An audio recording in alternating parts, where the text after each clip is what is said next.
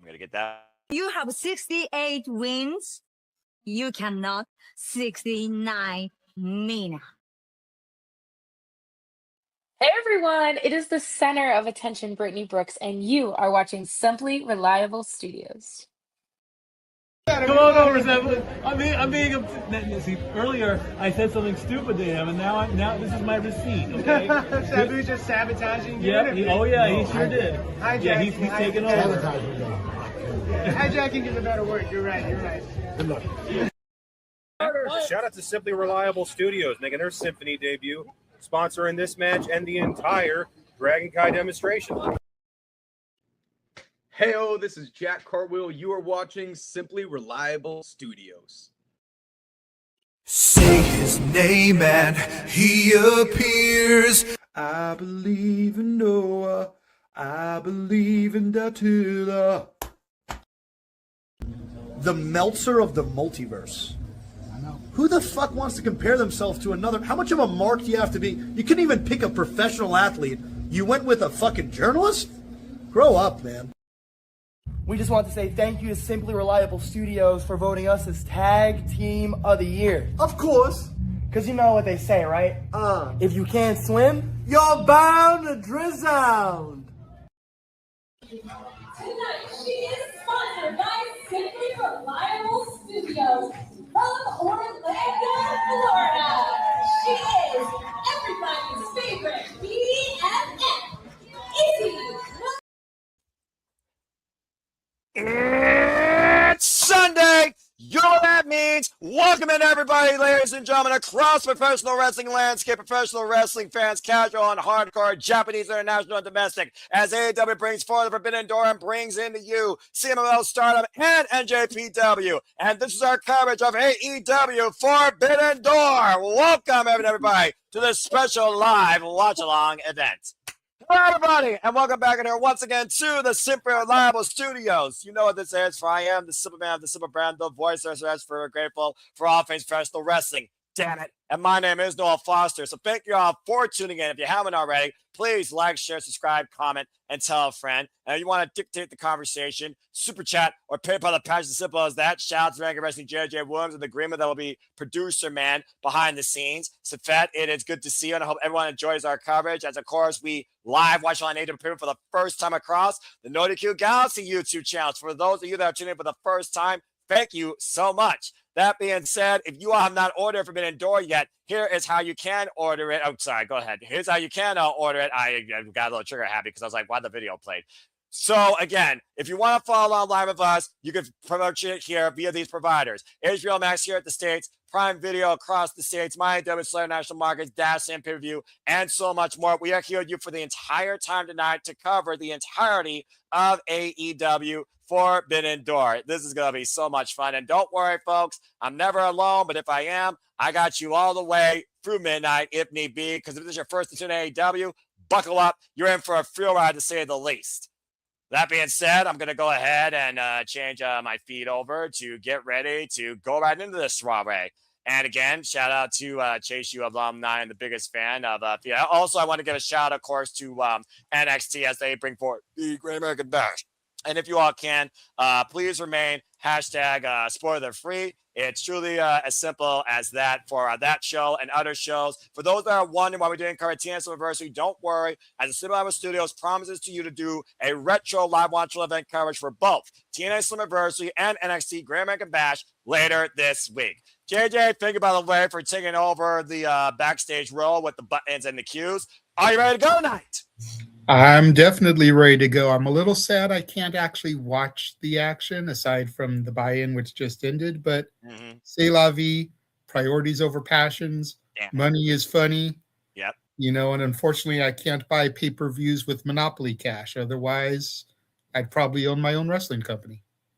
Yeah, I hear you there, and I would have you as my chief booker, and I would just be the guy behind the scenes because I don't need to be a main screen character, but I'm more than happy to bring a conduit of passion to all things wrestling damn it, as being covered here at the Super Reliable Studios. And of course, AEW is one of the biggest passions that have been brought forward out of me as a professional wrestling fan. As I got the FBI one on my screen again, folks, you will be banned if you provide spoilers for any shows that happen today, including TNA or NXT. And if you're also out of context, you have been warned. Sandy, it's good to see you. And without further ado, All Elite Wrestling, shout out to my friends Sienna Chanel and Alistair Keeper, who are there live, and Stardom and CMLL New Japan bring forward to you for the 5th time AEW Forbidden Door. Welcome in, everybody. Let's do this. Ah, Pyro. Such a beautiful sight. Nice little setup here tonight. Capacity crowd on hand. And yeah, again, as part of our forward outlook this year across all wrestling events, we look at the main cards only. But shout out to Maika, who qualified as survivor of the fittest against Skye Blue, and Divine Dominic, who retained the AEW Women's World Tag Team Championships against Olympia and Thunder Rosa, and Drew Maloney, who drilled Daniel Garcia into the canvas. As you see a brand new circular steel cage above the ring tonight for what is one of 3 main events to come forward when Team MJF takes on Team Mark Briscoe. As we head down to the introductions for opening match, and we welcome the Forbidden Door with this inter-promotional triple threat tag team affair. Time for the Young Bucks versus CMLL versus New Japan Pro Wrestling in Skye Team and Unbound Company. Seems kind of poetic that the Young Bucks start off a show here in California. Oh, it's going to be fun. And Darren and Safet, thank you all for tuning in. Good to see you all in the chat here tonight. And of course, the Young Bucks are looking to once again find themselves in the conversation in the pursuit of the AEW World Tag Team Championships, former 3-time AEW World Tag Team Champions. And of course, last time we were out here in California, they lost to FTR at AEW Revolution. And shout out, by the way, to not only Toru Okada, the president of Stardom, that is there live at the festivities tonight, as well as New Japan president Roshi Tanahashi, but also the Japanese ring announcer, Takuro Shibara, who will also be playing tag team alongside Arcadiora. And of course, the Young Bucks, no stranger of Forbidden Door, been tag champions wherever they've gone, former AAA tag team champions, Ring of Honor tag team champions, IWGP heavyweight tag team champions. And shout out to Walker Stewart, the voice of New Japan Pro Wrestling, that is also there live tonight at Forbidden Door. Shingo Takagi. Anytime I hear this theme, it's a good day to say the least. As we bring in the Rampage Dragon and Tommy and T, good to see you. People are wondering if Shingo Takagi was going to walk through that Forbidden Door again. You got your answer. The Rampage Dragon, who, of course, will be evolved again in this year's G1 Climax. And stay tuned, folks, as we cover our opening date here at the CMLL Studios, me and our Canadian friend Ash, as Titán and Shingo Takagi, representing Unbound Company, might be looking for a little bit of one-upsmanship in the pride of the Lion Mark that's New Japan Pro Wrestling. And, of course, Los Fashions Ingobernables de Japón, disbanded, of course, earlier this year, as well as, of course, Bullet Club, which, of course, formed Unbound Company underneath the guidance of the philosophy of Gene Blash Yoda-Tsuji. And shout out to Nadia McGuinness, as always, there. I need that lapel pin right there. And, of course, Unbound Company right now has the momentum going into tonight's Forbidden Door after, as I said earlier, point forward for caliber, Drew Maloney was able to get the singles win on Death Rider, Daniel Garcia. As we welcome in our last team, representing CMLL, the oldest wrestling promotion in the world since 1932, with Místico and Máscara Dorada, El Skye Team. As, again, I can't sing Espanol, but this theme takes on an aura and a momentum wave of its own, as Titán, of course, heavily involved in CMLL. Also knows this theme. I'm pretty sure my friend Sienna Chanel does as well. And as you can see, El Skye Team, Máscara Dorada, and Místico are indeed the brand new Ring of Honor World Tag Team Champions, as well as the current CMLL World Trios Champions. It was this past Friday in CMLL that Los Fashions Ingobernables, Sammy Guevara, and the Beast Mortals lost the Ring of Honor World Tag Team Championships to Místico and Máscara Dorada with the La Mística armbar takedown, and Beast Mortos tapping out immediately. More gold for Skye team, more gold for Místico, as he's also one half of the current IWGP Heavyweight Tag Team Champions, alongside El Desperado in New Japan Pro Wrestling. Being welcome in here to San Jose. And then, of course, our Spanish announced team. Oh, let's bring in Rivera from the CMLL announced teams here. Everyone's here in the Forbidden Door. All are welcome. And we got ready for this contest here. Rick Knox. Again, folks, it's a triple threat tag team match.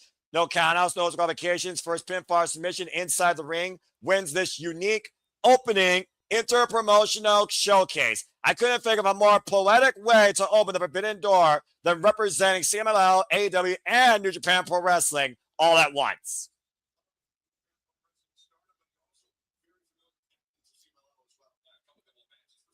And of course, Walker Stewart, who's also been at times the English assisting voice of Stardom.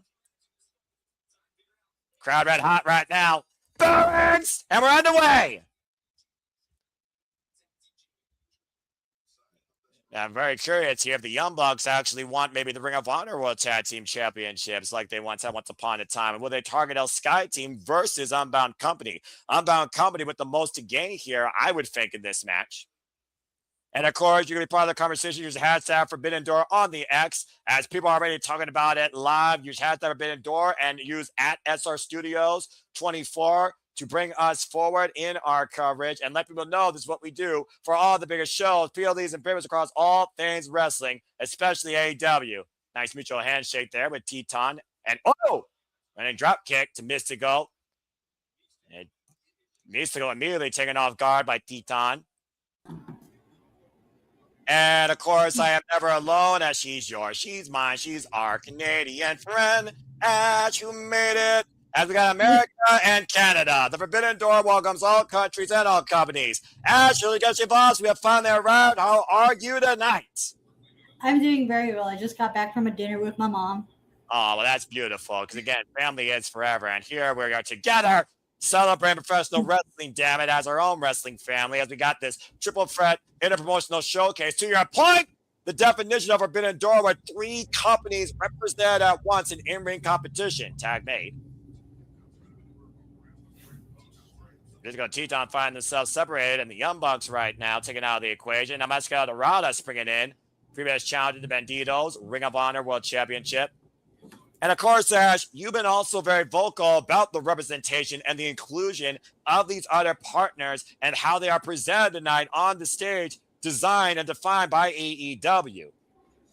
Right? Because if you're in a partnership, and this is especially this is an interpromotional show, you want to involve everyone. So that way there's some like fresh matchups, because you can only do so much with the AEW versus New Japan side of things. Why not get CMLL and Stardom involved? Drop kick and a stalemate. There they're going right here to your point, as Máscara Dorada and Nick Jackson filling out each other here early, and the crowd on their feet after that great exchange. Of course, Máscara Dorada, dual contracted to your point to CMLL and AEW. AEW chants being out loud and proud. I'd love to hear that. So, be honest with me here. What team, what company has the most to gain from this match in victory? And do you think there's a certain team they should target in pursuing that? And for the Young Bucks, I would think it would be a Skye team, since they're the Ring of Honor Tag Team Champions, titles they formerly held. For Unbound Company, who of course Titán is part of Unbound Company, I would think it would be a Skye team as well. But honestly, the Young Bucks here have the most recognized tag team accomplishments in their career. Yeah, I was about to say that a big win for the Skye team, especially who's like the newly crowned ROH champions, will do like tremendous momentum, especially like proving that their win was not a fluke win and that they deserve those titles. Although you can make the argument that if the Young Bucks do win, they might be next in line for that ROH title, or ROH tag title. A spinning crossbody caught by the Young Bucks. Tilt the world. Arm drag takeover by Máscara Dorada. Getting the better. 2 for 1 against a buck. Round kick, catching Nick Jackson and Máscara Dorada on the move. Bringing up the second. Inverted.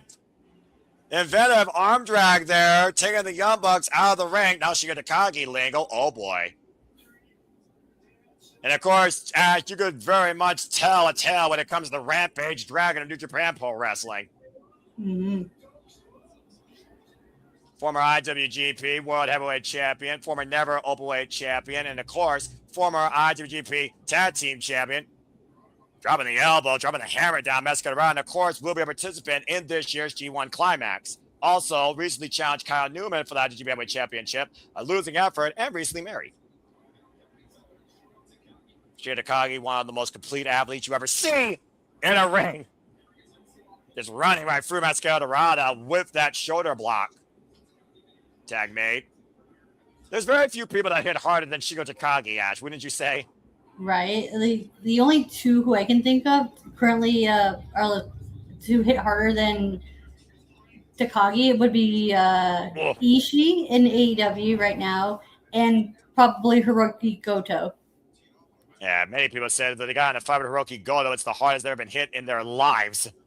And Hiroki Goto and Shingo Takagi have shared a rivalry very well known in New Japan Pro Wrestling. Springboard splash by Titán to cover Máscara Dorada for the win. Gets a 2 count, says Rick Knox.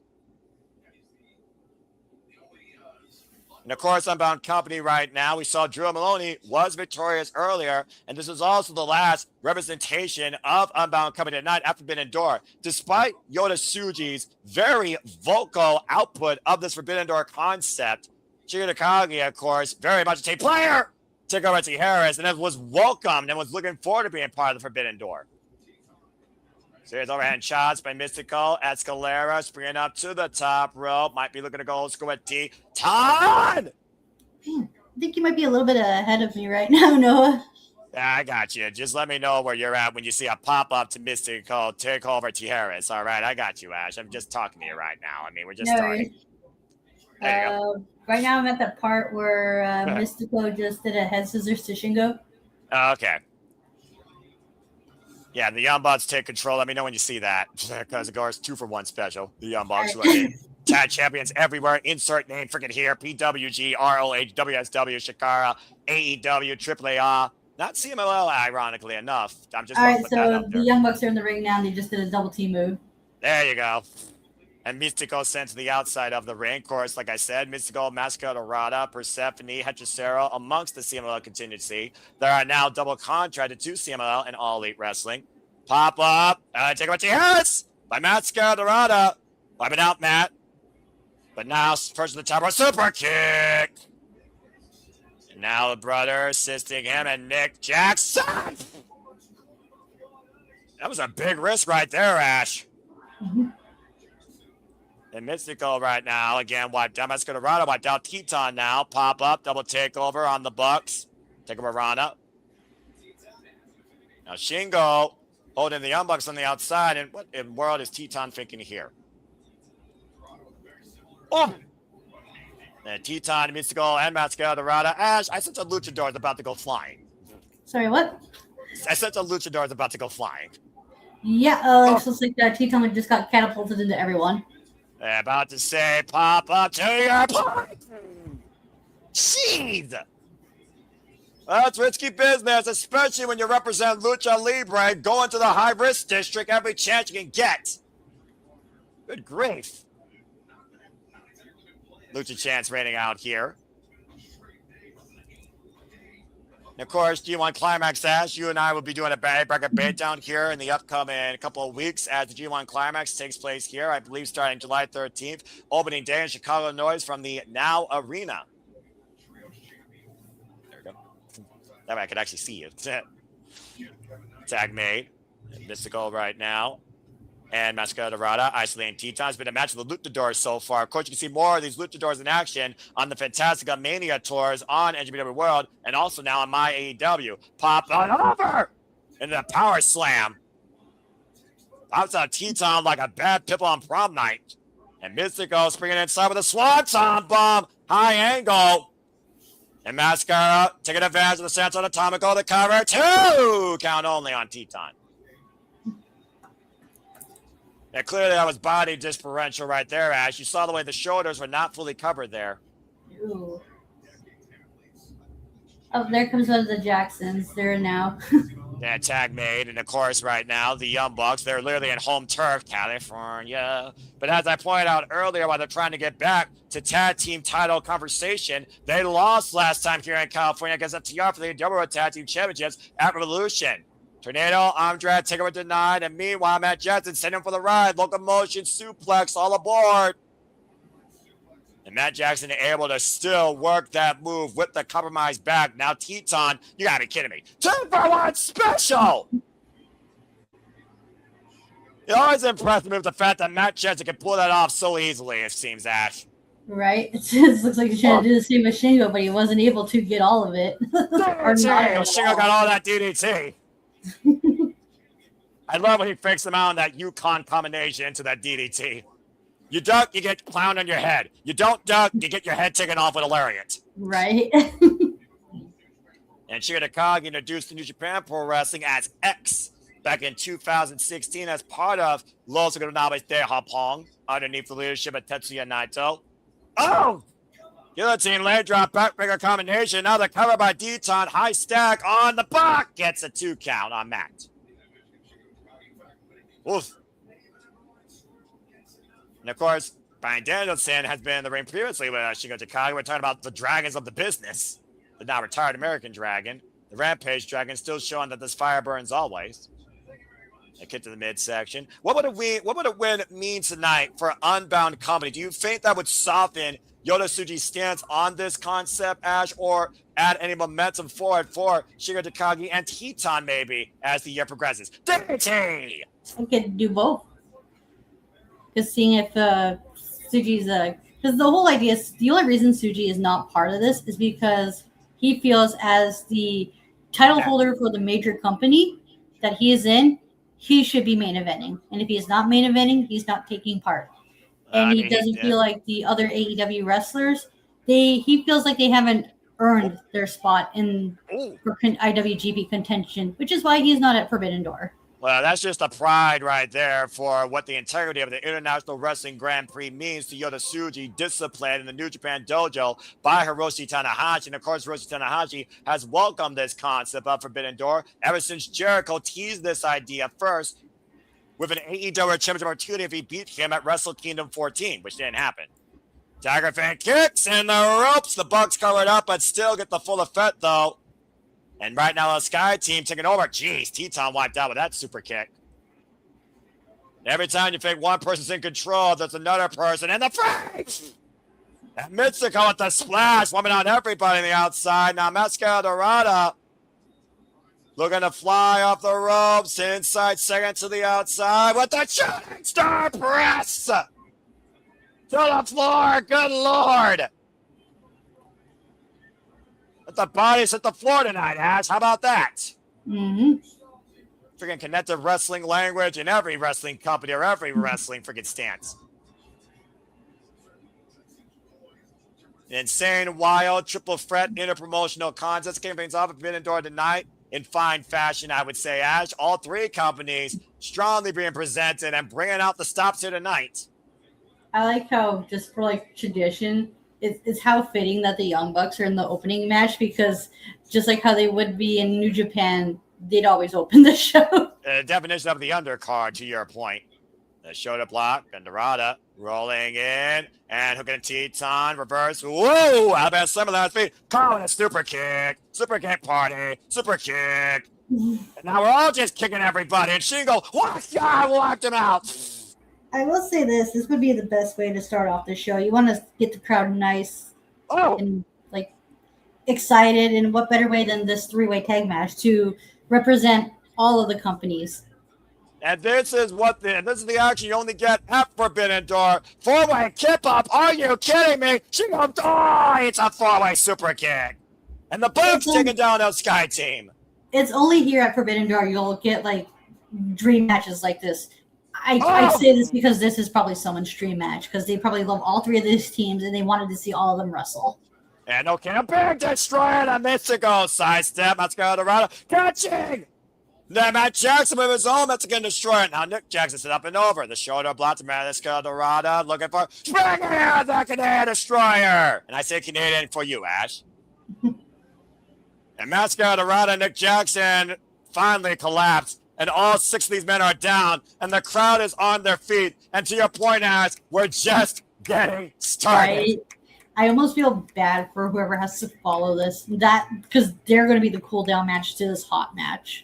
Well, the formula for AEW, as we've seen so much in the freaking past, has definitely been one-upsmanship when it comes to in-ring work ethic, especially on an AEW pay-per-view. Now, Shingo might be in a bad position here, looking to fire up, and shout out to KD the Boxer, and in general, when it comes to AEW pay-per-views, much like my brother, Mr. Reliable Walter Cruz, happy birthday to you, my friend, Skye to Rachel Wrestling. Everything. There's not one thing on this card to not be excited for when it comes to expectations of the in-ring work and the match you're going to get. Uh-oh. Ash, what about you? Meanwhile, Spirit fly off the top! Hook the new lead, Místico on Shingo, and broke it up by Nick Jackson with the elbow drop. And Titán with the double stomp to Nick. Whereas the man was at 450. Man, everyone's just trying to one-up each other. Or crush each other's chest. Shooting star press to Titán and Matt by Máscara. Holy hell. And now I got a moment to breathe. Ask, what are you most excited for tonight? Good grief. Sorry? What are you most excited for tonight, young bat? Okay, As if I don't already know. Okay, well, other than the obvious. Yeah, the obvious for those that don't know. Wait a minute. Continue. The Owen Hart final matches. And what else is on this card? Yeah, there's the Owen Hart tournament finals. Ooh. Zack and Omega. Starlight Kid. Shota and Pac would be, and yeah, those are the ones I'm mostly looking forward to. I'm looking forward to Starlight Kid and Fekra new in hostilities with the Idol Killer. That one I'm also looking forward to because I have yet to see Starlight Kid, so this is going to be my first impression of her. I have seen the evolution of Starlight Kid since she was under Mayu Iwatani, forced to leave Oedo Tai, find a dark side that led to her being a predominant high-speed champion, and then coming back to light, leading her own faction now with her forever rival and the daughter of high-speed Asumi as part of Neo Genesis. It's going to be a very special match tonight. Oh, that was not special. The Místico, though. Pop into the gut buster over the knee. And now Shingo on the move. Pumping bomber! And Unbound company looking for a certainty here in victory as for New Japan Pro Wrestling. And right now, Místico isolated with Shingo Takagi and Titán, and Shingo with the double team. The Irish whip sent into Unbound Company's corner. Short range clothesline sent into Titán. And assisted. Tornado DDT maintains control of the head. Hoisted up. And Shingo. Taking down with a power slam. Double stop. Follow through. Driving into the chest. The cover. Two. Super kick. And then Jackson wiping Unbound Company. Now trying to take advantage of their work. And that's the dangers with any form of triple threat. As you know, Ash, the other participants can take advantage of another team's work towards the accomplishment. Exactly. The constant momentum shifts. That's what adds to the chaotic nature of these three ways. The definition of chaos right now has been this triple threat right now. It's been company chaos here. Super kick party on display. Titán wiped out. And Shingo sends Nick in the mat, catching him with a stiff right. Ducks underneath the double clothesline. Super kick by Máscara Dorada, wiping out Shingo. Now Máscara Dorada on the move.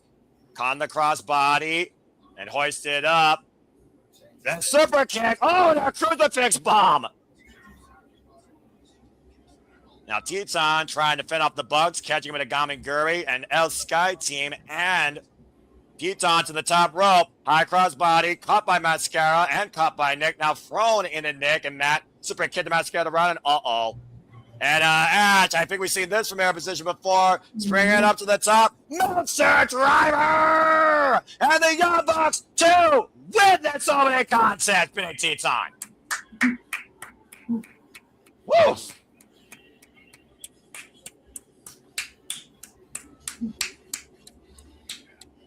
Well, Ash, The Young Bucks looking towards their winning ways in tag team golfing pursuits. A hell of a win tonight for Indeed. AEW. And they did not pin the ROH tag champions, so they still got their momentum going forward as well. And they're protected that way. Yeah, and it's also, of course, a fact of the matter. We know we got Cajun Cup versus the Dogs later tonight for the AEW Tag Team Championships. And, of course, Shingo Takagi, he's got a busy summer ahead in the G1 Climax. Oh, yeah, especially in that A block where oh, wow. Hey. Yeah, JJ actually met Shingo Takagi. Stop! Before he went into Dragon Gate and before he went to New Japan Pro Wrestling, because Shingo, once upon a time, was literally here on the freaking west side.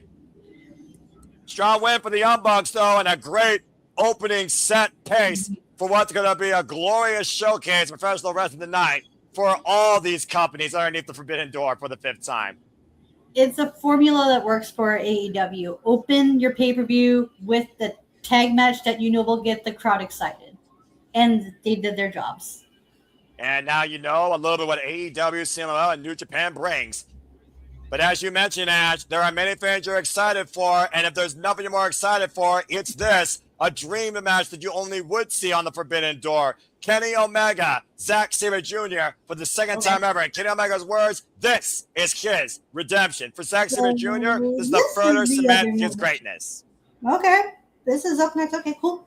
You I expecting guess we that? want to talk about importance of the matches. I guess we have the tournament matches, the title matches. Yeah, I can see that, yeah.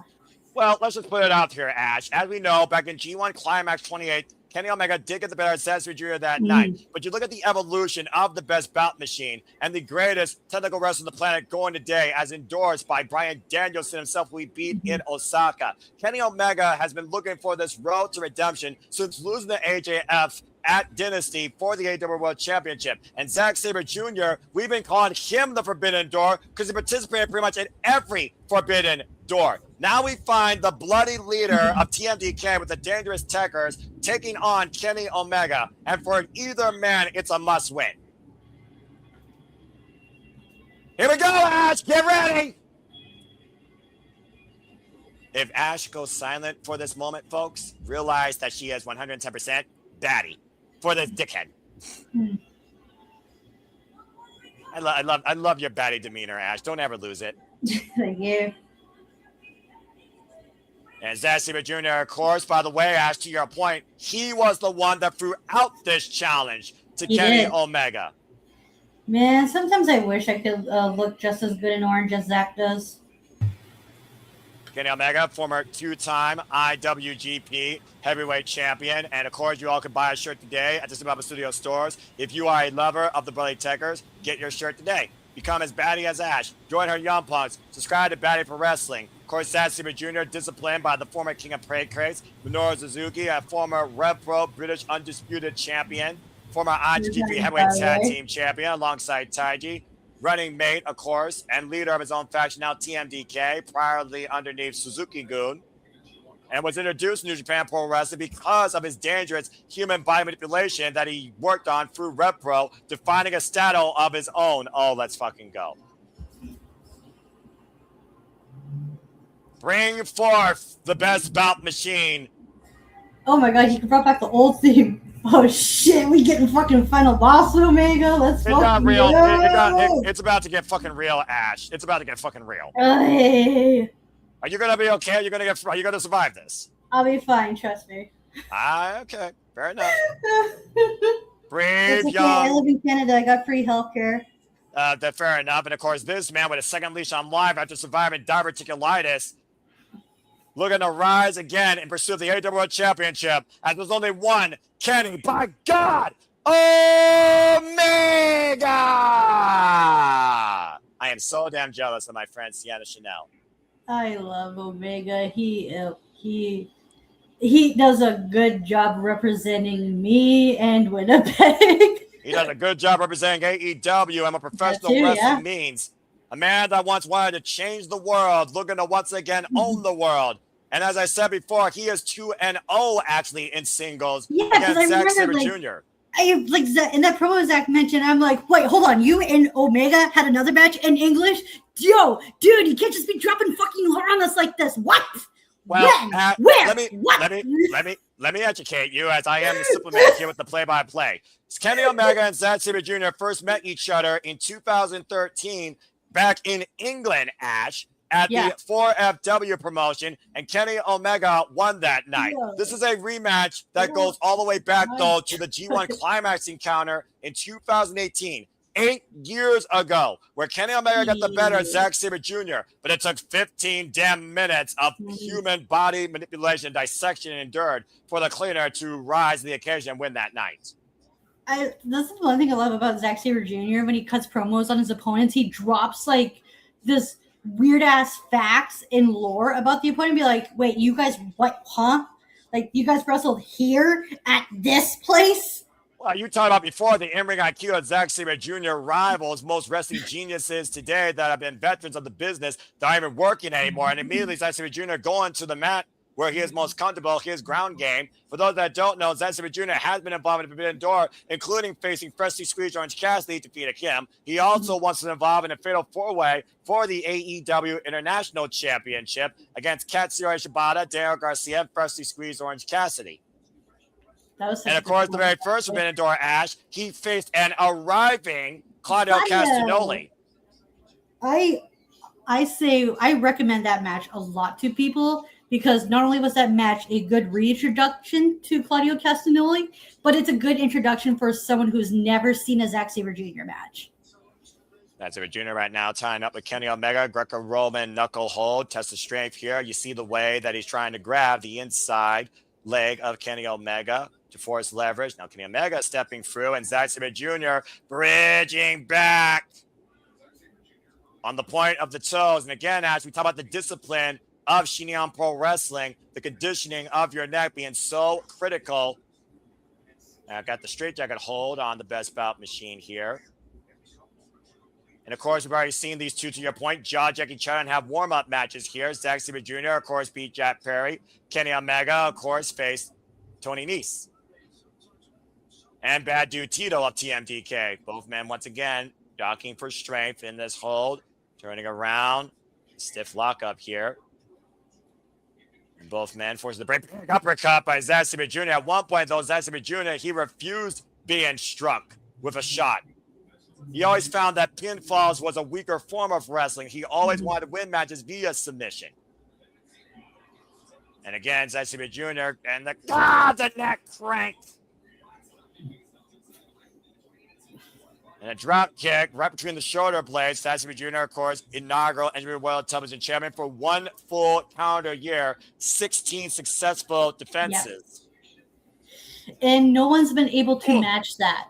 And it makes me so sad because I always talk about like how they're not really doing anything with that title. And it just makes me sad and mad because I keep saying this. And I know this comes across as biased, but Zack not only is their first champion, but he is the best champion. And he set the bar way damn high for that goddamn title.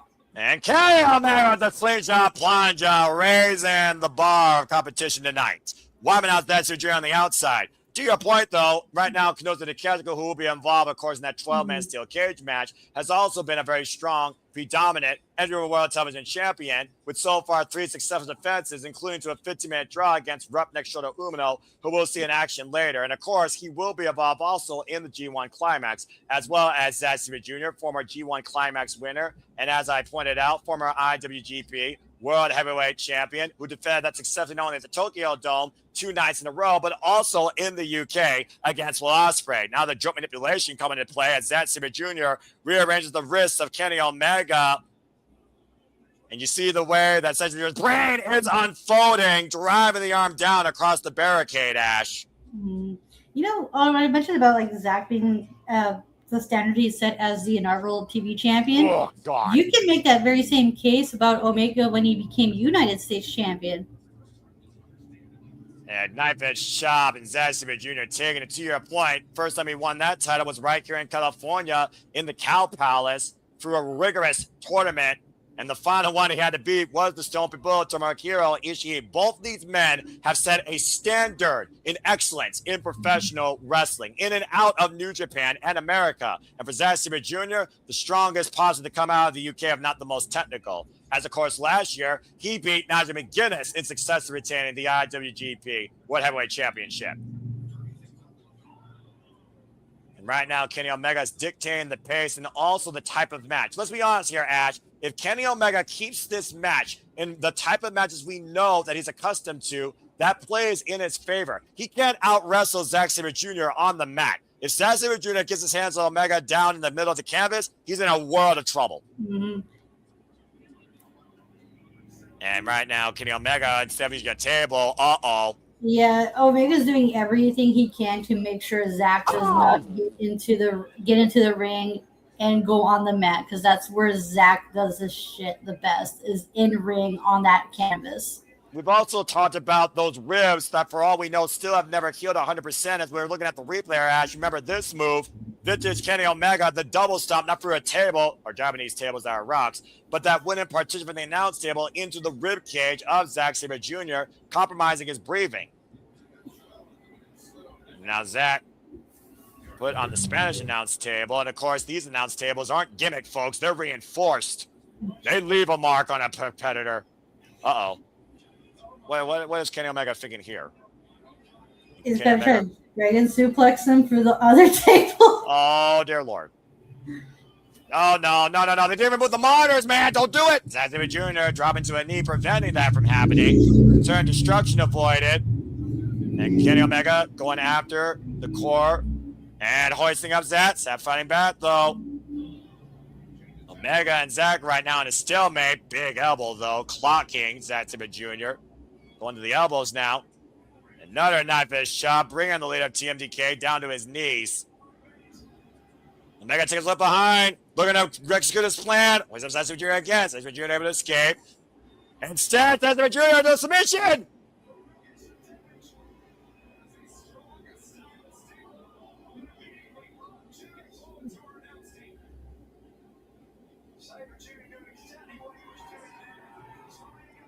Oh.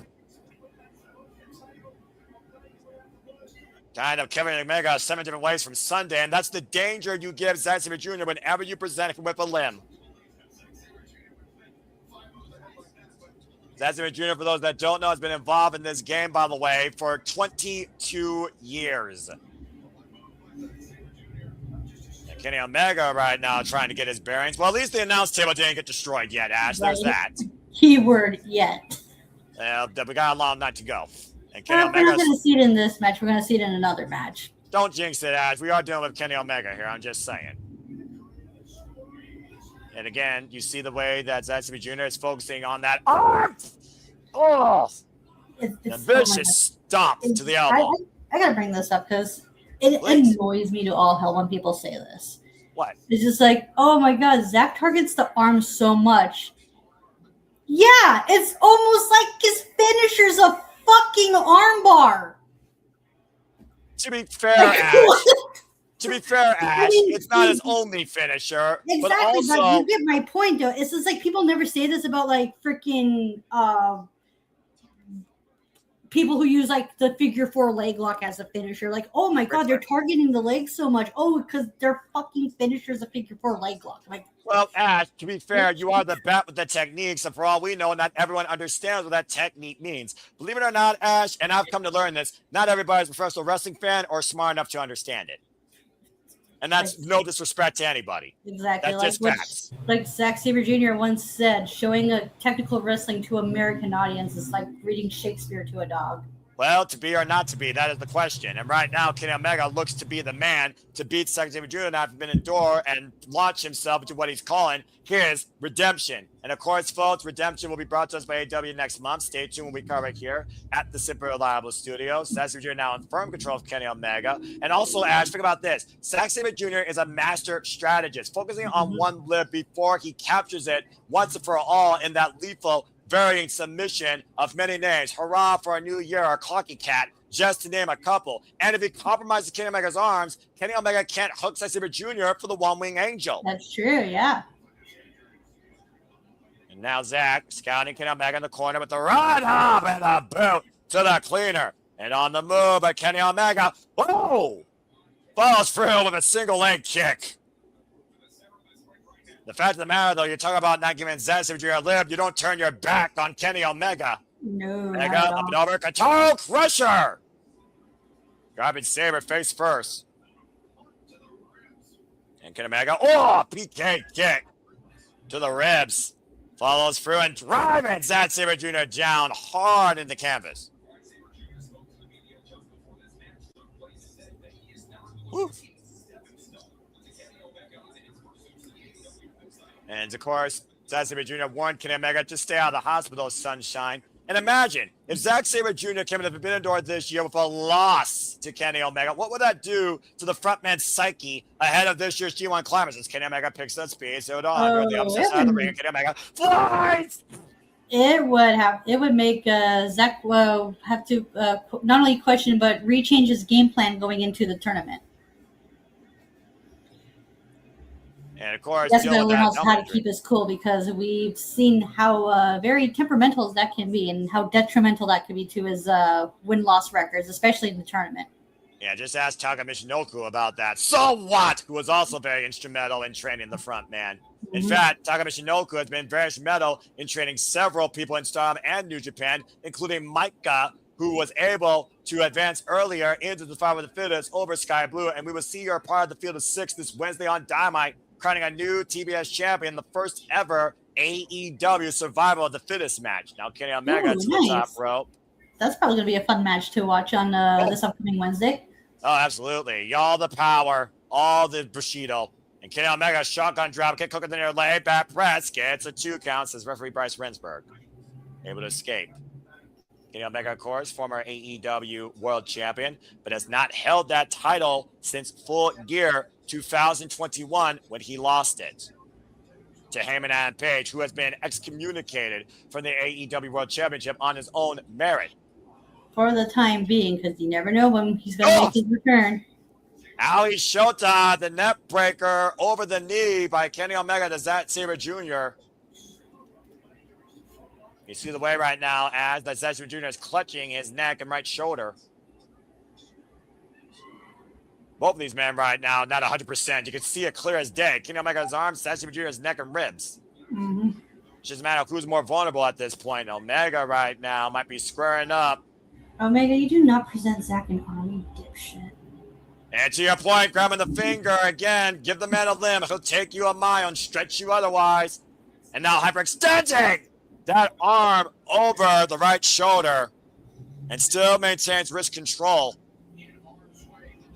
Omega did not intend, to your point, though, Ash, to give Zack Sabre Jr. an I thought you were going opportunity. to go for that dragon suplex, but Zack caught him. And again, the damage done to the arm. Zack Sabre Jr.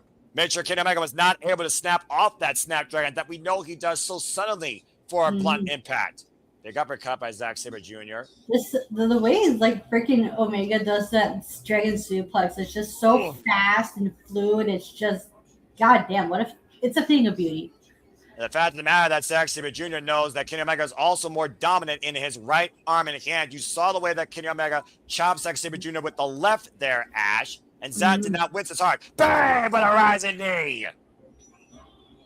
Sabre dropped, staggered, swing and a miss. Oh, wow! Just clots him with that right. There's that dragon suplex that Omega's also known for. Just planning Zack with it. A sudden ace in the hole and a more defensive measure versus an offensive one at this point of this match, Ash. Usually we see Kenny Omega fall pretty quickly after one of those. Yeah. That goes to the testament of how much has been taken out of both these men. Again, you see Zack Sabre Jr. grasping his ribs. And Zack Sabre Jr., of course, at one point dealing with debilitating rib injuries and neck injuries. Zack Sabre Jr., who redefined New Japan Pro Wrestling and this Forbidden Door through the better part of literally 2025 as IWGP World Heavyweight Champion. For Hiroki Goto beat him, of course, in the beginning. And Osaka, a vicious Snapdragon, bending the Vegan Hydra up and over. The momentum continues to build for the cleaner. You think about those stinging effects, though, on your head, neck, and shoulders from those Snapdragon suplex, the double underhook, high angle drop. Just weakens that opponent just to make that one-winged angel when he hits it a lot more deadly. Yeah, exactly. And again, the damage to the arm, can he grasp him? Can Zack Sabre Jr. withstand the one-wing angel after all of this? And now Kenny Omega attacking the core. And again, we talked about the compromised ribs and midside of Zack Sabre Jr. as you heard him screaming out in pain. Now hooking the far leg, side press, and 2 count for Kenny Omega. And it's also one of those things, though, the pride of the frontman, Ash. This is another thing we need to consider. Zack Sabre Jr. is also a guy that will literally die usually before he goes for the ropes to force a break if he's in a sense of urgency. Yeah, Zack does not like to go for a pin unless he feels it's necessary. Counter roll, hold that for 2! Whoa! That was close. You were saying. Yeah, I was about to say, Zack rarely goes for, like, pin victories unless he really feels it's necessary and he has to. Now Kenny Omega trying to apply the Jujikatami cross arm breaker. Zack Sabre Jr. still maintaining hold of his wrist, though, preventing the hyperextension. That was a great takeover, by the way, there. You see the S-grip now barely mounted by Zack Sabre Jr. and Kenny Omega pulling back with everything he has to try and force the arm to maybe pop outside. Zack, though, able to escape. Follows through with a round kick. I think caught Kenny Omega on the jaw there. Omega, though, with that devilish demeanor on his face, looking to go maybe into that next zone that makes him so dangerous. And Zack Sabre Jr. falling from another vicious round kick, almost crippling the cleaner. Yeah, it makes you wonder how much HP this final boss has.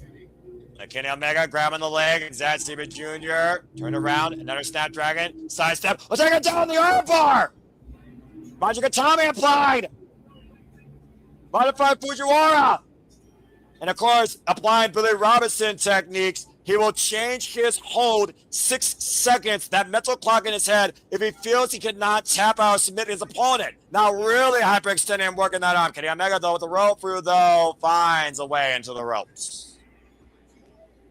And that's the danger when you don't force a break with Zack Sabre Jr., Ash. You saw how many different ways he was looking for the submission on that arm.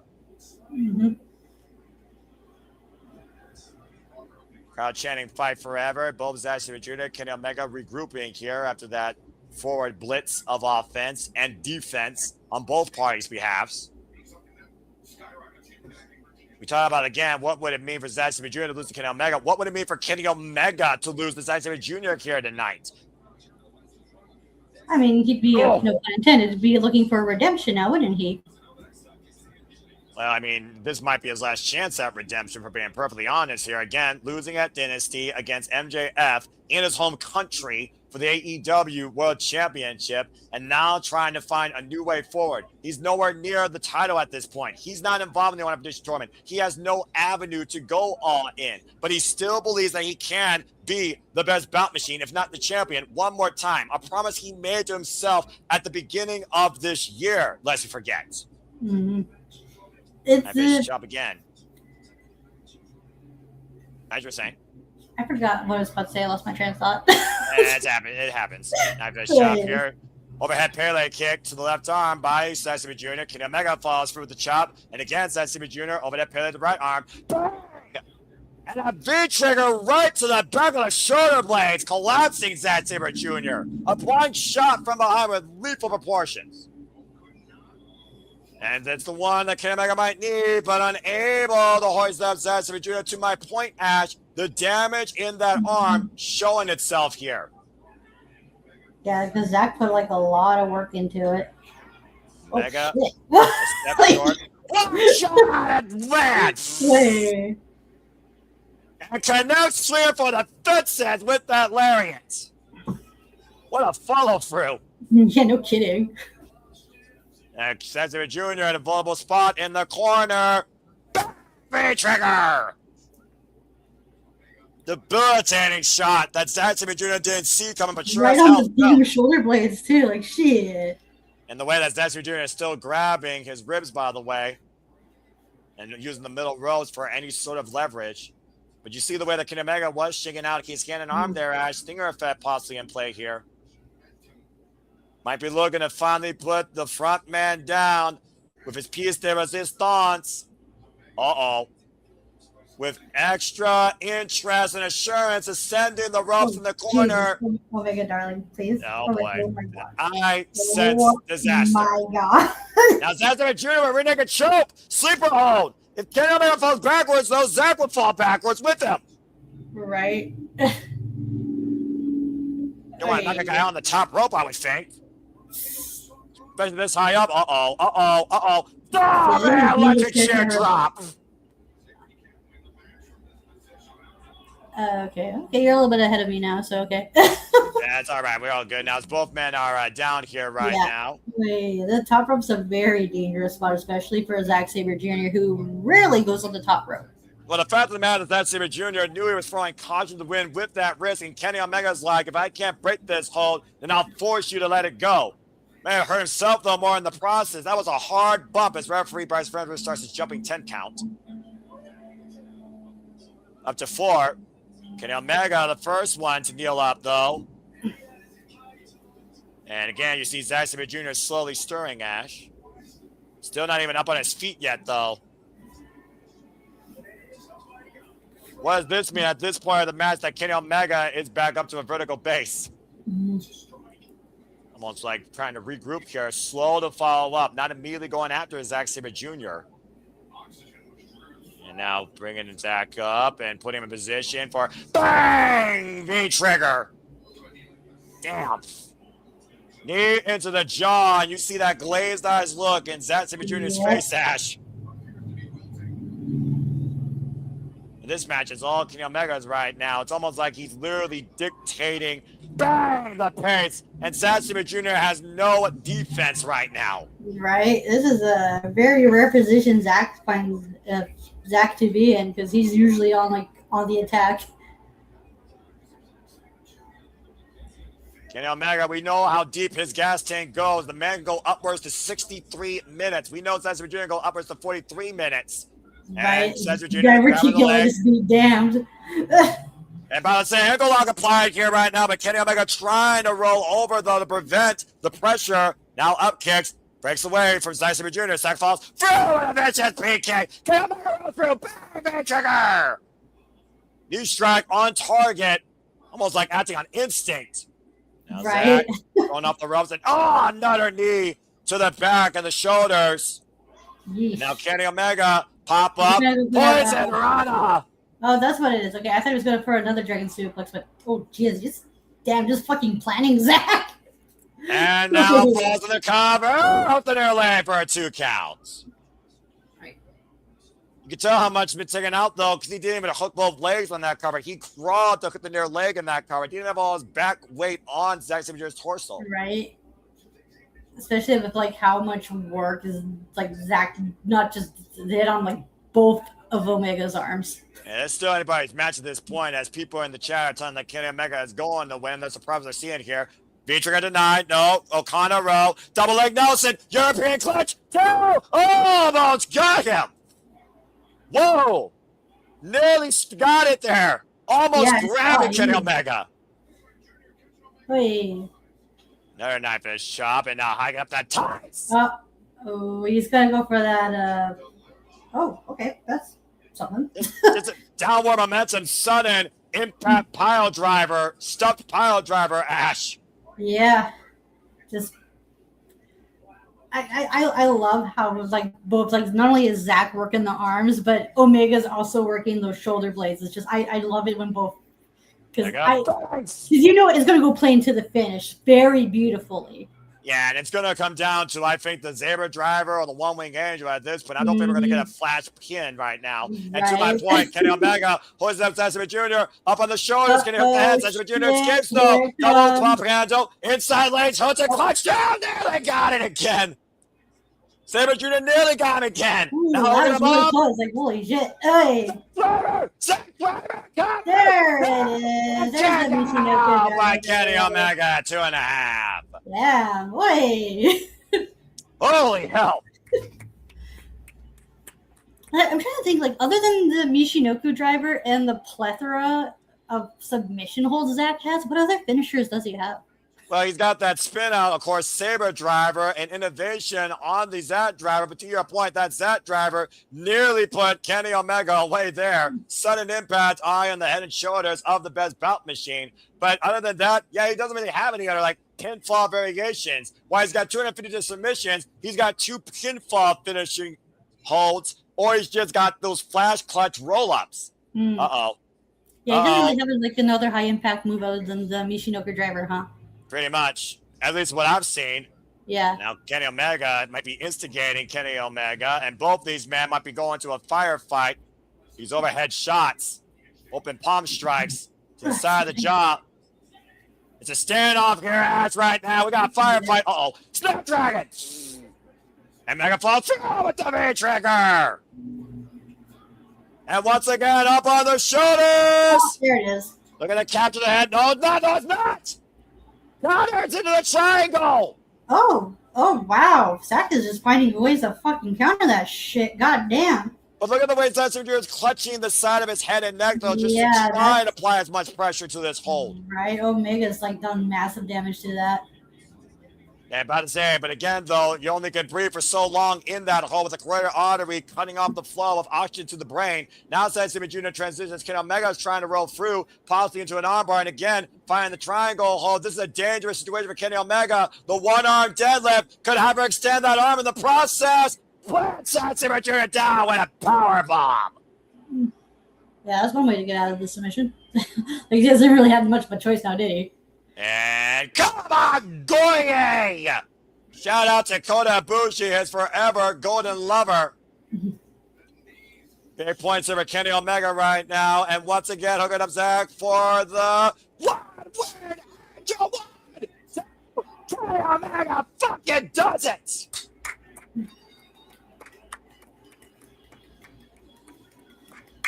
This was a really good match. I like this. That was a hell of a rematch from 8 years ago, Ash, with both these trained, evolved, disciplined veterans of their game for AEW, New Japan Pro Wrestling. But Kenny Omega perseveres at the end of the day with a move that probably nobody survives. The one-winged angel flies high tonight in victory. What a match. It was, yeah. And of course, that was a moment right there. You see this little Photoshop here of chief producer man JJ with the big owl hat. Shout out to Alex Crowley with the frontman of TMDK, that bloody dickhead. But a hell of a way here tonight is Kenny Omega might have literally punched his ticket on his own road to redemption. If he is indeed bound to be AEW World Champion one more time, it was a hell of an example he set tonight, Ash. Wow. Add another one to the list when it comes to Kenny Omega's accolades. The best bout machine still got it, but Zack Sabre Jr. damn sure brought it. My main concern is that if Omega does win at Redemption, that it's going to be like a... Like, listen, I knew Omega's not going to have, like, a short, like, have a super long run, but it just feels kind of cheap to have him be, like, a transitional champion.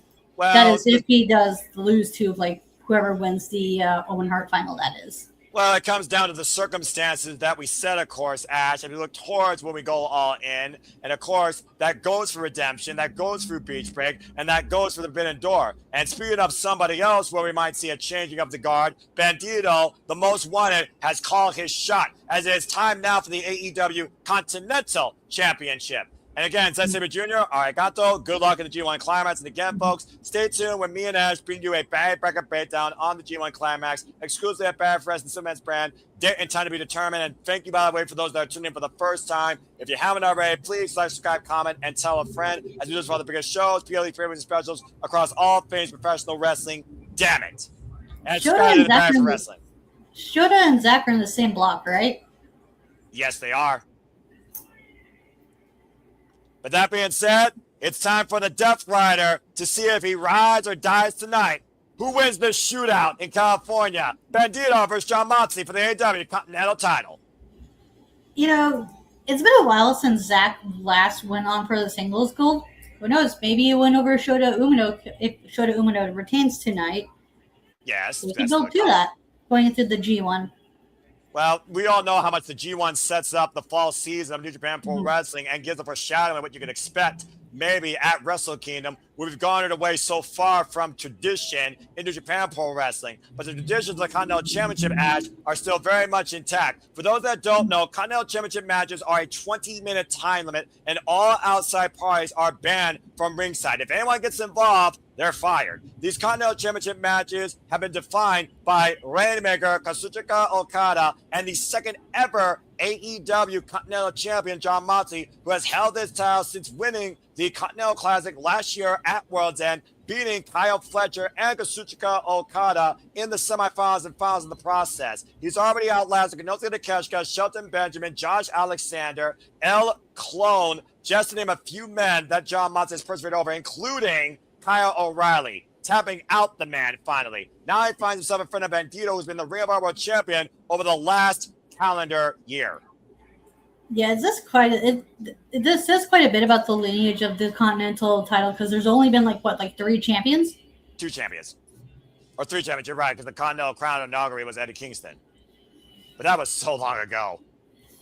And meanwhile, John Moxley, Death Riders Against the World, he has literally defined this title being his literal existence where he controls everything, outlasting yesterday to thrive today to live to see tomorrow. That has been the MO of the Death Rider, John Moxley, since he's held this Continental title. He's now been champion, Ash, for 184 days. And as far as eliminators, he's already had 6 of them. But tonight will actually mark his 6th official defense of the Continental Championship. Yeah, it's very rare that the Continental title does not change hands before the tournament. So it's really up in the air, especially with Bandito, who's does really well, not only in in these title matches, especially as ROH champion, where that guy went through hell and high water. And then some while he was the champion. As we go to Renee Paquette with the sports takes at ringside. I love this, by the way.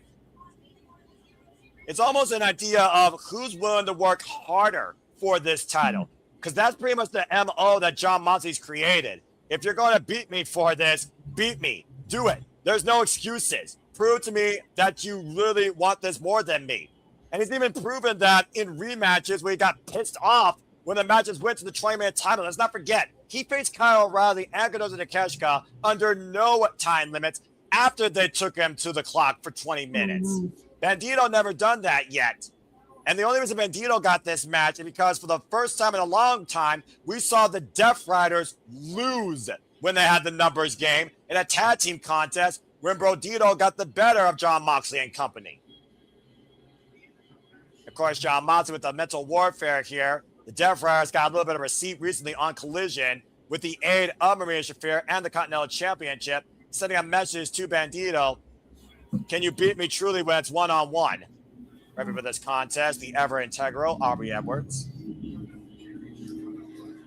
And of course, John Moxley, former participant in G1 Climax as well, former IWGP World Heavyweight Champion, record-setting 4-time AEW World Champion, AEW International Champion, as well as IWGP United States Champion, as you see Aubrey Edwards holding up the Continental Championship. Excuse me. Very pretty title. At least these titles that you have an identity here. And Bandito, of course, bell rings. We're underway. Start your stopwatch, Ash. There's 20 minutes. It's on the clock. And, of course, if we go to the time limit, John Moxley will retain. Bandito now, who's been Ring of Honor World Champion for over 440 days, has survived survival of the fittest. Hechicero, Bounty Hunter Brian Keefe, Valador Jr. of CMLL, Místico, Adam Priest, Konosuke Takeshita, and the first ever survival of the fittest for the Ring of Honor World title. A successful 11 defenses for the most wanted since beating Chris Jericho. Wow. He's held that title for a year now, right? Over a year, yeah, 440 plus days. Now, Bandito picking the ankle, rolling John Moxley through. The front face lock applied. And the fact of the matter that we've seen Jon Moxley truly as an all-rounder, a hybrid. He's violent, he's savage, he's methodical, he's technical, he's a brawler. The fact that the Continental Championship has put him up against so many different styles to better himself is a testament to Jon Moxley's growth and dominance with the Continental title. Yeah, yeah, Moxley is able to like adapt to like his opponent's styles very seamlessly. So let's go ahead and talk about your batting techniques. What does Bandito need to do to actually beat Jon Moxley and seize the Continental Championship? Well, Moxley has like a good ground game right now, so he has to use that speedy, high-flying quickness, like use his agility to his advantage. For those that don't know, by the way, this is the first time ever one-on-one matchup. These two have never faced each other one-on-one in the ring. And people are already on the conversation using hashtag Forbidden Door and hashtag AEW, talking about Kenny Omega and Zack Sabre Jr., which I will say because I almost forgot to. Kenny Omega and Zack Sabre Jr. Forbidden Door. If you know what I'm about to say, folks, type along with me. And Ash, I expect you to say along with me too on the count of 3. 1, 2, 3. That's professional wrestling! Damn it! And now we force forward here. I feel like I'm going to say that more than once tonight. The side headlock applied. And Bandito sent off into the ropes. Shoulder block. Jon Moxley didn't even budge. Of course, Bandito, previous challenger to MJF's AEW World title, also was a previous participant in the Owen Opposition Tournament for losing the Sword Strickland at Double or Nothing. Now Jon Moxley trying to keep up with Bandito in the speed game. Impressive. A little bit of jaw jacking here and the other going. You almost wonder if Jon Moxley will try and outpace Bandito, drawing the proverbial line in the sand, and as for Bandito to give his best shot. Oh, jeez. I don't know why a professional wrestler does that with so much pride and will, Ash. Just literally opens himself up to take it. And again, thank you so much to everybody that's tuning in for the first time. As again, I love to bring you the knowledge, the outlook, and put everything forward. What AEW does, what every competitor brings, what each story is about, what each tournament and what each title is meant to do here and what it could lead to. So if you are tuning in for the first time, let people know we do this all the time at SR Studio 24 on the X, and subscribe to all the YouTube outlets, including Rage of Wrestling, Bang for Wrestling, Cascading Studios today, and follow us at SR Studios, and subscribe today to the Noti Galaxy YouTube channel. Now attacking the body, Jon Moxley off the ropes. Drop kick by Bandito, rocking the Death Friday outside. And Bandito picking up speed, looking to fly. Jon Moxley, whoop, slingshot, land the apron. And Moxley comes back around, draws Bandito down to the floor. Now Jon Moxley on the move with the Tope Suicida, driving Bandito up the entranceway. And of course, Jon Moxley, we not only talked about his time in G1 Climax, Jon Moxley, again, also the disciplines of styles. He's also been involved, of course, in Mexico, Japan, Canada. He's been a world bender. He's been a travel blazer across the entire world of this business. Not often you see Jon Moxley with a tope, though. Wow, good Lord! And Bandito going for a bro with a tope, caught it low. Good Lord. And to your point, Ash, the advantage for Bandito is speed and agility. Jon Moxley turned his back for a second, and he paid for it. I almost wonder if this is actually going to hit the 20-minute mark. And right now, it might be a smart move for Jon Moxley to try and slow Bandito down, lure him into false security, Irish whip in the opposite corner. Bandito looking to follow through. And, oh, God! What's the shortest Continental title match? The shortest Continental title match? Yeah. Oh, good Lord. That was Adam Priest, I believe, in under 10 minutes. All other matches outside freaking Místico and Máscara Dorada have been 20 minutes or more. His longest Continental Championship match, ironically enough, was against actually, his longest match was against Konosuke Takeshita, of course, under no time limits, but that kind of just speaks for itself. And now on the outside, again, 184 days, this Death Rider has tested himself. Excuse me, actually, 13 minutes against Shane Taylor in Cincinnati. Uh-oh. John Moxley hoisting up Bandito, holding in position, making him think about it. Pile driver on the steel steps. Ooh. And thank you so much, arigato. Appreciate you, Alex. And I hope that this is not your last. And now John Moxley immediately going back inside there as Aubrey Edwards checks on Bandito. Yeah, I just saw the pile driver right now. Damn. Yeah, about to say, and it's like John Moxley's just wiping his hands clean. Let's not forget, Ash, we didn't see Bandito for a few weeks after the damage done to his back and neck at the expense of Swerve Strickland with that vertebraker and the follow-up encounter at Double or Nothing that bounced him out of the Owen. Yeah, that's a good point there. I completely forgot about that. And of course, John Moxley completely devoid of thinking about his opponent's well-being, always asking his opponent to step forward, fight through what I bring. And right now, again, I'm just taking a moment here, and we love covering the company's pay-per-views for those that are tuning in. Oh, and Bandito shedding red on that pure white mask, Ash. If you're seeing that crimson mask bleed through. You see right now, John Moxley attacking the wound, binding away at it. You see the wound open above the mask. Now trying to rip the mask apart and further exaggerate that wound. Of course, that won't literally constitute a disqualification, but that is sacrilegious against a luchador. Mm-hmm. And of course, the wounds inside the mask is even worse for Bandito because that literally will impair his vision as that blood will sit. Yes. Ooh.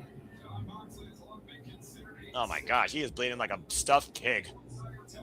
And of course, when John Moxley sees blood, he becomes even more savage. As Moxley right now ripping apart the mask of Bandito, and Aubrey Edwards right now forcing John Moxley off.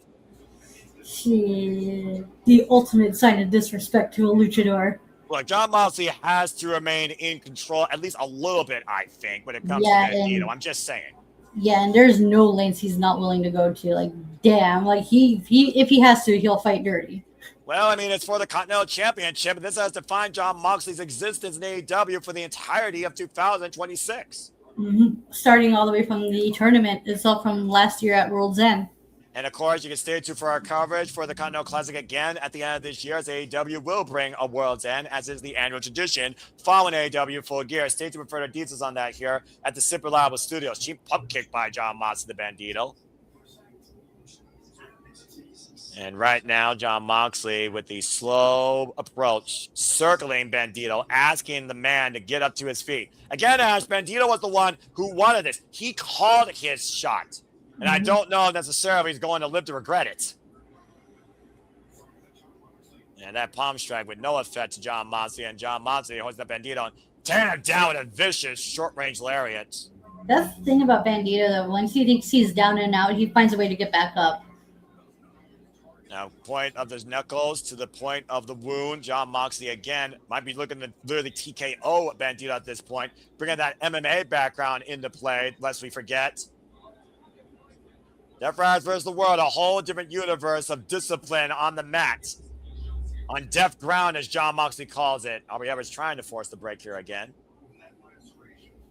And shout out to Triple's Heart Attack, 8515. And everybody that's tuning in for the first time, as you all continue to make this possible for the passion, the coverage to persist, pursue, perpetuate, and propel forward our passions across all things professional wrestling too. Now Bandito literally looking like a man on his last legs. Might just stand up to take the bullet. And Moxley again mounting his challenger in the corner. Wide open for those knuckles, straight to the forehead, Ash. Just teeing off against the Ring of Honor World Champion. The fact of the matter, though, that Bandito's longest Ring of Honor World Championship match was literally against Hechicero that went over half an hour, shows the level of punishment and discipline that Bandito is also willing to go. Tried and tested. That fighting spirit on the here. And big power bomb! Running Moxley down and running him down the field. Holy hell. Now Bandito with a chance to regroup here. Being willed on by the All Elite Fleet Take a look at the replay here, Ash, and look at the distance that it got throwing Jon Moxley off in that powerbomb. Just really giving them that, putting some oomph into that. Of course, the Arcadior will give us the 10-minute call if this match does reach the halfway point. Much like New Japan, that gives you time calls. And Jon Moxley immediately going back after the wound. And that's the man that Jon Moxley is the guy you got to deal with. That is the wrestler, the savage cannibal, some would say. Off the top rope with the springboard tornado. And Bandito driving forward with the forearm. Look at him on a comeback here. Up on all cylinders now. He wants that Continental title. He wants to be Bandito 2 belts. Adrenaline can make a man do crazy things, especially when they see their own blood, and you see the blood etched all over Jon Moxley's face. And that's not his own fault, despite the fact that may have called Jon Moxley's skin as fit as papier-mâché. Bandito and Fuego. Whoop. Lands on his feet. Runs in with the drop kick, takes Jon Moxley down. Catch him on the bridge of the nose. But again, as more blood literally being exuded by Bandito, Ash, that could lead much to what we saw at maybe other companies today that we're not going to mention, and it could lead to a collapse. You only can fight so long when you can't freaking breathe or see. Adrenaline propels you so far forward. Shadow Wizard! Comes with the knee strike, draping him over the cover, 2 kick out. It is true what they say. Adrenaline is one hell of a drug. Well, for Jon Moxley, his drug is professional wrestling more than anybody else in AEW, and arguably more than anybody else in this business. And Bandito right now, if I'm going to pick any advantage versus disadvantage here, maybe it's youth, because Bandito is the younger competitor. Oh, man. But I needed the midsection, though. Stops Bandito in his trash. Jon Moxley the move. Hoisted up, overhead military press with one arm. Taken down with a power slam. Unbelievable. And Bandito springing up to the top rope. Bandito on the climb, looking to ascend to double champ status. Feeling some Latino heat. On the knees. Took too much time there, bolstering. Gave Moxley the opening he needed. Good grief. Like I said, Jon Moxley's so damn cerebral, and that's also played to this mental warfare he's brought since creating the Death Riders, Ash. Much like when he said with Little Ospreay, words can only hurt you if you let them. Almost hyping himself up, just punching himself in the jaw. And you pick up the Death Riders being a unit. Death Riders versus the world. It's not like a Godfather's move where someone's going to be put to pastor like Old Yeller. It's a discipline that all 5 of those men in Shafir hold themselves up to, training each other, fighting one another, pushing the AEW roster. And no one does that more than Jon Moxley. A big boot right now. And off the ropes, and a big boot met in kind by Bandito. Graces Jon Moxley, who goes off the ropes again, meets Bandito in kind, middle of the ring, and both men, neither right now, giving up the vertical stance. Bandito fired up, sidestep, super kick. Catch Jon Moxley. Moxley fired up though, ducks underneath. German suplex. Almost a snap German there by Bandito. Bandito with an opening here as with a dealer show his hands, looking to hit the jump up. Will we see the watch out lariat? Not out of his boots. Double underhook, possibly looking for the Death Rider. That's it. That's gotta be it. Break hook, 2, and no. What? The spirit of competition and the fighting will of the challenger kicking out of Jon Moxley's high elevated double underhook DDT, the Death Rider. Bandito is still alive. Moxley might have to choke out Bandito to retain. He's already calling for the end here. Might be looking to put the man on the noose at the gallows. Now hoisting up Bandito in the corner. I'm going to count on one hand how many men have kicked out of the paradigm shift variation of Jon Moxley's DDT finisher. Yeah, not many people have they? No, they haven't. And I don't know what else Jon Moxley has in store unless he goes full. He hasn't done this. He hasn't done this since Darby Allin in the genesis of AEW right now. Looking to hook Bandito out of the corner for the Avalanche Death Rider. Bandito fighting back though, attacking the core of Jon Moxley. That's exposed. Got to be pretty close to the halfway point, I think, here at this match. And now Bandito taking the head out of the Continental Champion. And that fiery Jon Moxley spirit, that savage nature of the Most Wanted, eye to eye, top rope. I sense disaster. Oh, dear Lord. Bandito changing position. Suppress! I thought he was going to do a Spanish fly there, but okay. That works. What the fuck? Kevin, what the fuck? Kick out 2.5. Somehow Jon Moxley survives. What a move. Take a look, Ash, on the replay. It just shows the strength of Bandito. Like, damn. Like, look at the sense of urgency you saw in Jon Moxley's eyes. The eyes tell the story. He knew he was in for a world of trouble. And somehow he survived. He's trying to go for that 21 plex. Lend him your energy, if you will, from the low bridge to the mid bridge as the dealer shows his hand, looking for the 20. What? Lands on the apron. Uh-oh! Everything controlled by Jon Moxley might be playing possum.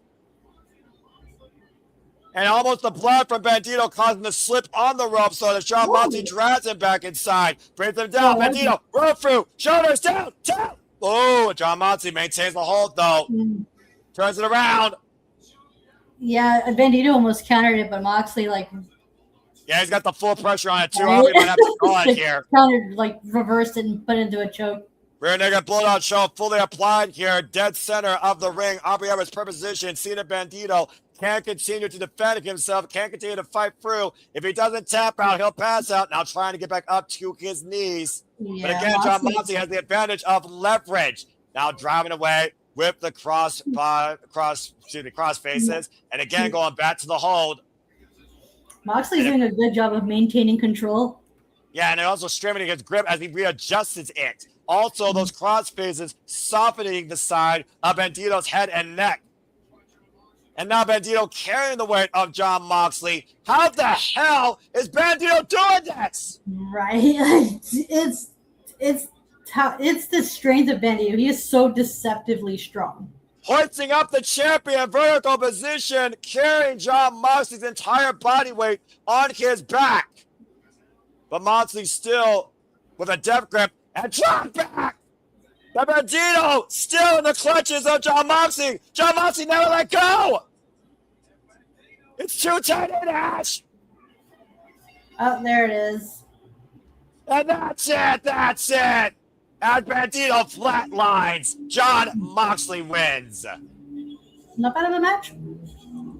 I mean, again, a commendable effort by the Most Wanted. He took a chance, and he paid for it in blood. Forging combat as Jon Moxley still holds the AEW Continental Championship. Again, Ash, who can seize that title off of him? Who wants it more? Good grief. You know, not just push up on the map. Not to get too ahead of myself here, but we can, if not Brody King, to go after Moxley, something tells me that by some hook or crook, if Ospreay doesn't become AEW champion, Ospreay might be the one to take the Continental title off of Moxley. Well, let's not forget, he's also a victim because Jon Moxley gave him news online, but look at that show of respect right there, Ash. The handshake, the head bow.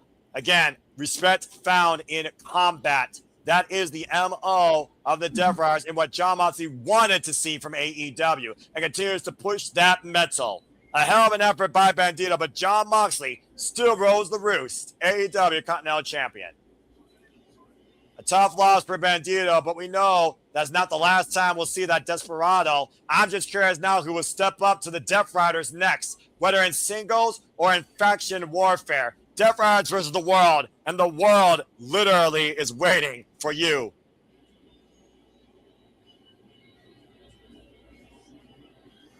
I hope Bandito's okay, though. He lost a lot, and again, he's been through a hell. He's been through a hell of a freaking 2 months, to say the least, Ash. Between Swerve Strickland, between Survival of the Fittest, between Blake Christian and bringing our Supercard of Honor, and then during Jon Moxley here tonight for the Continental Championship. As you see right now, the Death Riders, of course, celebrating with their leader. And of course, talking about Death Riders, the first young boy of Jon Moxley was Shota Umino, to your point. And of course, we still have Shota Umino to come here later in action. That's going to be Shota's first title defense, or? It will be his first title defense, the IWGP Global Championship. Well then. Again, the statement made by Jon Moxley. How about the statement made by Gabe Kidd, who literally desecrated the Lion Mark, insulting the integrity of New Japan Pro Wrestling and Shota Umino for that matter. Speaking of, as we talk about the Death Riders going to work, Death Riders versus the World, it is now time for the IWGP Global Heavyweight Championship. Shota Umino, the Roughneck, versus the Bastard Pac.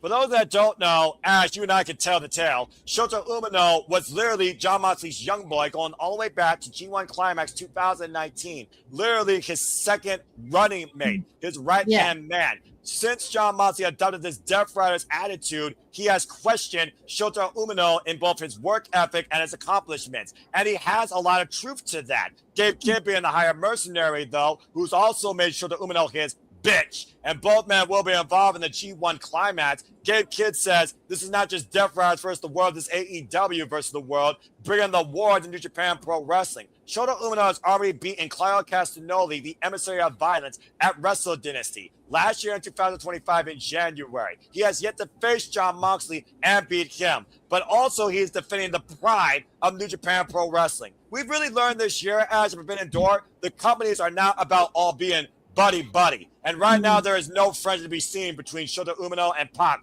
when it comes to AEW versus New Japan Pro Wrestling. Yeah, Shota Umino's like really found himself over the years, and I just find it so funny how Gabe Kidd just shit talked about Shota Umino when Gabe Kidd just turned into everything he accused Shota Umino of being. Yeah, how about the definition of a hypocrite, a madman in his own war? Gabe Kidd is not AEW. Gabe Kidd is not a Death Rider. Gabe Kidd is Gabe Kidd. It's Gabe Kidd versus the World, and everybody in every company are going to be at his expense of violence. As of course we know, we are going to see. Oh wow, that's a hell of a statement by Mini Portable. Shout out to Mini Portable. Great, of course, passionate professional wrestling watcher on. I think that might be a similar tweet that I would expect from you, Ash. Freaking wrestling baby. Mini Port is saying, Kenny Omega and Zack gave me a wrestling baby. Well done. I think Ash will be looking to adopt that baby, if not already have it herself.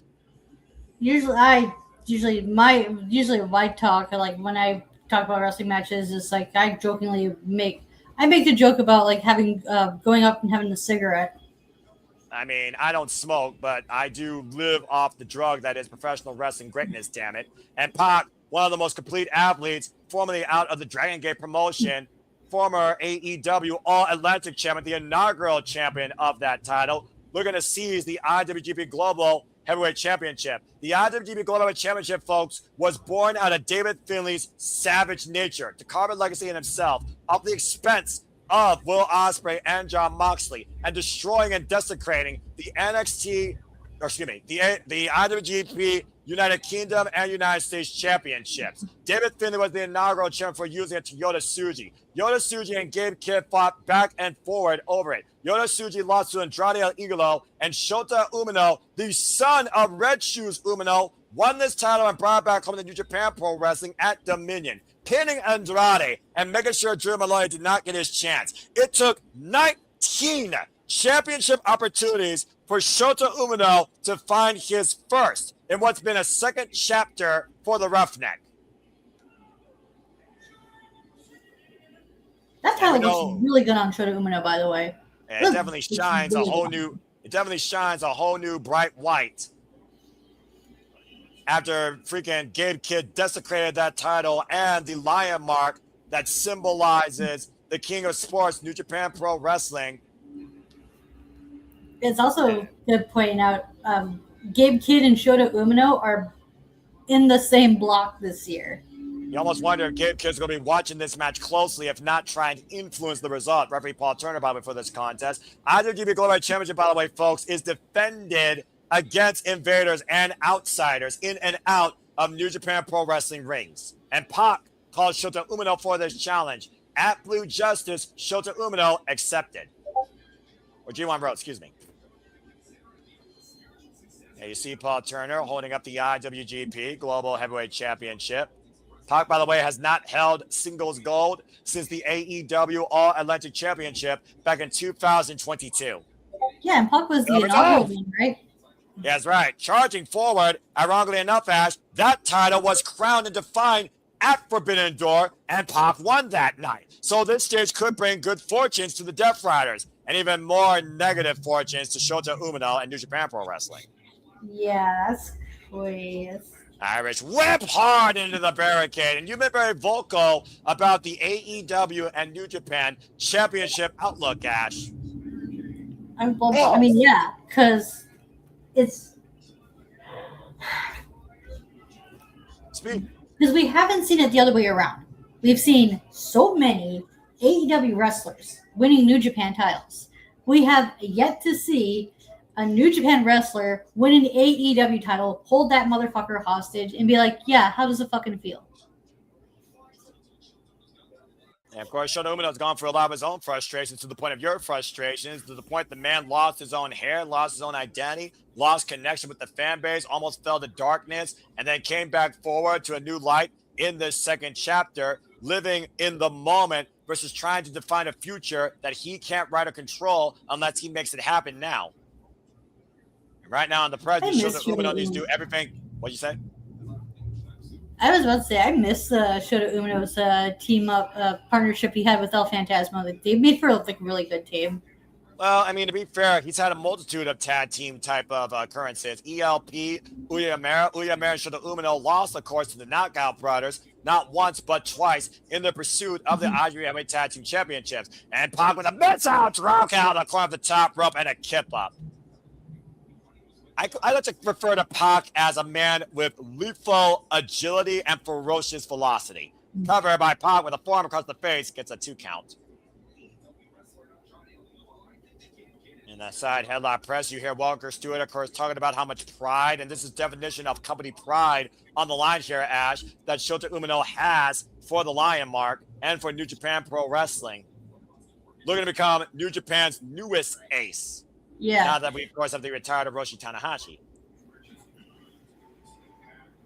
Inside headlock, Pac's up in the ropes. Big boot, though, meets Shota Umino in center.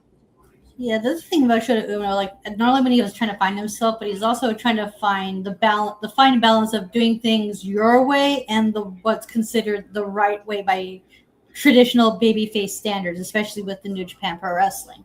Gets the midsection and drop kick, but also Ash, to that point, who is Shota Umino? Has he truly found himself? Let's think about this. He's emulated Zack Sabre Jr. He's emulated Will Ospreay. He emulated Jon Moxley for the genesis of his career. He emulated Tetsuya Naito. This year, though, particularly, especially now that he holds an IWGP title, it is do or die for the Roughneck to truly find out who Shota Umino is. Much what Zack Sabre Jr. challenged him to figure out last year when he beat that man at Wrestle Kingdom 19. Kingdom, yeah.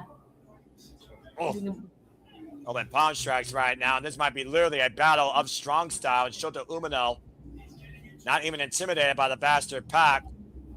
Elbow chop combination here in the corner, driving Pac down. And, of course, IWGP Championship matches are contested with a 20 count on the outside, by the way, under New Japan rules. And title can change hands via count-out. Let's keep that in mind, Ash. New Japan rules are implied here for this championship. Yeesh. Yeah, you made a good question. What is, or who is Shota Umino? Because I wouldn't be able to tell you, sadly. Then again, that's also on me for not keeping up with Shota Umino as well as I should. Some of the bridge too. Count only. Well, again, you have, of course, as I talked about, the ways of the simple man. You are not a simple man. You are a simple bat. But you also are a fan of the Tekkers and Shingon Pro Wrestling. And in a way, you've kept up with it. And I'm sure we'll talk more about Shota Umino, Zack Sabre Jr., Shingo Takagi, and Gabe Kidd when we look towards the G1 climax. And of course, Shota Umino can ill afford to lose this title ahead of the G1. To cover rollout gets a 2 count, says Paul Turner, able to escape. And of course, Pac. Drop toe hold to the second rope. Shota Umino looking to follow up. Sling shot. Oh, DDT into the apron. That's a staple of Shota Umino right there, Ash. Yeah, it is. There's so much potential in Shota Umino. He just has to like tap into it because Shota Umino is good at what he does. He just hasn't reached that next level yet.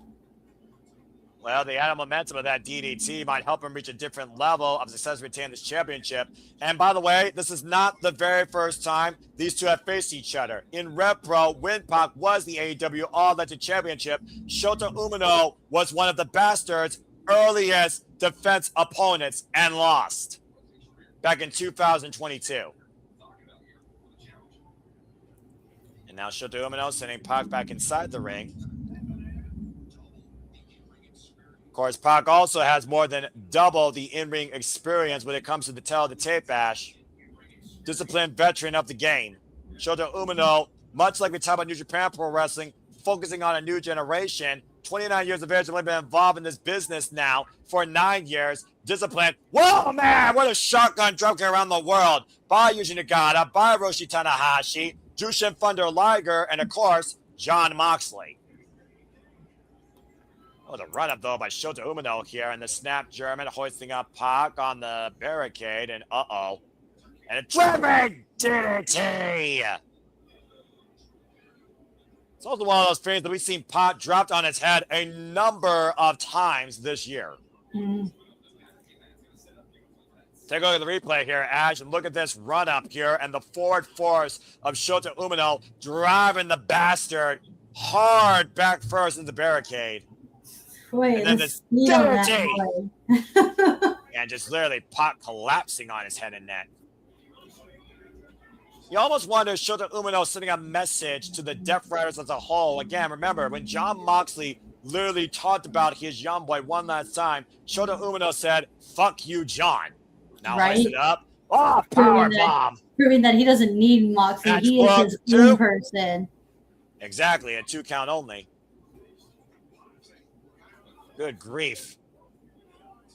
And Pac's eyes glazed over. We also saw Pac earlier this year challenge Darby Allin for the AEW World Championship at Fairway to Hell. Yeah, I heard that was a really good match. I haven't checked it out yet. That's another title reign I have to, look back and watch because I wasn't watching Dynamite weekly, so I missed out on quite a bit of. Actually, I missed all of Darby Allin's title defenses. Well, Shota Umino missed out there, avoiding that overhead belly throw, messy landing in the corner. Nicely scouted there by Pac. But the way that Shota Umino landed, at least he avoided some of the impact against the turnbuckles. That might have played to his advantage a little bit as Pac stomps away. Good grief. And of course, Pac, resident of Nigel McGuinness's territory, over in jolly old England, Newcastle, England, by the way. Pac's been involved in this business now, folks, for 22 years. And now Pac bringing out a table. And again, Shota Umino preventing the Bastard from bringing out the lumber with an axe handle to the spine. Pac, former Open the Dragon Gate champion for 229 days, PWG World Tag Team, WXW World Lightweight, trained, disciplined, respected, highly regarded veteran of the UK scene. Now Shota Umino trying to bring a table in.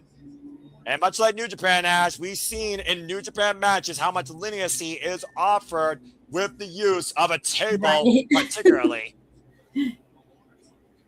Referee's discretion. And again, 20 count on the outside. This is under New Japan rules.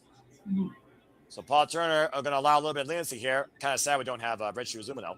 Oh, man, what a super kick. Catching him flush on the jaw.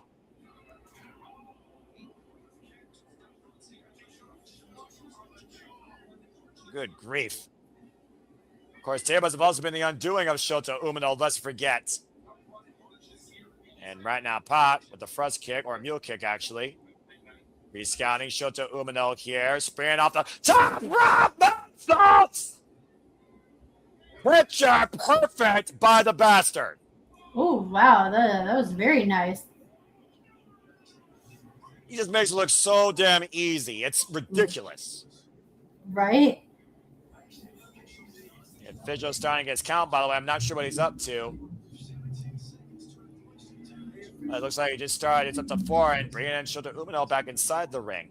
Of course, Pac also, by the way, a table was his undoing against Darby Allin at Fairway to Hell.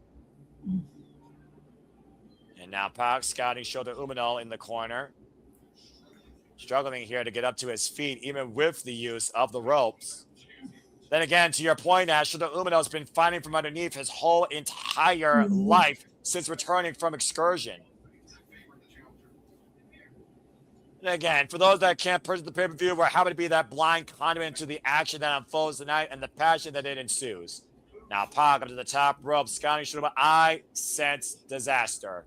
Both men eye to eye, top rope, both right now in the clutch, and Pac grabbing Shota Umino. Oh, God! Helmet overhead throw!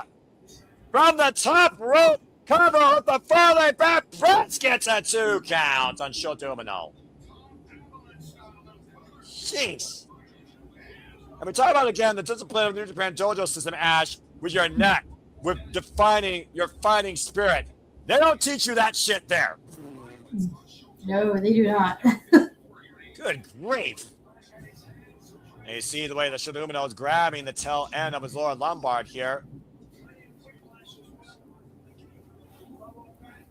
And Pac almost jaw-jacking Shota Umino here. A lot of people have like mixed feelings about Shota Umino, but the one thing you can say about Shota Umino is like he also defines what it means, like that fighting spirit, like that never give up, never say die attitude, and Shota Umino possesses that as well. That's a very fair point. But again, all this verbal warfare, we also seen Shota Umino, when his emotions are instigated, have cost him or led him to victory. And Pac right now just literally presenting his jaw and meeting Shota Umino in kind with an elbow. And we might get a strong style exchange here. Test your grit, test your will. Shares the never openweight championship that was once defined by the U30 class, a title made for the young upstarts underneath 30 years old. And Shota Umino is bound and determined to represent what New Japan Pro Wrestling means and be called the sports king of streaming, the king of sports streaming. And Shota Umino got robbed of that last one.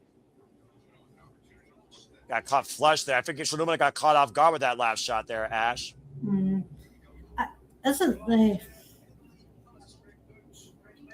I look at the two men at the tail of the tape, and it almost looks like to me that Pac is definitely the heavier hands, thus the heavier hitter of the two. So I don't think in a striking battle with Pac is smart for Shota Umino here. Like, the thing about Shota Umino is just like he needs to like tap into like that tenacity. Like you don't hold back. Like just give it your all. Just like hit hard. Like it's okay. You can do that. And it almost feels like Pac's trying to pull that out of Shota Umino. Like I said, the very definition of Death Rise, where Death Rise was a thing, was Shota Umino alongside Jon Moxley. Jon Moxley's disciplined young boy through the better part of 2019 and the pandemic. And now Pac and Shota Umino squaring off in the middle of the ring, exchanging these elbows. Each one of these could be a lethal knockout shot. Now taking the elbow pad off, and Shota Umino, to your point, Ash, might be fired up here, looking not to be intimidated by the bastard, looking not to be undermined by Jon Moxley or the Death Riders, looking not to be insulted by Gabe Kidd. Spinning Sobot, though, bends Shota Umino up and over. Axe hand out, blocks the shot. Oh, man! Umino takes the bastard down.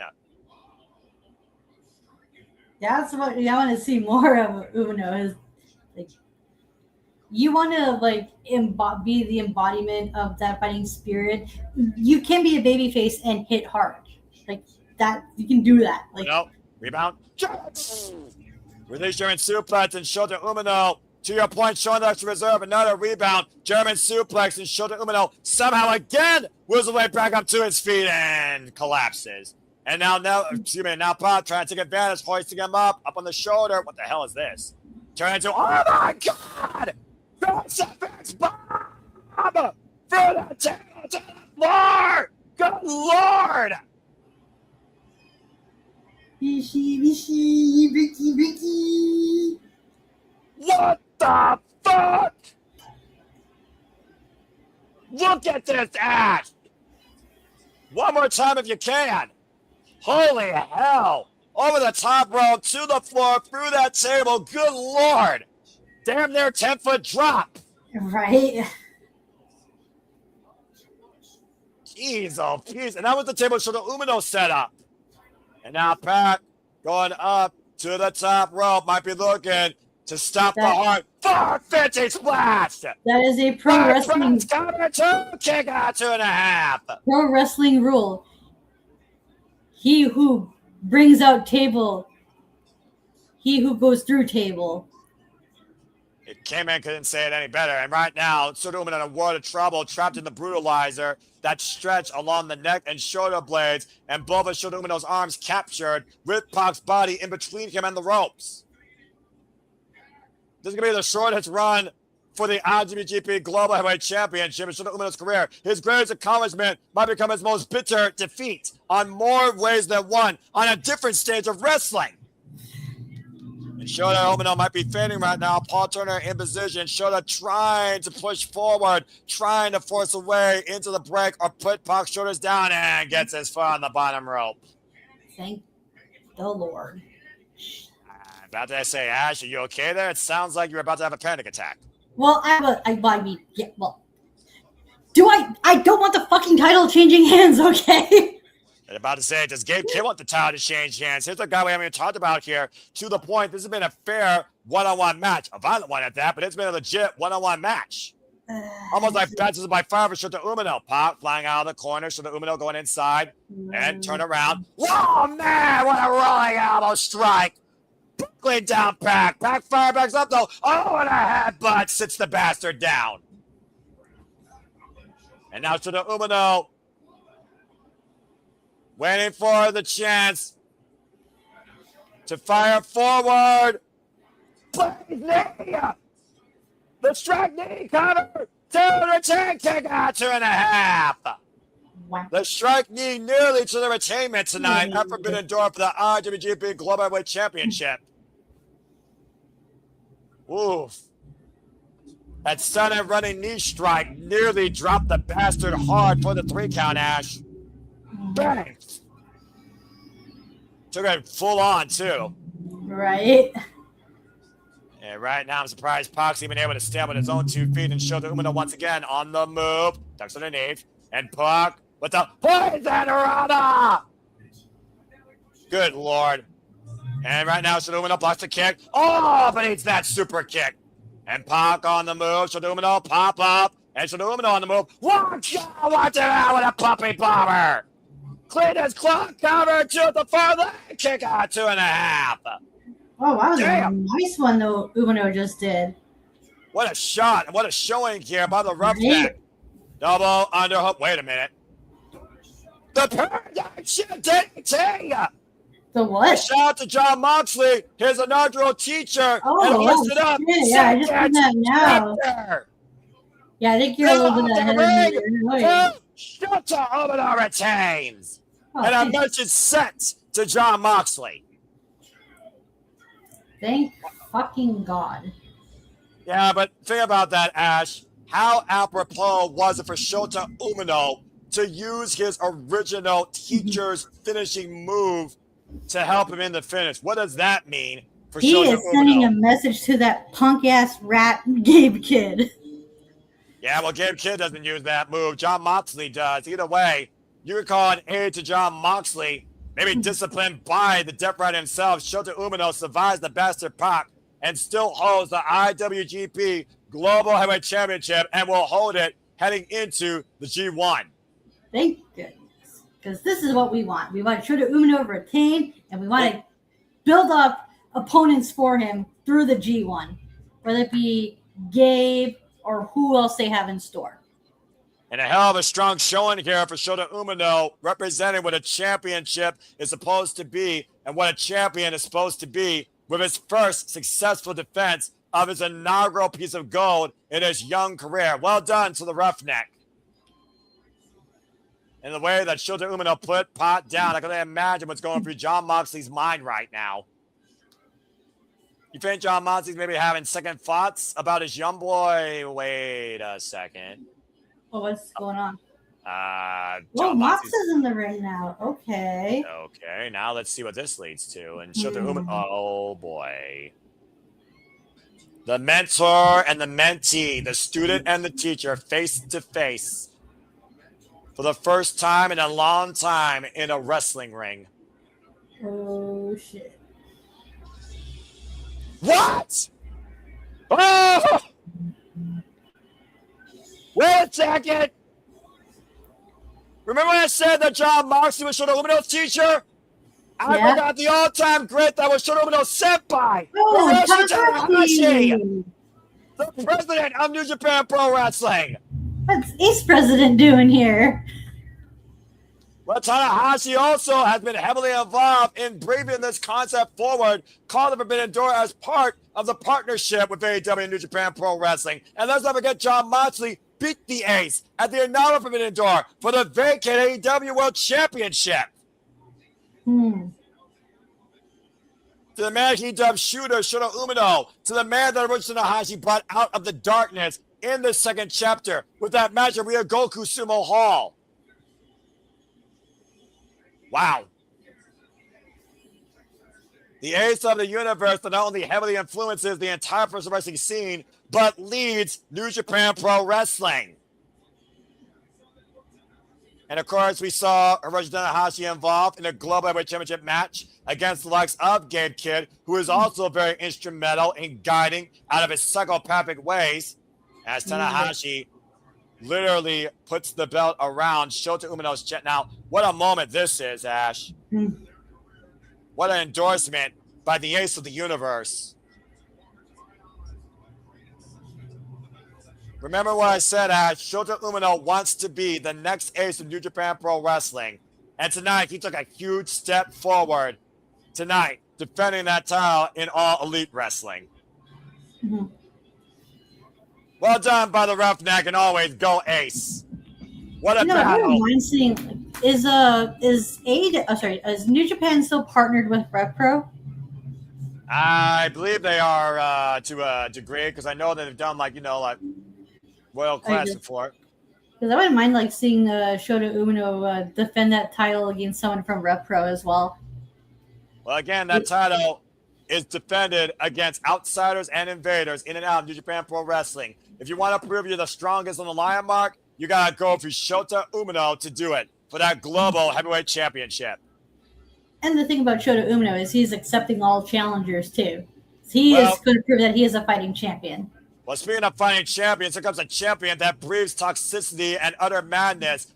With the Forbidden Door's best friends, might be her worst rival to this concept. Looking to burn it down and kill Stardom to death. It's time for Thekla versus Starlight Kid for the AEW Women's World Championship. That's a great picture right there with the bastard Pop Devil with the Renegade of Wrestling, J.J. Williams.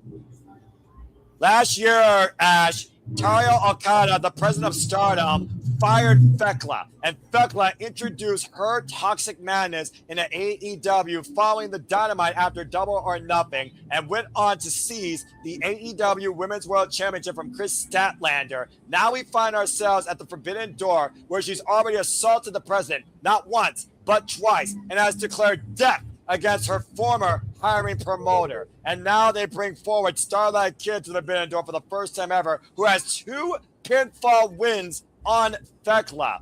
As Starlight Kid looks to send a very painful message to Thekla of what Stardom truly is about. This is going to be good. The definition of the Forbidden Door, according to Thekla, is forbidding Stardom from ever showing up again. And she looks to do it at the expense of Starlight Kid. I will say this: Thekla did such a good job of making this feel inter-promotional by going out of her way to go to Stardom and whatnot. Well, the fact of the matter is that she used to be in Stardom, and she fucking hates that president.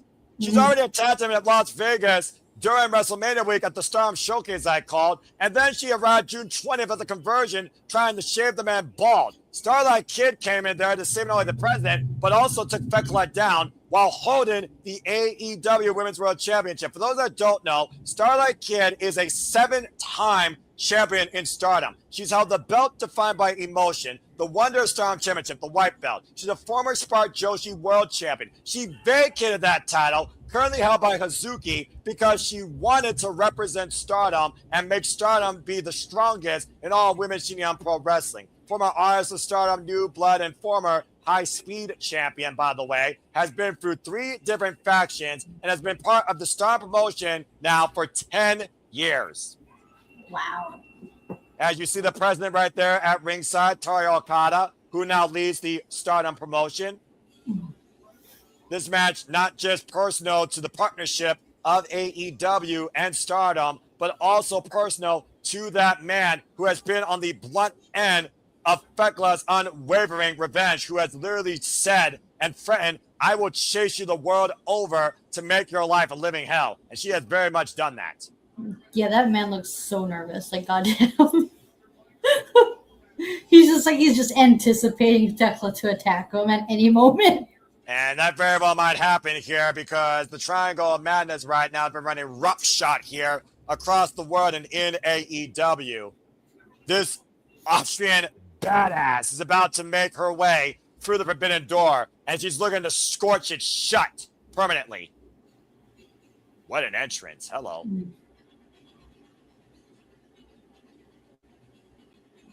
Look at this entrance. Freaking fire throwers. Did I mention that Thekla right now is my favorite champion right now in the business? Talk about somebody that literally took to the American wrestling scene like a fish does to water.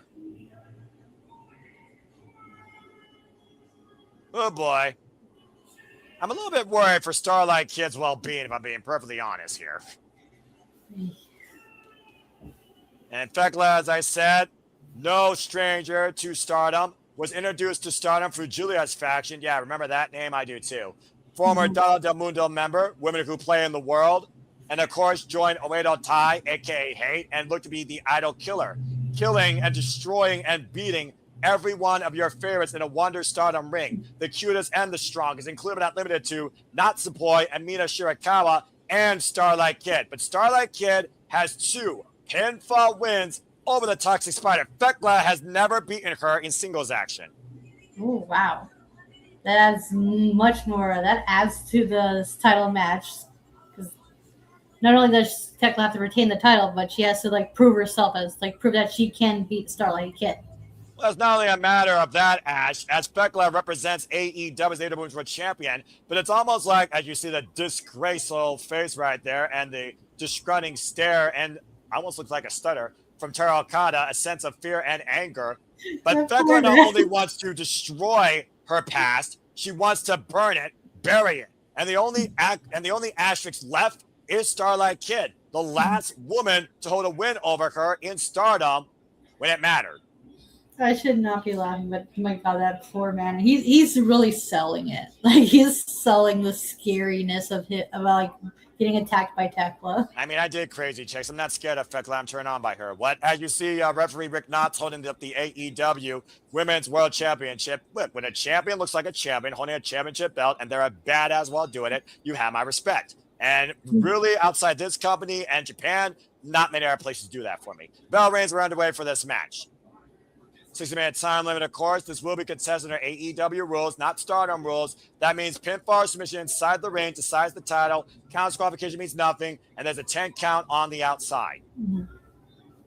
The first time these two met each other, of course, in singles action was all the way back in December 2022 at Stardom's year-end tour. Cartwheel escape. Starlight Kid, of course, endorsed by the likes of El Desperado. Runs in with the drop kick. Quick and fleet-footed is young Starlight Kid, who is 24 years of age, folks, and has been involved in wrestling for a decade, primarily only in Stardom, trained by Fuka, who was instrumental in Stardom's growth. Wow, that's very young. They're no differently in Japan, I'll tell you that much. Yeah, man. You go for university. You go for university and you're pro wrestling. I'm just saying. Yeah, I was going to say, the minimum age for working is a hell of a lot different there than it is here, isn't it? Yeah, it's extremely different. And Fekala right now putting the boots to Starlight Kid.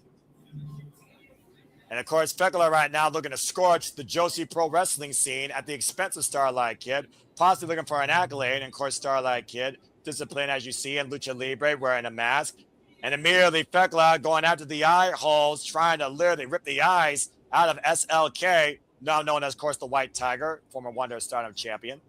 Was formerly the Black Tiger of Wedo Tai.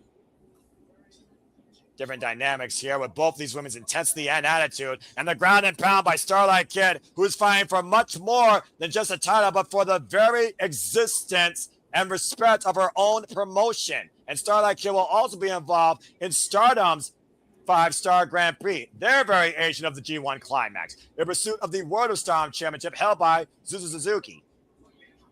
And that's the red belt, yeah?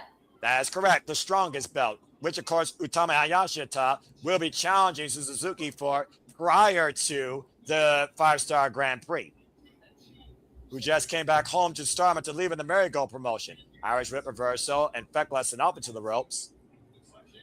And the fact of the matter, though, that we've really seen this war with Stardom come ahead for Fekla here in AEW since Las Vegas weekend, though, Ash. Oh, and got kicked off of the ropes to the outside. Kick out of her own web. Driven down to the floor. This thing has really escalated since April, since Taro Okada decided to come back to the States and Fekla found him. And up and over, Starlight Kid looks to spring, and Fekla brings her down hard, face first, to the floor. Starlight Kid is one of those that likes to dazzle you with her high agility and her in-ring capability. But don't underestimate her petite demeanor, especially if you've never seen her before. Yeah, Tekla's doing a good job of keeping her very grounded. Oh, watch this, Ash. And dragging Starlight Kid, driving her, sliding into the barricade near the Spanish announce desk. And Fekala, of course, who's defended this champion successfully against Alex Windsor, Mina Shirakawa, Chris Statlander, including a fatal four-way at Double or Nothing against Sheeta, Statlander, and Jamie Hayter. She has now been the AEW Women's World Champion pretty much for the better part of 2026. And speaking of Starlight Kid, as I said, former high speed, former goddess, artist, and of course, Wonder Stardom champion, has never held the red belt. Hard Irish whip into the barricade on the opposite side of the ring. Fekla has been the champion now for 138 days, and tonight marks her 7th defense of the AEW Women's World Championship. And there's the man that she attacked face-to-face, eye-to-eye, Ash, Taro Okada at ringside. And now seasoned by his tie.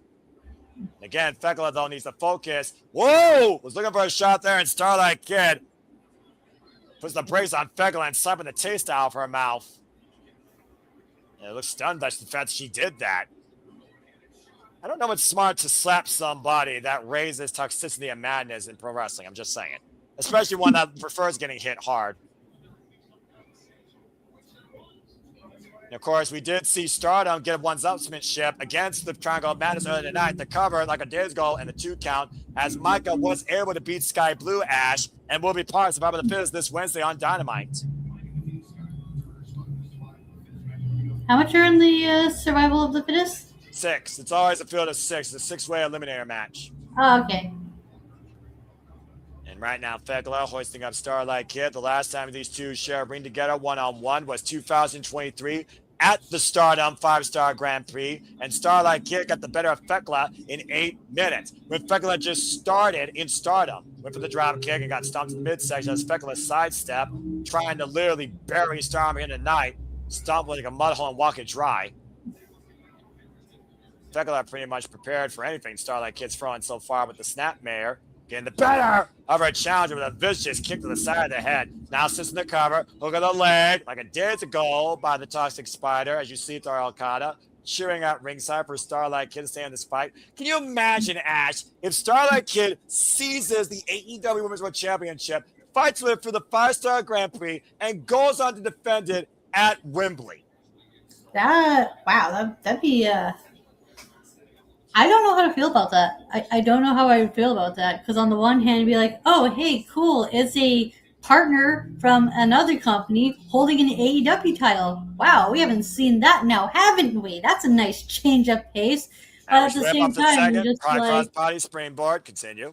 But at the same time, I'm just like, yeah, it makes sense for the story, but at the same time, the AEW Women's Champion isn't going to be there. So unless they do like promos or vignettes, how do we build contenders for that title unless we just hold off until whoever is the Owen Hart winner? Well, considering what we still have to come tonight, Ikase standing moonsault, cover, hooking the near leg, kick out 2 by Thekla. Thekla, who has been involved in Stardom going all the way back to January 2022. Be sure she was fired last year in April after losing to Sayaka Carrara at the Stardom All-Star Grand Kingdom 2025.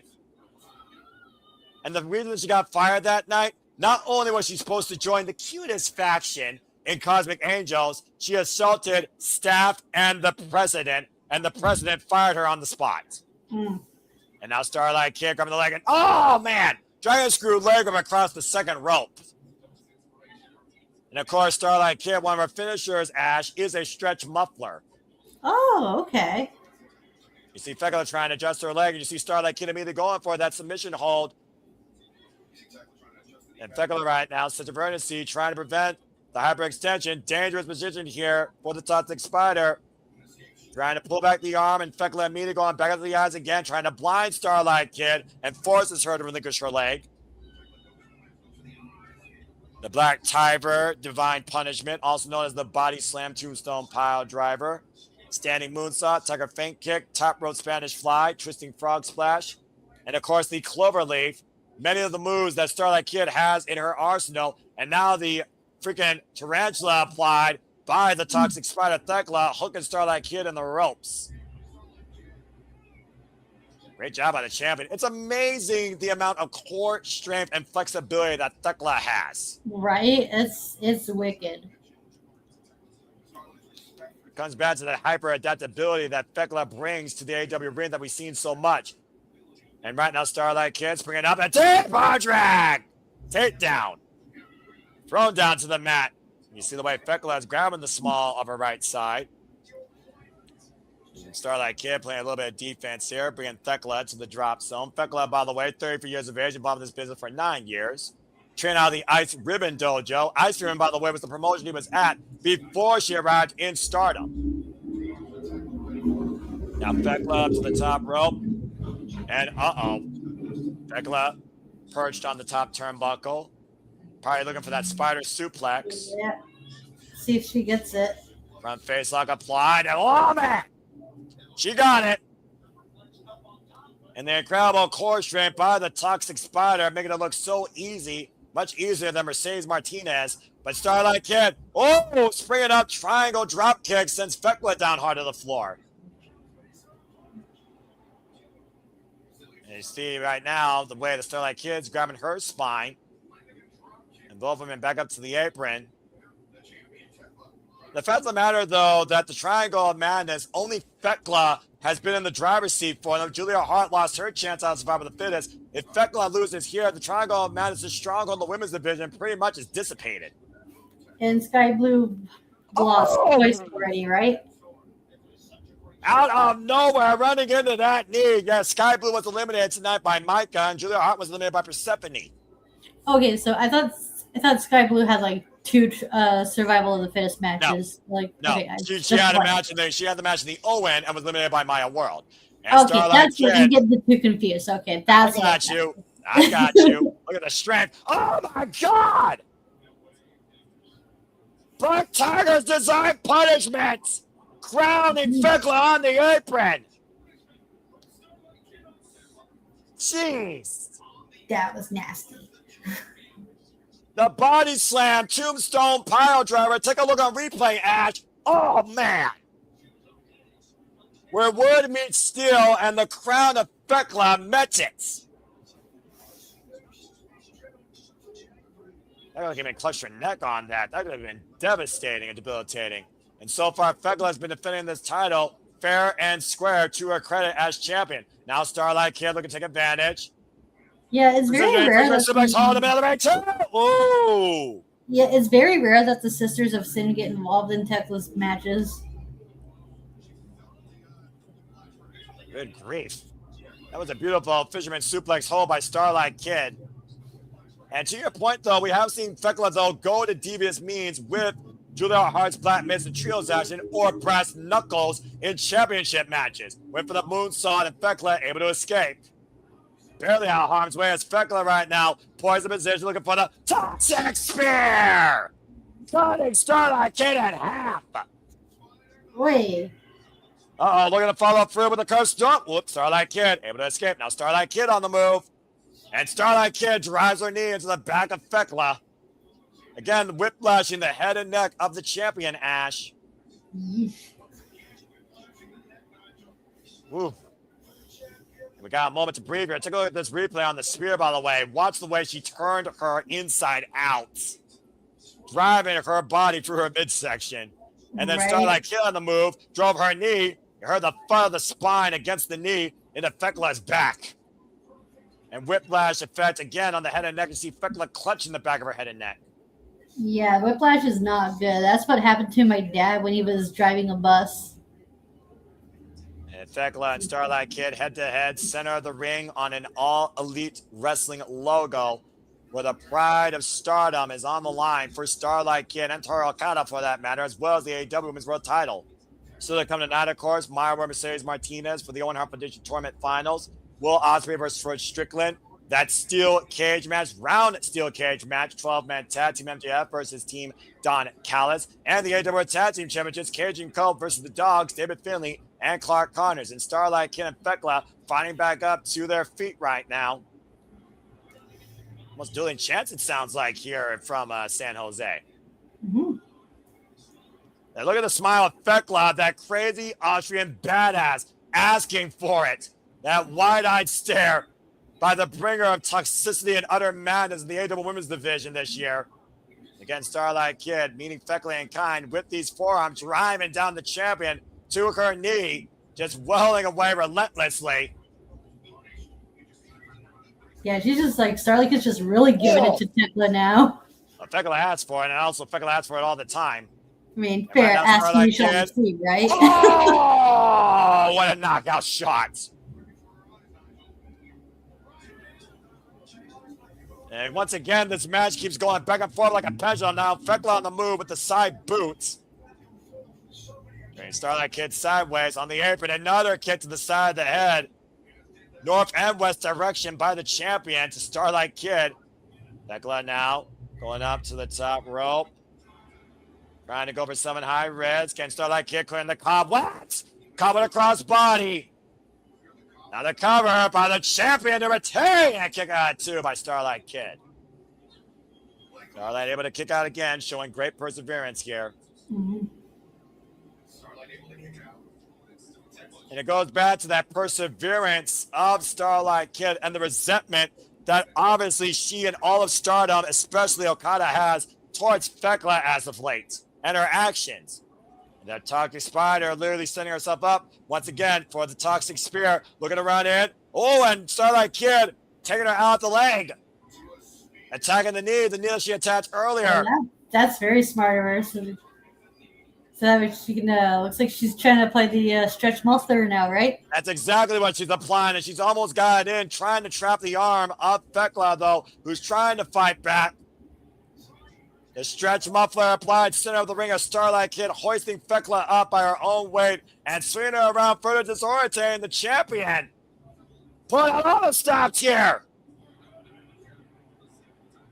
The Skye Tiger showing exactly what she's made of here in her debut at AEW, for that matter, and the Forbidden Door. As you see Thekla trying to make her way over the ropes, and Starlight Kid clutching Thekla's neck. And look at the way Thekla's being stretched here, Ash. Oh, wow. Hey. Oh, and Thekla right now might be looking to tap. And Thekla able to turn her body to force the break. How tough is Fekla here? Give her Yeah, no credit kidding, too. right? That's using that flexibility of her to the advantage.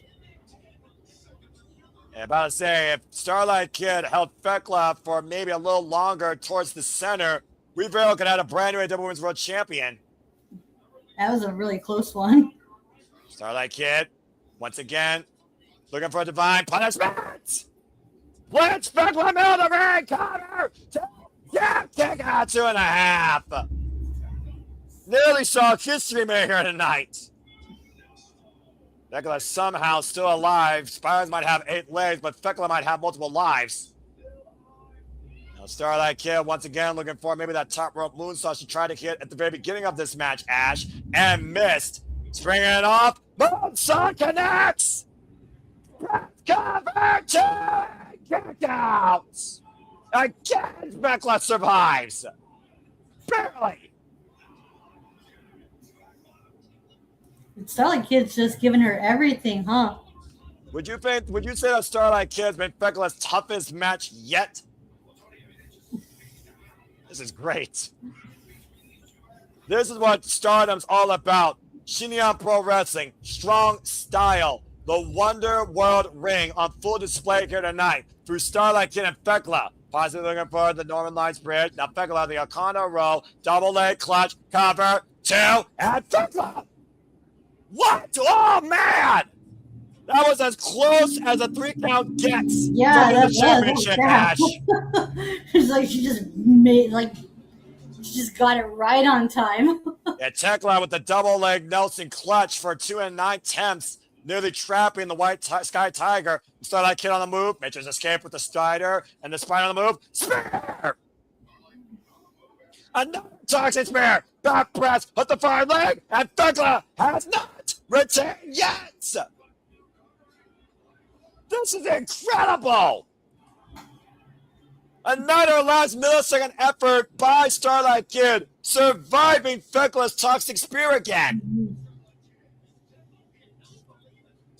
And right now, Starlight Kid in position for a guard stop. And now Fekla absolutely defiant in making sure that this is the death of Storm tonight in front of Toru Okada. Another vicious guard stop. A second one, back press, Fekla has retained. Damn. Well then.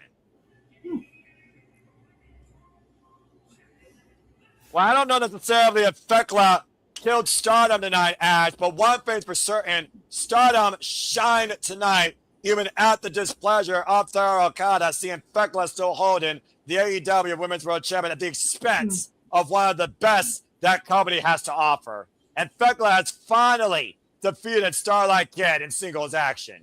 This is a good introduction to Starlight Kid. I want to see more of her.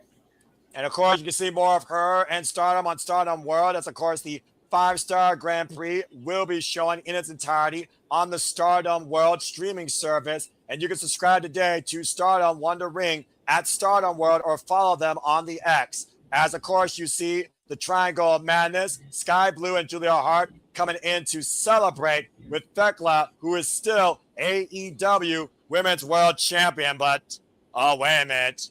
Julia Hart giving Fekla scissors. No, we don't need this. Okay, this is too much. Come on, Fekla. Stop. Someone stop this.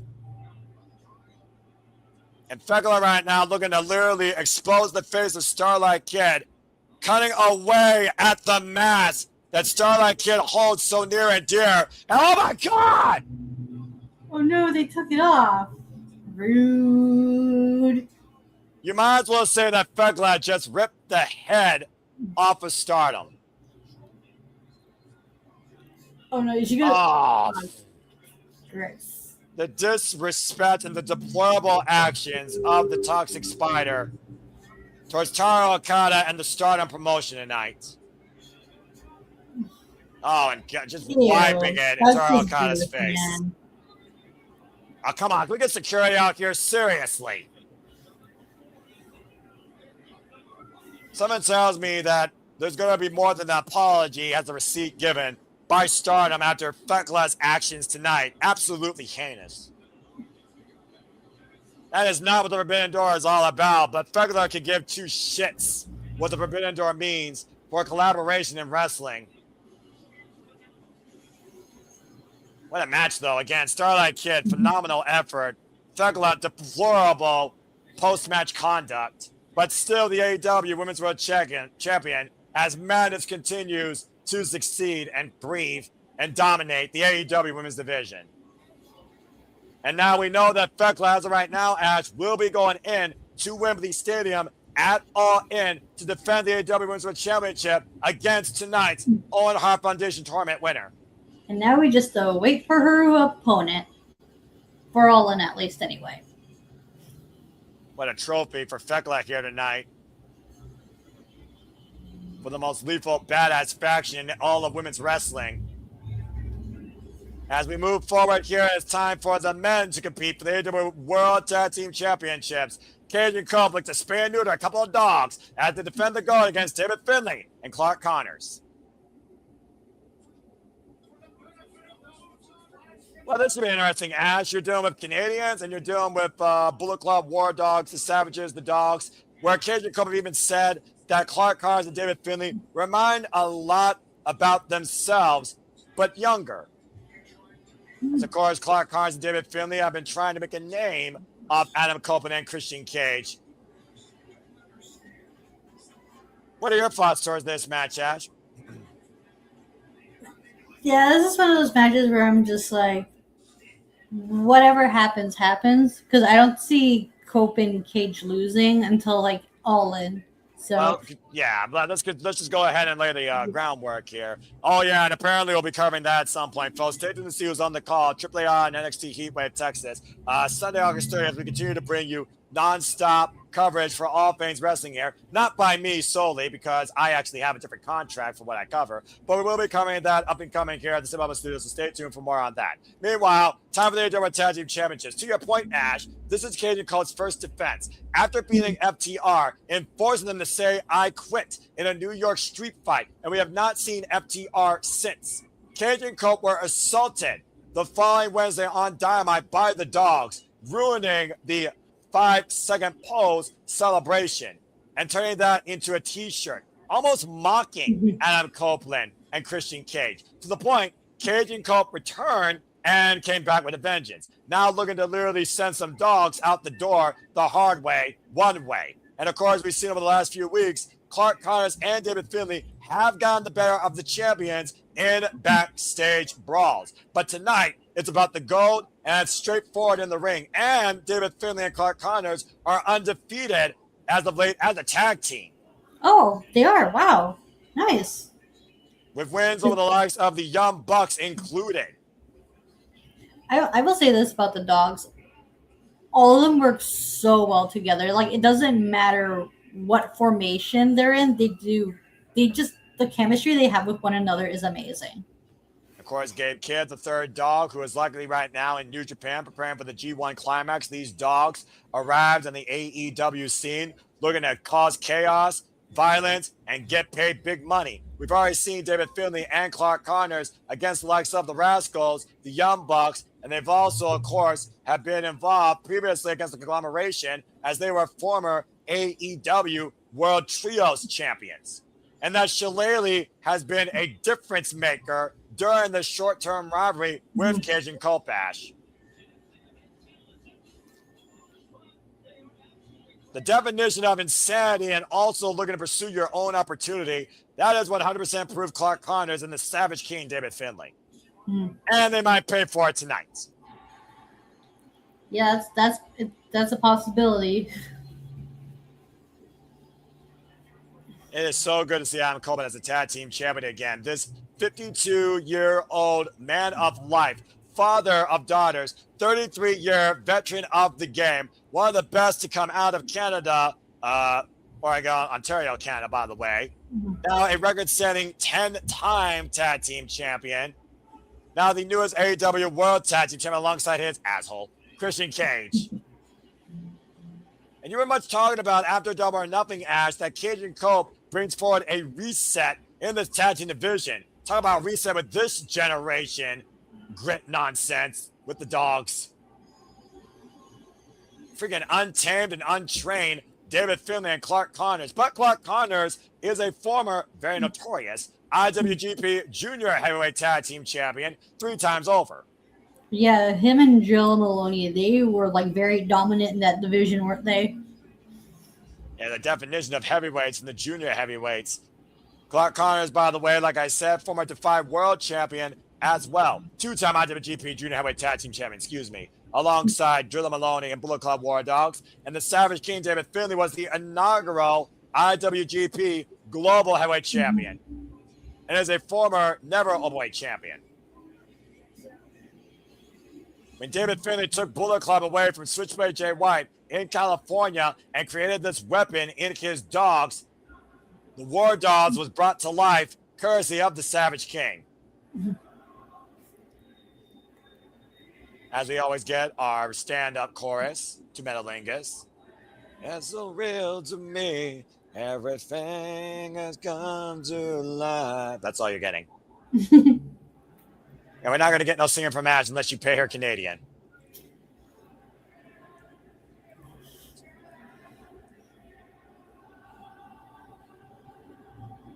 Well done by the San Jose Choir tonight for Adam Copeland and Metalingus. Done proud. Well, meanwhile, it's the countdown to the asshole. Here comes Christian Cage. Would you say, Ash, that David Finlay is more like Adam Copeland and Clark Connors is more like Christian Cage in this duality of Cage and Cope looking at a former identity of themselves?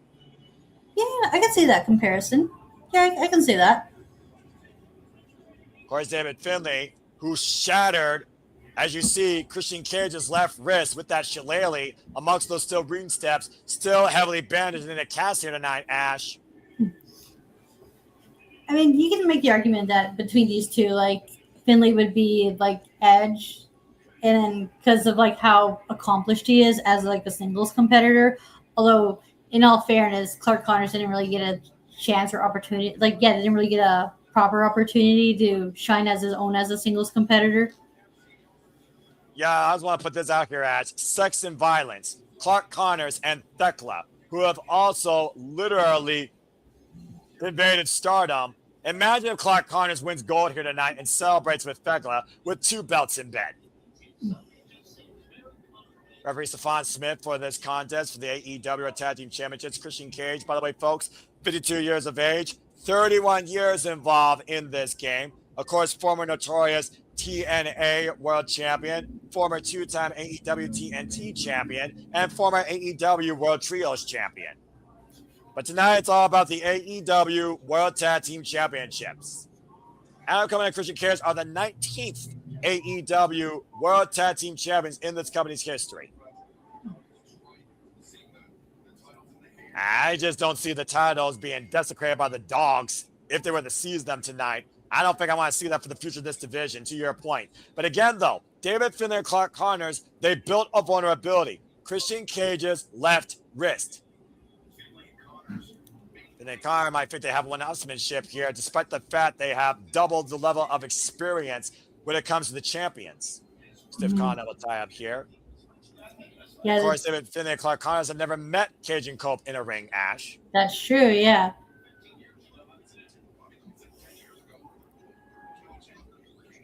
The fact of the matter that Cage and Cope have been on this renaissance of a newfound run here, thanks to AEW, where we thought both men of these careers were done at one point. Adam Copeland, triple fusion neck surgery. Christian Cage, uncertainty, and a leg-long ligament of injuries. Here in AEW, it's been a whole new resuscitation of life for Christian Cage, who came in first before Adam Copeland. And Adam Copeland came in here one more time to do it with Christian Cage. And they're finally doing it. Took a hell of a road to get here, though. It took a while, but they're finally on the same page. Not bad chop. We'll see how long this run lasts. And if it truly is the last one, with Wrestle Dream up in the air and the future of Cage and Cope, if the dogs have the way tonight, especially. And Clark Connors, like I said, former accomplished tag team specialist. David Finlay, though, to that matter, remember Finjuice, former multiple-time IWGP Heavyweight Tag Team Champion and former winner of the World Tag League alongside Rockhard Juice Robertson. Christian Cage with the roll-up though on Clark Connors gets a 2 count. Probably forgot about that yourself, didn't you, Ash? Sorry? David Finlay, former IWGP Heavyweight Tag Team Champion and World Tag League winner alongside. Yeah, that's right. Yeah, him and Juice Robinson were a team at one point. Yeah. And tag made now, but David Finlay and Adam Copeland meeting for the first time ever. Of course, Adam Copeland eats, sleeps, lives, and breathes professional wrestling. David Finlay, of course, second generation for Savage Generations. Of course, come out his father, Fit Finlay. Of course, Fit Finlay never won a world championship either. David Finlay created a championship of his own, the IWGP Global Heavyweight title. It's almost one of those things that David Finlay doesn't give a damn about family legacy. He just gives a damn about creating his own ultimate opportunities by any means necessary, truly channeling rated R superstar ethics. Yeah, that's exactly what like David Finlay's about. He wants to forge his own path, not like create his own legacy. Rated R superstar though, outmatching David Finlay right now and outsmarting him, dropping down in the side headlock here. It goes back to the example, though, of the years of discipline and knowledge that Adam Copeland has outweighing David Finlay. Cover, though. Trying to swing the hips over. And immediately Adam Copeland readjusting position and reaffirming his hold. Clark Connors right now, not even on the apron. What does that tell you? It's almost just walking around at this point. Maybe trying to pick a point where he could pick Adam Copeland's ankle. Big shoulder block there. And David Finlay for the drop down elbow. A little frustration right now out of the dogs as Adam Copeland one step ahead of the Savage King. This shows like that's what like Copeland Cage needs to do. They need to use their veteran tenure as a tag team to their advantage. Yeah, exactly. And right now, double team, that reverse DDT, sidewalk slam combination, get to the midside of Christian Cage.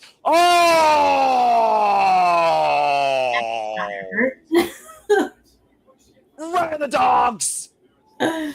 Clark Connors face first, and David Finlay, so I'm going to leave it at that. Ouch. I don't think Fekla and Clark Connors are trying to have children, or David Finlay for that matter, who's also a married man, but that's a whole different conversation. And Christian Cage teeing off against Clark Connors in the corner. The thing about Christian Cage, he also is a very savvy game plan veteran of the game, despite the fact he wears a turtleneck with no sleeves. Has led a multitude of factions himself. And right now, David Finlay looking for a reprieve here with a hand out here.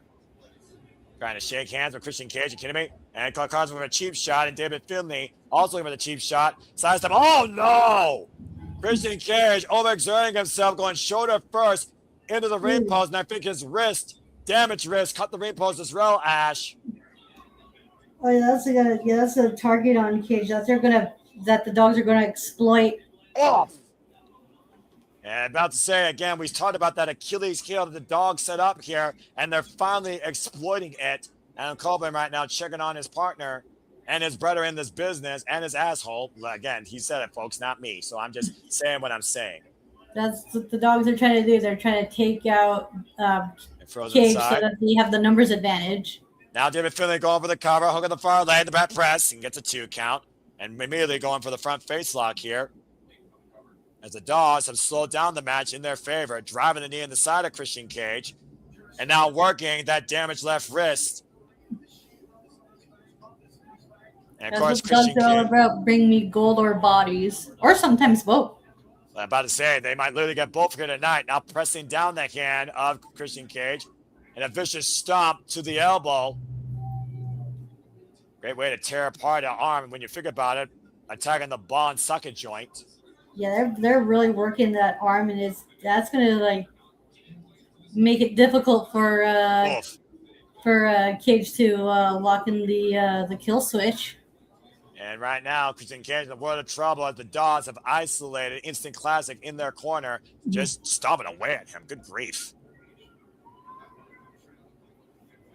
My name is Finlay, and I love to fight. I'm freaking Finlay by last name. This Finlay also still loves to fight. He just fights in a more dirty, devious way. He's called the Savage King for a reason, right? Well, I mean, he literally christened himself that.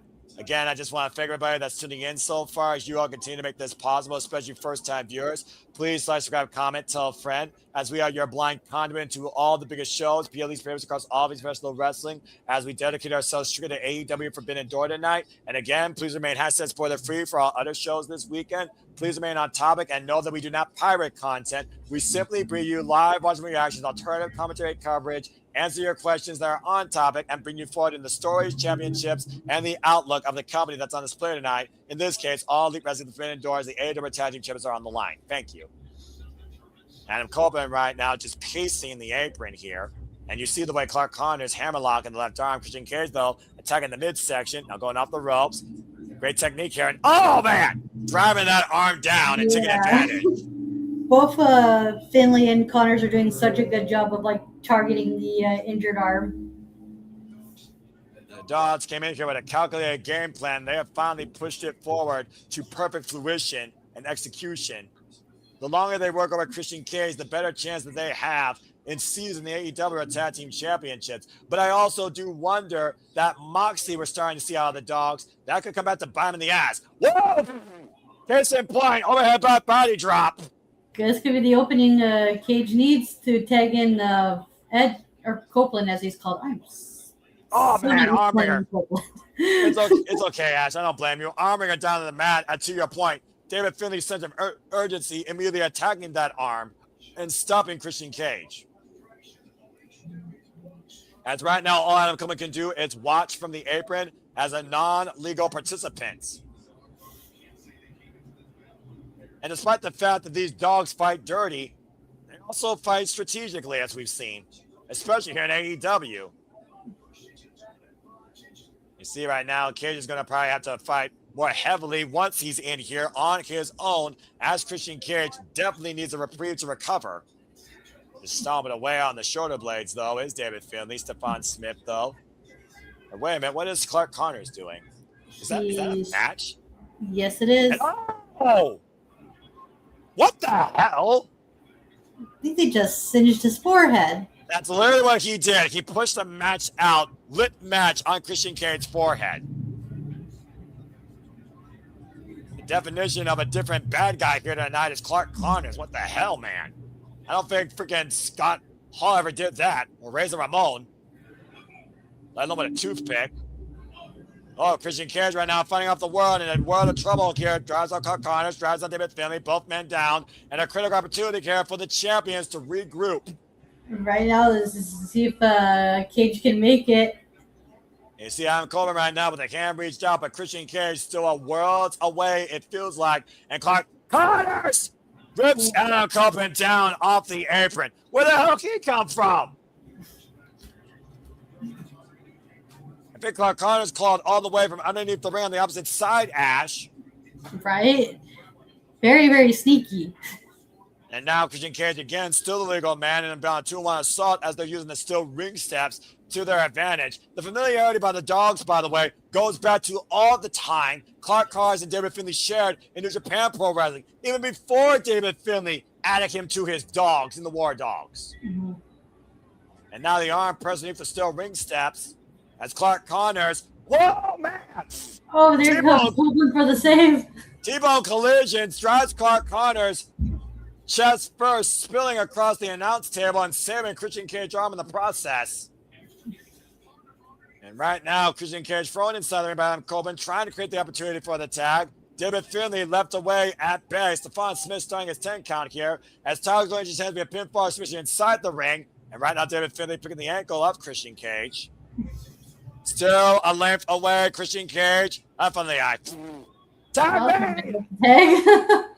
I mean, would you expect anything less from that asshole, Ash? I'm just saying. No, not at all. Now, Copeland with the hot tag. Got a fire of the world for the next few minutes here. Overhead, back by drop to David Finlay. Irish whip, to your point, Adam Coleman and Christian Cage AEW career originally defined by the TNT Championship and Spike being invented. Impaler! Impaler DDT to come out the far leg and a 2 count on David Finlay. That was a deep cover there by Adam Copeland after that DDT. Yeah. Woof. We all know how dangerous Adam Copeland is when you instigate the rated R superstar. Uh-oh. And Ash, I think he's got that look in his eyes and he's poised. He's going for the spear. Copeland on the move. Whoa! Good agility by David Finlay. Clark Connors and dogs. Oh, okay. I thought they were both going to go for a spear, but that works. Double shoulder tackle still takes Adam Copeland down, and once again the dogs find themselves back in control of this matchup. Isolating themselves of Adam Copeland. Uh-oh. And right now, Adam Copeland left all alone. Opposite sides loaded. As right now, Clark Connors and David Finlay might look for the high-low. Whoop! Christian Cage, though, pulls Clark Connors out. Second time we've seen Christian Cage and Adam Copeland go to the aid of each other when they need it the most, Ash. And David Finlay right now being pressed against the second rope. Oh, man. Caught with the splash in the back. Slingshot and Christian Cage caught by Clark Connors, driven into the barricade. Was probably looking for that pop-up slap to the face or chop. And that's just like good teamwork, like being aware of your surroundings and where not just your tag partner is, but your opponent is at all times as well. Yeah. Oh, low! Oh, wow, that's nice. And the counter by David Finlay to win! Kick on two! And to your point, though, both these sides extremely well aware where their partner is at all times.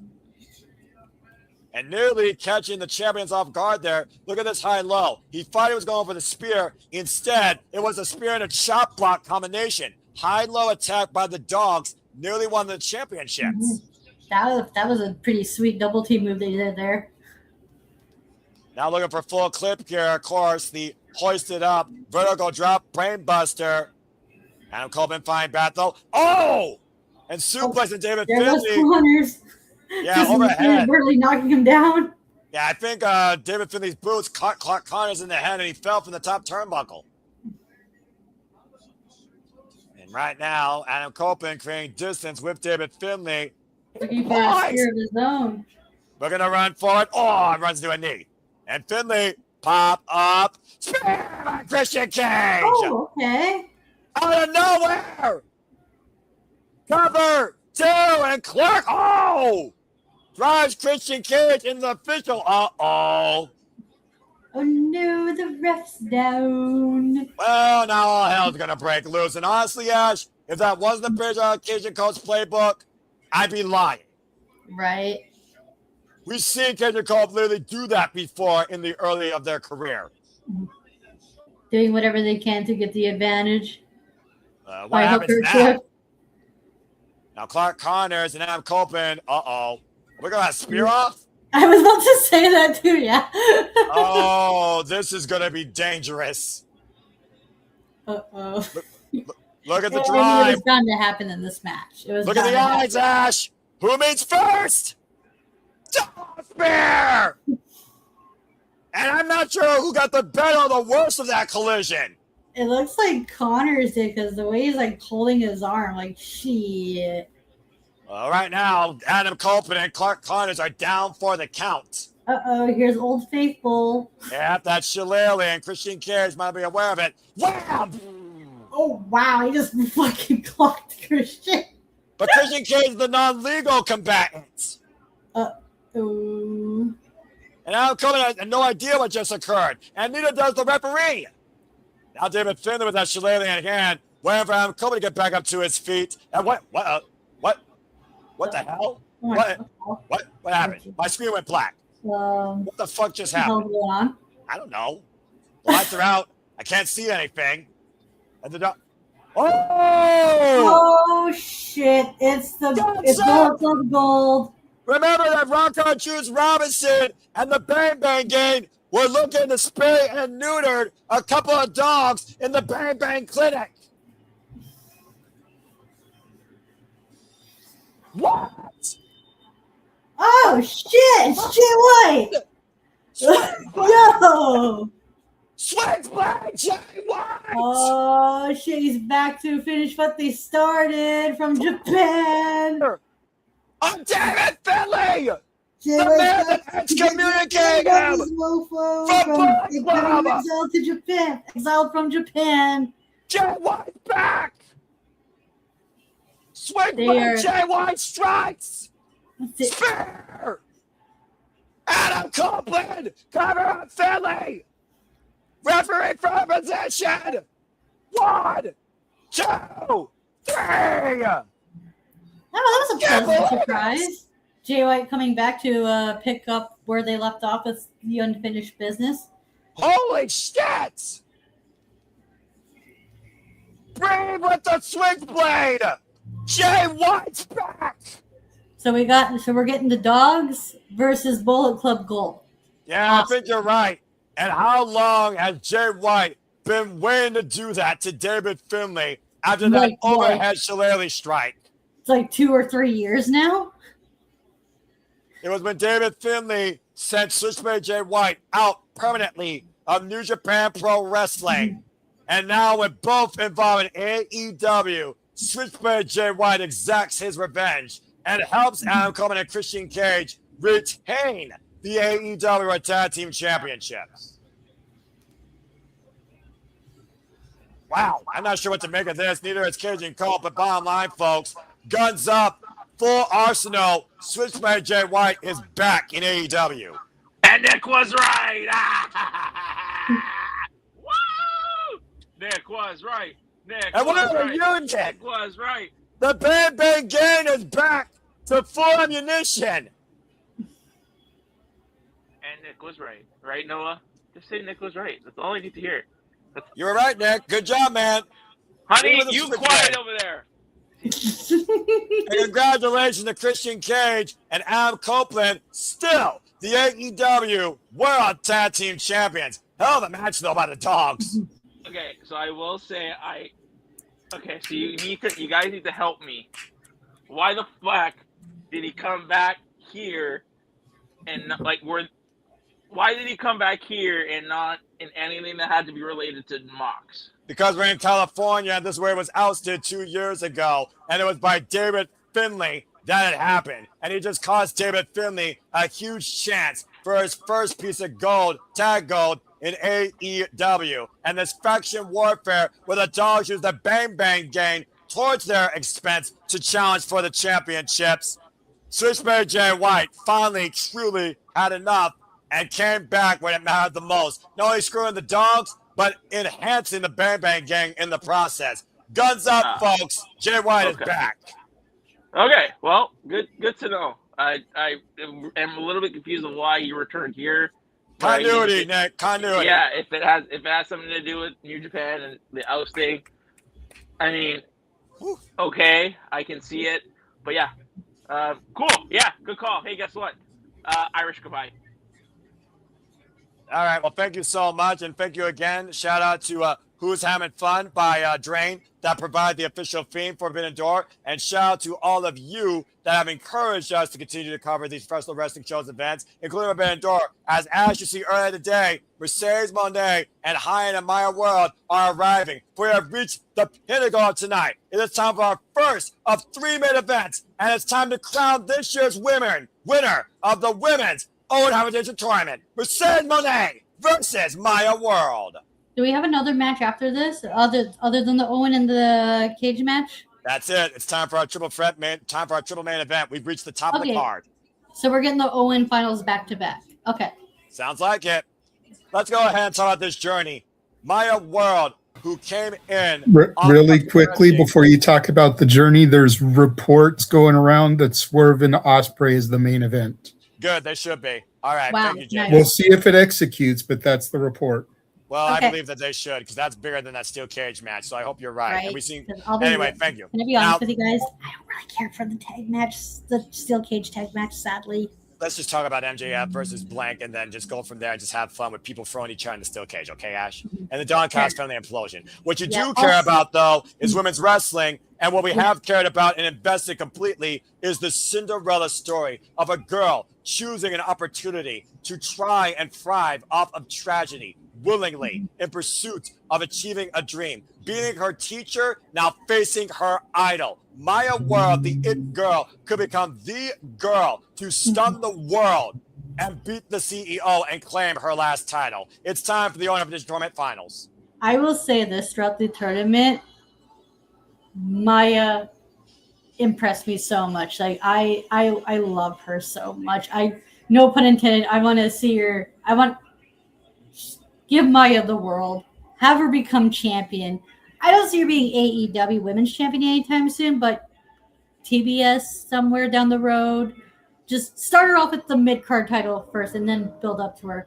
Although I will say this: if she does win this tournament, I'd be amazed by that. Because I'd be jumping out of my chair. Wow, that'd be super unexpected. Because it'd be a much needed change of pace, especially because we need fresh new faces in the women's main event scene because we've been cycling through a lot of the same people. So Maya World would be a beautiful breath of fresh air going into the women's title.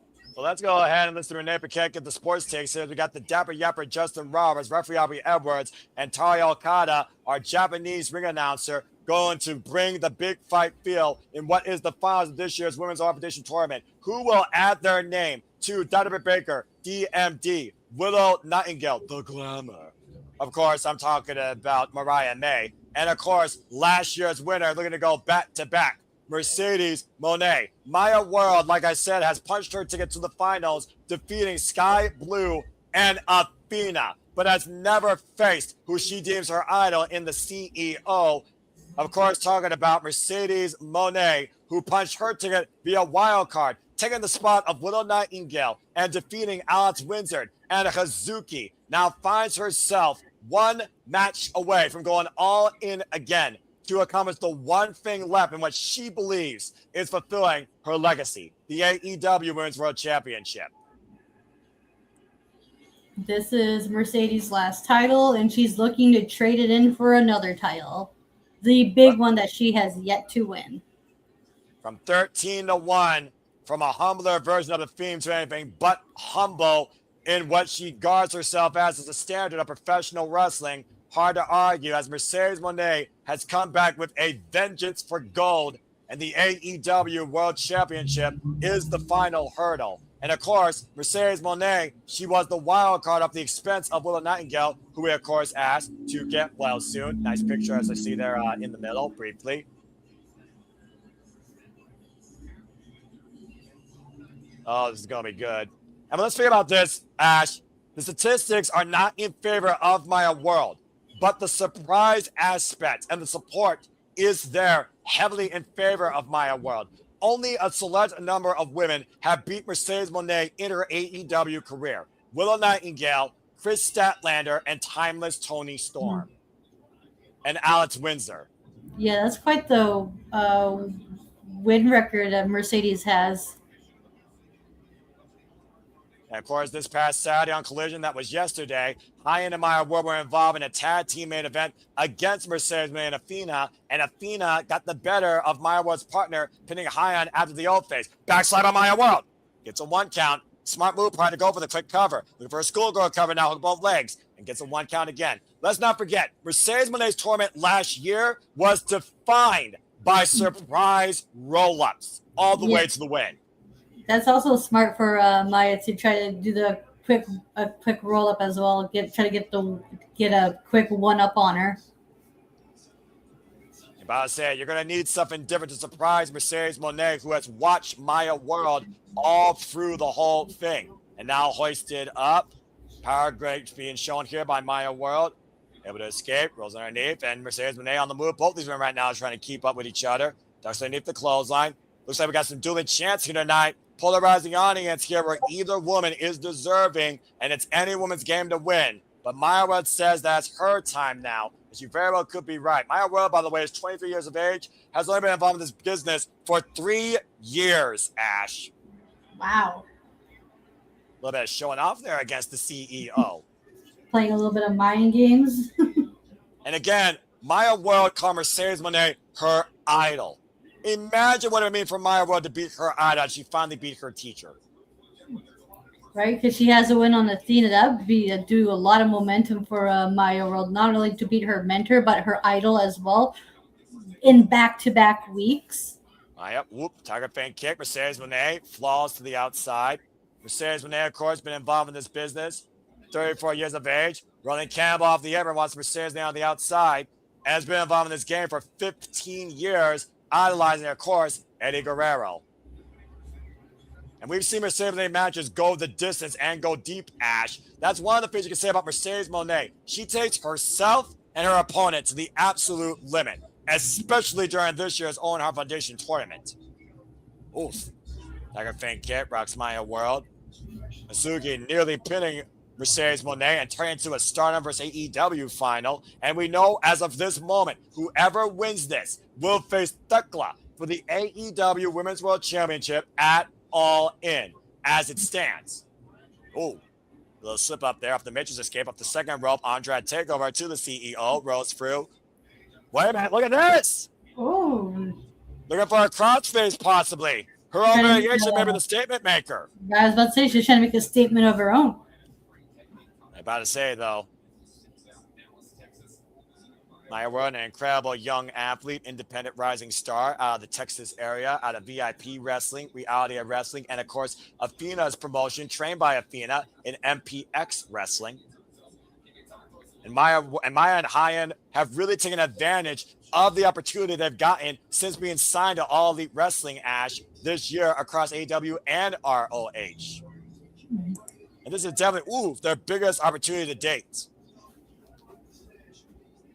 I mean, you said yourself, the fact of the matter is this stock could raise Maya World to the point you would think she'd be a future AEW Women's World Champion is huge for just the start of this young lady's career that started this year in AEW. Their first match was on the countdown at World's End last year, where pretty much they were either signed or just about to be signed. Lara Press 2 and Maya World Bridge is out. Oh, Mercedes rips her down by the hair. And to your point, Ash, the downfall of the CEO last year started after she received her first loss in AEW at All in Texas at the expense of Thomas Toni Storm for the AEW Women's World Championship after she won the Owen. Yeah, that's what Mercedes is trying to do. She's trying to right the wrong. Win back-to-back Owens. Whoop. And become champion at the place where you can make the argument where her downfall started. At All In. And right now, looking to roll through is Maya World, hooking up Mercedes Moné, hoisted up. Brain Buster! Mercedes dropped down hard. Now Maya World in the cover. Up the far leg. Gets a 2 count. Ooh. The fact of the matter, Timeless Toni Storm, Alex Windsor, Persephone, Red Velvet, Chris Statlander, Willow Nightingale, all were able to cause the CEO's downfall before she went on a hiatus at the beginning of this year, only to return in this year's Owen Hart Foundation tournament on a wild card standard at the expense of the first person that she took a title from in her AEW rising career to become the longest reigning TBS champion. Now Mercedes Moné scouting Maya World, driving the knees down on the apron. Crushing Maya in the process. It's quite the coincidence how both of these women share the same story, where they both capitalized on the opportunity that was open for them. And here they both of them were not originally in a tournament, yet here they are in the finals. Yeah, where again, there is a point of no return. You either win or you are eliminated. You can kiss your hopes of going all in. Basically, goodbye. And right now, Mercedes in the corner. Big Meteora, high stack. Look at both legs. Just in the cover, and Maya pops out. So who do you think's got more pressure here, Ash? Mercedes Moné or Maya World? With the fact that Maya World was not even supposed to be in this opportunity, but was presented it and chose it. Why Mercedes Moné has been here before and has won it. Like what Nick says about Ospreay, this is Mercedes' tournament to lose. This is her last chance. And this is Maya's big opportunity to prove that she deserves to be here. She is the it girl. Oh, double needs again. High stack, hold that thought, and pops out again at 2. Continue. And yeah, and a win over this tournament will prove that Maya is right, that she is the it girl. I will say this right now. Even if Maya doesn't win the tournament, she proved that she is, in fact, the it girl, and she is a future AEW women's champion. Mark my words. Yeah, you heard it here from Ash. And again, folks, we'll be going all into the Cathedral of Football, which once again will be the Cathedral of Wrestling, August 30th at Wembley Stadium. And we will be coming here live at the SAP Reliable Studios. You see the cornerstone on the stage. Mercedes Moné's Owen Hart Foundation Tournament Championship and that Owen Hart Foundation Tournament Trophy. I got a question to ask. What time does All In start on August 30th? I'm going to guess some point in the afternoon, like maybe 1 p.m. Eastern Standard Time, which I figure what it usually is. I have no idea. Okay, so it's not going to conflict with the Triple Yacht show, right? I have no idea. Okay, because, time zones, am I right, guys? Well, we are nearly touching the international dateline, and right now, Aubrey Everett's checking out my word, making sure she can continue. And bring her back inside, you were saying.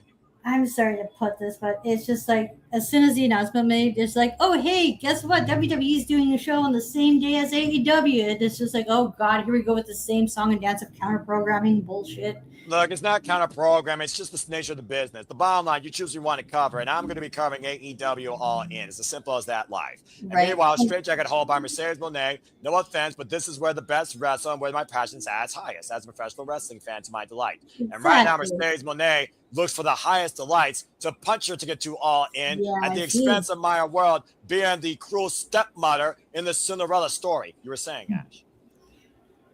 Yeah, Mercedes got that hold really locked in, and Maya's doing her damnedest trying to break out of it.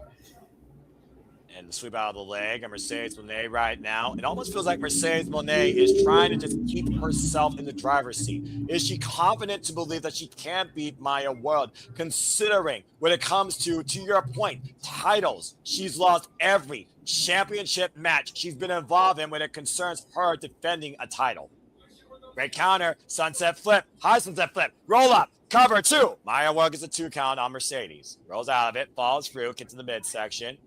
And Maya again on the attack, Irish whip, Mercedes Moné up and over. And Mercedes hooking up Maya World. Uh-oh. Beautiful transition, possibly into a tombstone, but Maya World able to escape. Now hoisting up Mercedes, the strength of Maya World. Able to escape though, both these women trying for position, Ash. Once again, Mercedes looking for the tombstone, but to see the way Maya World keeps kicking her legs forward. Now has Mercedes in position and slips out from underneath. 50 roll. Double stomp to Maya World. Beautiful sequence there. Like we were both able to counter each other. Very well done. An incredible counter exchange by both these athletes as Mercedes goes for the cover and gets a 2 count. And I think that hesitation there, to your point, caught off guard by the potential of Maya World as Mercedes being tested by it. Might have cost the CEO there in that moment.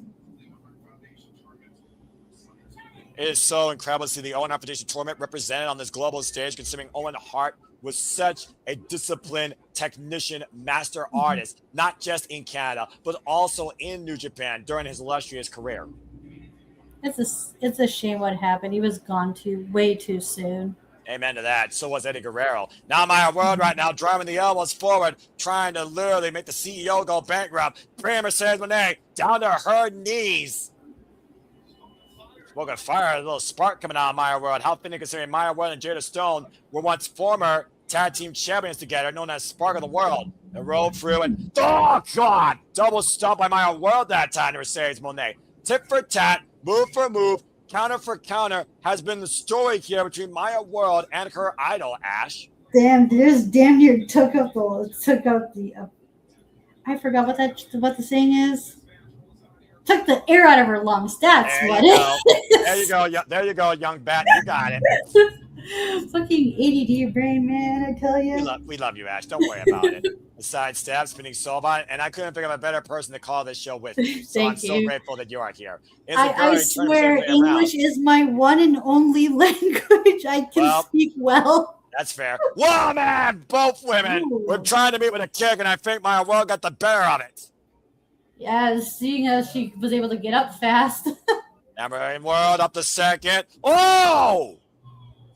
Beautiful takedown. Cover 2 count only. Was that an arm drag upstairs? Because that looked beautiful. was like an arm drag variation of a DDT off the ropes, tilt-a-whirl style. Very innovative by on Maya's end. And Maya World, trained by Lou Gotti, current VIP Women's Champion, former HOT Women's Champion, Reality Wrestling Women's Tag Team Champion alongside Data Stone. As they were sparking the world, Shining Wizard applied to Mercedes Moné. Rolled too close to the ropes, though, and Maya World's got to be aware of it here. You notice the way the she was running close to the ropes, didn't go for the cover. Knows that she knew that she wasn't going to cover her there. And there's sense of urgency by Mercedes Moné grabbing the ropes and kicking Maya World away. The up kick, side step. Oh no, front first in the second rope. The level of inexperience that Maya World has. Mistake might have costed her. Yeah, to your point. And now Mercedes Moné might be looking to pop the hips and send her over, channeling her inner Eddie Guerrero for the Three Amigos. There's the second, again, beautiful transition execution here by Mercedes Moné. And she is really feeling herself out here right now, Ash. Maybe this might take a little too much time, and because of that, that's what ended up costing Mercedes, because Maya was able to counter. Unfortunately, not able to counter there. It completes the trifecta. Mercedes Barely, Moné, though, barely. yeah, well, either way, still counts, call it effective. Mercedes Moné, of course, trained by Brian Fury, Handsome Johnny. And, of course, disciplined out of the New York area, has been involved in this game for 15 years. Former NXT, SmackDown, Raw Women's Champion. And, of course, longest reigning AEW TBS Champion. CMLL Women's World Champion. Repro Undisputed British Heavyweight Champion. Blank champion here except for the AEW Women's World Championship. Yeah, Mercedes has done it all, hasn't she? Yeah. Oh! Winning Remember gold that double stomp and Maya World got the knees up. Yeah, that was nicely scouted by Maya. I was about to say, it's like, it seems like every major company. Inside cradle. 2 count. Continue. Every major company company Mercedes worked for, she's always won the big one, except for here in AEW. And I would say in AEW, she's been trained, challenged, disciplined, and pushed harder as a wrestler than ever before in her wrestling career because of all the opportunities she created herself across the world and the run she had with the TBS title and the pressure she puts herself on to win the AEW Women's World title. And right now, the statement maker applied, but you see Maya World trying to roll her way to the ropes to force a break on the outside, turning her body. Try to make the break, and right now the foot pushed off. Wait a minute, reversal, jackknife. Oh, nice oh! Almost got her. Woo! Very nearly caught her there, to your point. Rolling elbow connects, though, against Mercedes Moné. Just almost knocking her, knocked her down. I said almost, but no, she knocked her down. And she's struggling to get where the Mercedes is. I'm about to say, how close are we to a Cinderella story happening? Bridging back with the suplex and the bridge, rolls through, maintains control of the CEO. How much strength is taken out of freaking Maya World, though? Another bridging suplex spin, rolls through again, holds on to Mercedes Moné. This is incredible, Ash. Doing a trifecta of her own, if you will. Can she complete the trifecta, though? Wait, Maya, what's she looking for the outside? And oh my gosh! It's on the apron of the floor! How vicious by Maya World does she know she needs to be against Mercedes Moné, her idol tonight? Showing no love to her challenger. Take a look at this. Right? She wants this just as badly as Mercedes does. And that faraway throw overhead in the ropes to the apron, crashing on the apron to the floor. And right now, Mercedes Moné getting back up to her feet, and Maya World on the move. Sabre was checking on her, and Maya to the outside. Tope Suicida wiping out Mercedes Moné. And I don't think Maya World's looking for a count out here, Ash. No, she wants that. She wants the proper victory. Maya now going up to the top rope. Taken to the skies. Regains her composure, regains her footing, looking down, Swanton bomb! And the cover, 2 kickouts! Oh my God, I can't take much more of this. Woo! You can see the sense of panic and urgency and reprieve on Mercedes Moné's face, etched all over it, Ash. Right? Yeah, this is such a good match. This is as intense as it gets. Right. To think what could have been. came down to the what ifs. Take a look at the replay here, by the way. Beautiful swanton bomb, high angle, immediately went for the cover, hook on the far leg, and somehow Monet escapes. Again, the importance of this match. You guarantee yourself to go all in and challenge the AEW Women's World Championship. And Maya Woods have been face first in the second turnbuckle. And Mercedes Monet looking to follow up here, grabbing Maya Woods again, prevents the face collision with the turnbuckle pad. How long has Maya Woods been watching and scouting Mercedes Monet, Ash? Yeah, she's been studying tape, all right. Jiggy Nando's studying, yeah. And now Maya Woods up out of the corner. Look for the sunset flip. Powerbomb, maybe. Mercedes Monet holding on, though, to the turnbuckles and the ropes. Sense of urgency. Driving her fist into the head of Maya Woods. And now catching her up and over. Counters. Oh, lost her footing. Again, unable to complete the possible powerbomb or the power driver, hoisted up. And again, Maya Woods still fights back. And the frustration right now by Mercedes Monet driving Maya Woods hard into the turnbuckle pads. And right now, Mercedes Monet, sunset flip, power bomb in the corner. That one fully got connected, Ash. Is that really? It's going to do a number on Maya World's back, and that's going to play into the statement maker. Diamond knees, back press, hook the far leg. Not enough for Mercedes Monet as Maya World still remains alive. I almost wonder, as long as this match goes, does it favor Maya Woods more due to the unpredictability and unfamiliarity? Or does it favor Mercedes Monet more due to the level of experience in this stage? Yeah, because both of these, both competitors are like... This is incredible. Yeah, I noticed that, but they're also like really giving it their all. It's just about who wants it more and who has like more energy, if you will, who has like more power, who has more gas left in their tank. Mercedes now hoisting up Maya Woods, possibly looking for the tombstone pile driver. On the point of the knees to the head of Maya Woods, preventing her from kicking out and hoisted up. Oh! Reversal! Oh, nice counter by Maya. It was like a Rana DDT. And on the move again, the bridging suplex cover. They're unable to capture the leg, though. Now both these women locked up in a backslide exchange. Maya Woods, Mercedes Monet, both trying to get the better. Now both going up to their feet, and hoisted up, going special. Money Maker! 1, 2, kick out! Ooh. Maya Woods just kicked out of the Money Maker! Looks like Mercedes might have to tap out Maya then. Because I don't know what else she can do. Glory Bomb Sidewinder Facebuster. And Maya Woods survived it. Much like she survived the old face of Athena. Take a look.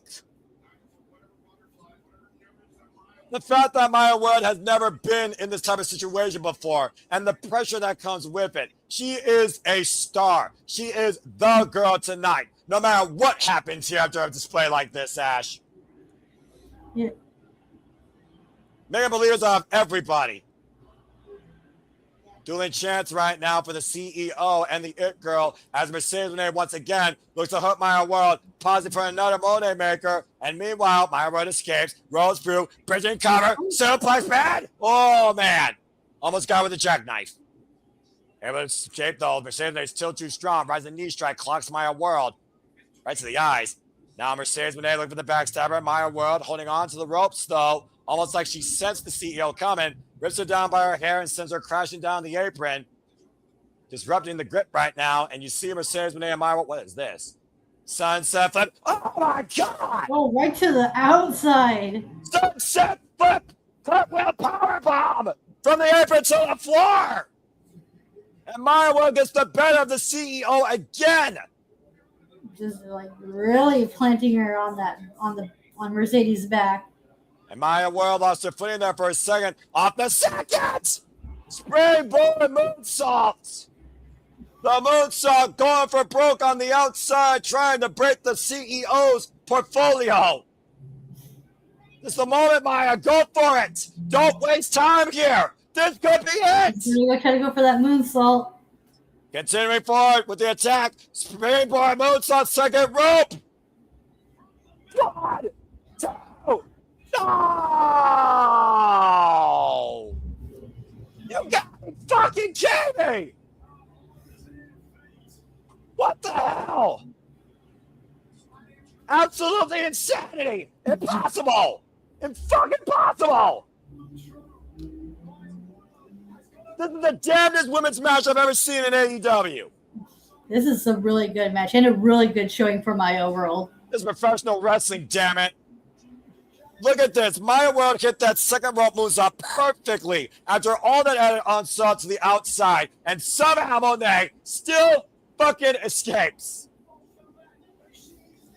Maya World is there on the doorstep of greatness. Mercedes Monet, though, inside leg clutch sprint. And Maya World able to escape. Now Maya World rolling through into her own statement maker. CEO in trouble. Maya World's body in between. Mercedes Monet on the ropes. Where Mercedes tap out for the first time ever in her AEW career.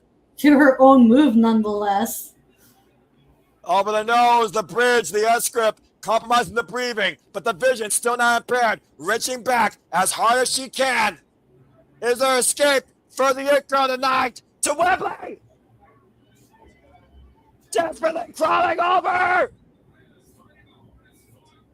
the hardest spot that bullies have ever been in their entire career. And Maya World rolls her towards center by Mercedes Monet. Now Chevy Maya World into the statement maker. The reversal. Will Maya World tap out to her own hero? Will her greatest hero be her number one villain? I can't imagine Maya World losing like that. And Mercedes Monet again, sense of urgency, reaching back as hard as she can. It might be a matter of time before Maya World passes out. She's got it firmly locked in, but Maya World's still trying to fight back. Bottom rope, literally within inches of Maya World's perseverance. Slowly Can but she get surely. there? Can she get there? Come on. Jack, no, crucifix! Oh, Maya World at the near leg! Oh my God. Oh, that was close. I'm gonna die here tonight. Oh my gosh. And Maya World again unable to hoist up Mercedes. Mercedes trying to hoist Maya World up again. Backstabber! And Mercedes take over again into the statement maker. Fully applied!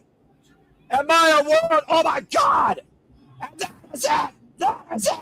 That's fucking it! Rich like a horse show! Mercedes Monet fucking wins! I should see JJ's comment here. What a fucking incredible, once in a lifetime opportunity, world championship caliber effort by a 3-year young upstart, future prodigy of this business by Maya World against her idol Mercedes Monet as the CEO is moving on up to Wembley Stadium and is now the first 2-time consecutive Owen Hart Foundation tournament winner. Mercedes made history tonight by being the first back-to-back Owen Hart winner, and she cements her place as a #1 contender for that women's title at All In. The CEO is once again going all in for the AEW Women's World Championship. Now And the question remains, will Tekla be champion going into All In? Because that could all change before then. I have no fucking idea. All I know is that is the greatest women's professional wrestling match I have called in AEW history. That's professional wrestling, damn it, and immortality. That was an instant classic, and Maya World has nothing to be ashamed of. While Mercedes Monet, maybe on her last opportunity, to your point, Ash, Maya World opened the door to an endless possibility of future opportunities. We are not going to forget the name of that It Girl. But for now, the Owen Hart Foundation tournament stands for CEO. And also, Maya World, because she has a win over Athena, she might be next in line for that ROH women's title. Mercedes Monet, the biggest career win thus far, and only one thing remains to cement her legacy and immortality. The AEW Women's World Championship to go to Renee Paquette with Athena. And let's not forget, Athena and Mercedes Moné were looking to take over AEW last year, and they both lost in doing that. Athena showing no love to Maya World. Go figure. I get the character, but come on. Can you be humble for once in your damn life?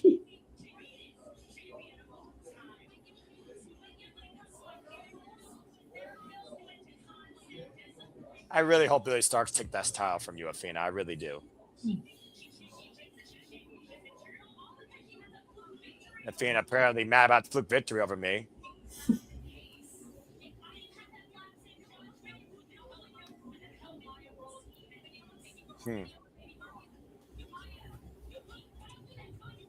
Might keep finding a good fight.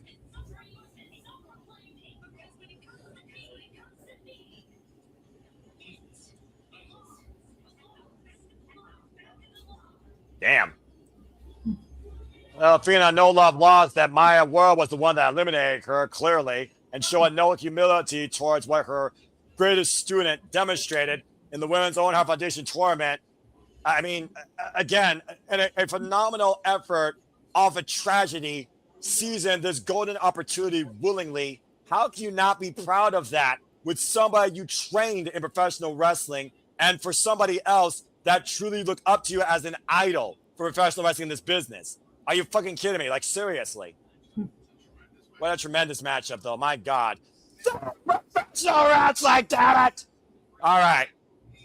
As of course we continue here as with our trifecta of main events, to your point, our semi-main is going to have all hell break loose inside a brand new one-of-a-kind circular steel cage as it ascends down upon the ring. It is time for Team MJF versus Team Mark Briscoe, 12-man steel cage match. And the only way to win is via pinfall or submission inside the ring. Escape means fucking nothing. And if Team Mark Briscoe wins, he will get a shot at MJF's AEW World Championship. If Team MJF wins, Mark Briscoe will never get a shot as long as MJF holds the gold.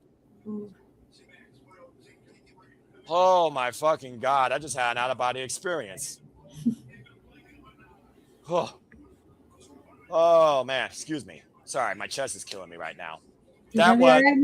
Yeah, I'll be fine. I mean, you know, I've done this shit before. How many times now, Ash? I'm just saying. True. Very true. Holy shit. Good grease lightning almighty. That was the most fucking incredible match I have seen in AEW for the women's division. That was a really good match. You can't get closer, deeper, more putting your life out there than that when it came to Maya World's potential in bringing us that story.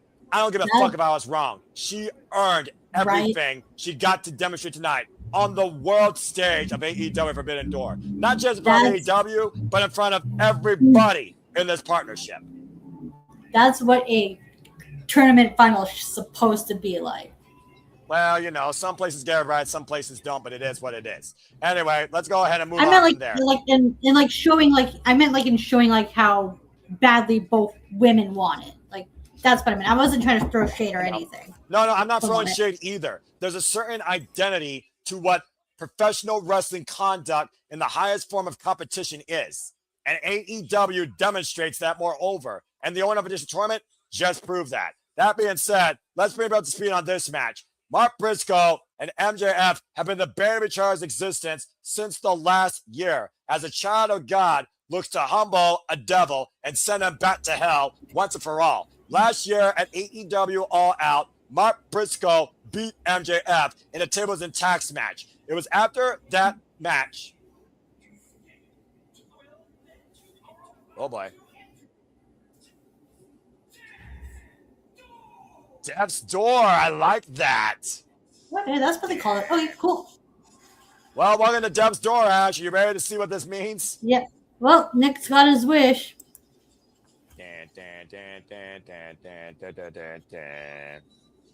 Anyway, as of course MJF lost against Mark Briscoe and went on hiatus, he brought forward his new world at World's End last year. Since MJF regained the Triple B against Darby Allin, Mark Briscoe has been claiming for this density, asking for it, to actually seize the AEW World Championship against his greatest rival. One of the last men to beat MJF one-on-one in the ring. The last man outside Kevin Knight to pin him. And MJF has fully invested in the Don Callis family to remove Mark Briscoe permanently from this equation. It's a hell of a team, though, that they assembled here, Ash. We got to give credit where credit's due. Oh, my gosh. I got a migraine right now. Now, here's the thing. Can all of these men coincide? Well, let's go ahead and run down, shall we? MJF invested in a big case of money in the Don Callis family and picked the following players. Protostar Kyle Fletcher, who is hell-bent on getting back after Konosuke Takeshita and returning the AEW National Championship to the Don Callis family. The Jet Kevin Knight, who not only negotiated if the MJF team wins, he will get a future shot at the AEW World Championship, but Kyle Fletcher has not been looking eye to eye with Kevin Knight, considering he holds his previous prize, the TNT title. Kazuchika Okada, Proto Okada on the same page, it seems, but Okada very much wants that AEW International Championship as well. Jake Doyle, the anomaly, coming off a great singles winning streak, was brought into here because he is a power brutalizer. And Andrade El Idolo at most odds ends with MJF. How you know? Because he wants MJF's AEW World Championship, does not want to work with this man. But Don Callis, still christening him as the money man, has promised El Idolo, you will get your title shot. But MJF has already disrespected this man on numerous occasions and decked him this past Wednesday on Dynamite in this communication that led to MJF eating a J Driller, a move that he's never kicked out of. And now we look at the opposite side as we look away at those ugly-ass T-shirts. Ugh. Oh, I need this freaking reprieve, honest to God. Isn't it sad how the steel cage match is a cool-down match? No, because that's the beauty of AEW. You can make anything look like cool down and it still will have something to it. Because at the end of the day, we're dictating so much of the Don Callis family or the AEW World, the TNT, and the AEW International title. True, but traditionally steel cage matches aren't like cool-down matches, though. But although it does structure aside, I see what you mean. But again, hindsight's 2020. Who gives a fuck? True. And right now, look at Konosuke Takeshita adorned in all white, coming to light on his own, excommunicated from the Don Callis family, a renewed soul, and now, of course, a two-time AEW International Champion after beating Kazuchika Okada, finally, at Double or Nothing.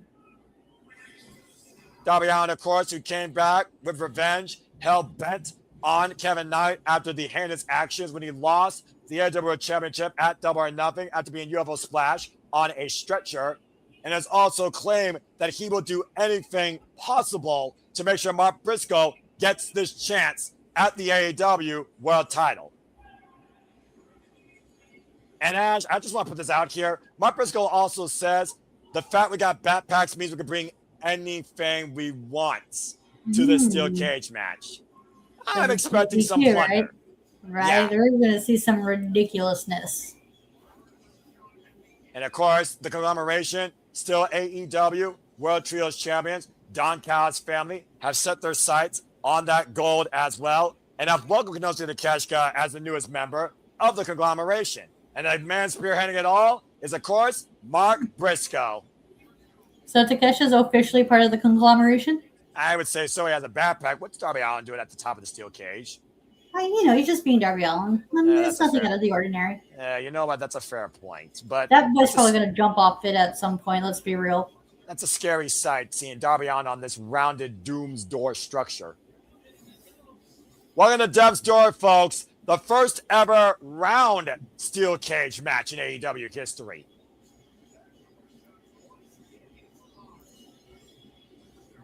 Oh boy. I like how they have like a round steel cage because your traditional I think they learned from last year where they knew like the traditional square one was not enough, like did not leave enough room. As they are locked inside Death's Door, again, there is no escape. You know what? from here on out, I would love to see them use this style of cage more often, especially in like regular steel cage matches, to help them differentiate from WWE, who's more traditional, whereas AEW, they're the alternative, or at least they're supposed to be anyway. Well, according to MJF, they already are, and I think after tonight, with the fact they are the standard of pay-per-views, Ash, they very much prove they are the alternative professional wrestling. And right now we got a 12-man melee ensuing inside Death's door, where again there is no escape. The only way this ends, pinfall or submission inside the ring, inside the steel cage. Oh my gosh. Talk about just a 12-man melee here. And again, the bigger story here, Don Callis' family. Is everything fine in the family? I don't think so. And I think we're going to see a turning point in the Don Callis family tonight. Everybody on the inside right now. Mark Briscoe right now inside the ring with MJF and Kyle O'Reilly. And MJF runs like a scolded dog. But this dog now is literally trapped. No escape from Mark Briscoe's wrap. What a drop kick by Kevin Knight. And the beauty of this match, Ash, we can just be easy. We can just talk about the story here. You can just relax. Oh, man. Well, Mark Briscoe couldn't relax on that clothesline. But I say, we know the stoops that MJF will go down to when it comes to preserving that AEW World Championship and proving that he's better than you, and you know it. And Don Callis on commentary. And right now, Andrade Igolo gained the better of Kyle O'Reilly. Andrade Igolo, the former IWGP Global Heavyweight Champion. Darby Allin and Jay Doyle. Oh, gosh. Apron powerbomb. Messy powerbomb. And Doyle right now, this monster of a man, throwing Darby Allin against the steel cage. Bouncing him off. Good grief. And recently we saw, of course, Kevin Knight endorsing Jay Doyle as Jay Doyle got a singles win over Speedball Mike Bailey. That's one of the ugliest shirts I've ever seen. Vanessa Takagi, of course, AEW International Champion. Oh my gosh. It's one of those things also that how heinous is this going to get, Ash? Because when it comes to AEW, they have a freaking appetite for violence. Oh, absolutely. Just the bloodlust for chaos and plunder. I can relate. I like bloodlust. I have a bloodlust for this type of shit. You know that, you know? And of course, right now, this fabrication that MJF and Don Callis are buddy-buddy over money, I think is bullshit. Because you know Don Callis wants more than anything, not only to control, but seize the AEW World title for the Don Callis family. He once said he won't stop until every member of the family is holding gold in AEW. Yeah, wouldn't that be like something? Everyone in the Don Callis family holding all the titles at once. Yeah, we got like, four that's even tables something right the Death Riders wasn't able to do. Yeah, exactly. Oh my gosh, what the hell? That table has the mark.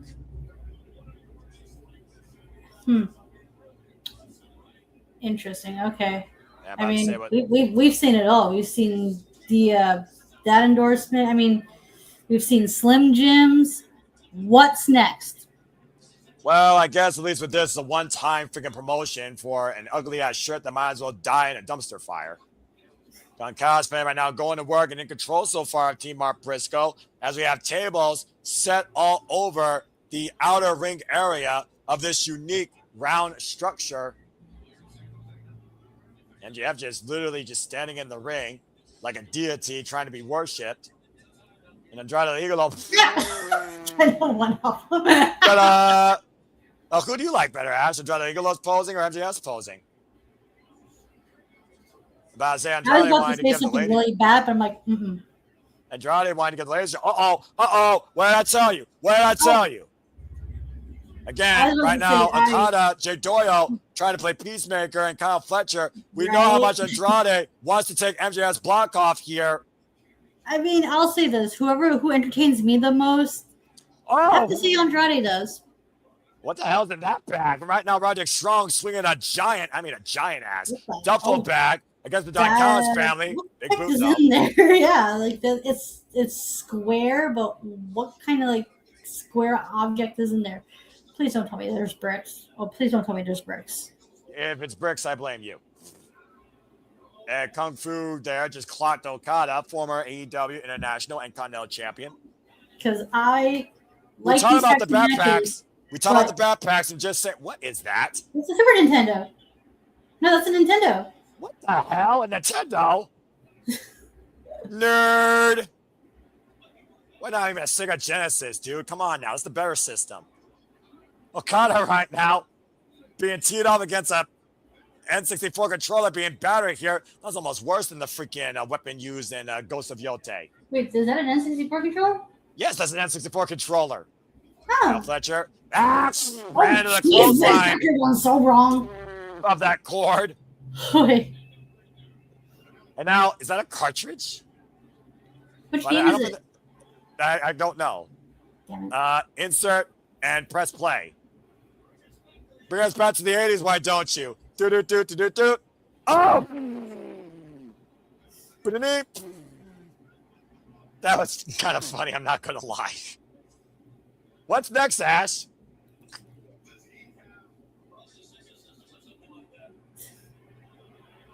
There's the Oh, no! Thumbtacks! MJF's undoing last year at AEW All Out. And Kyle Fletcher busted wide open, now shining red. Kyle Fletcher knows the thing too. It's not the N64. Oh, you're right. It's the NES. The N64 is the weird one with the weird pointy shape. Yeah, the And right now- 3-point controller. Yeah, exactly. Excuse me. I never owned a 64. I own the better controller, the Sega. Whoop. And right now, sidestep. Roderick Strong on the move. Wrecking ball, drop kick, sends Jay Doyle into the steel cage. And Jay Doyle hoisting up Roderick Strong. And hoisted up and swung like Wait. a pendulum. They're doing a really good job of making Doyle look like a monster here because he's just been dominant and like showing so much power. Well, I mean, you're inside Deb's door. You throw caution to the wind. You know what I mean? Yeah. I'm still trying to recover, by the way, from the Oh freaking no, instant he's getting class. choked out by the controller now. Well, he's got 10 seconds. Will you continue? Wait a minute, Ash. You were just saying that instead. Long-darted shot in the corner. O'Reilly face first near turnbuckle. Isn't that crazy that the Nintendo system's older than Kyle Fletcher? I mean, you're not wrong, but you're kind of right. Hey, want to know a Accurate. fun fact? Yeah, sure. High kick. The Mario Kart for the Super Nintendo is 29 days older than me. Oh, God! And 29 plus tax with the overhead bill, and Montpris goes back. Oh, you're dummy out with the very skateboard. smart. Yeah, shots midsection. Oh, jeez! Almost snapped that damn thing in half. And MJF right now wrecking the eyes of the man that he beat to regain the Triple B, the AEW World Title. Good grief. Now MJF might be looking to send Darby Allin into the tax. Irish whip. Oh, point toe kick. MJF staggering.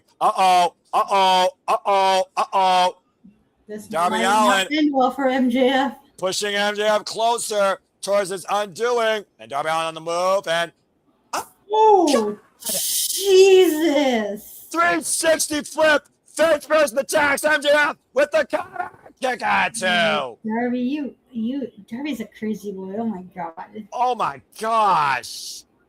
360 face first in the tax ash. Look at the replay. Right. That was. Overhead 360 back body drop. Face first, chest first into the tax. Golly. And hands first. Oh my gosh. Look at his hand. Look He's at gonna his sweep away the thumbtacks. Oh my gosh. Well, clearly MJF wants nothing to do with tax as he tries to sweep away the punishment that could have been for him. Okay, that's funny. That's pretty funny. But that's also very smart when you think about it, Ash. Right? He knows how bad those fiends are. Remember, he went for 10,000 plus of them in Canada last year at All Out. You're right. That was crazy. Good Lord. Hey, I mean, if nothing else, he's also saving the cleanup crew a little bit of work. Mhm. Not the kind Nick usually talks about either. Yeah, accurate. But now that Florida's coming in tax, I don't think MJF realizes the dangers he's imposing the outside of the ring. Oh, someone's going to go land in those, and it's probably MJF. And right now, MJF claiming the ring all for himself. Orange Cassidy. Uh-oh. Oh!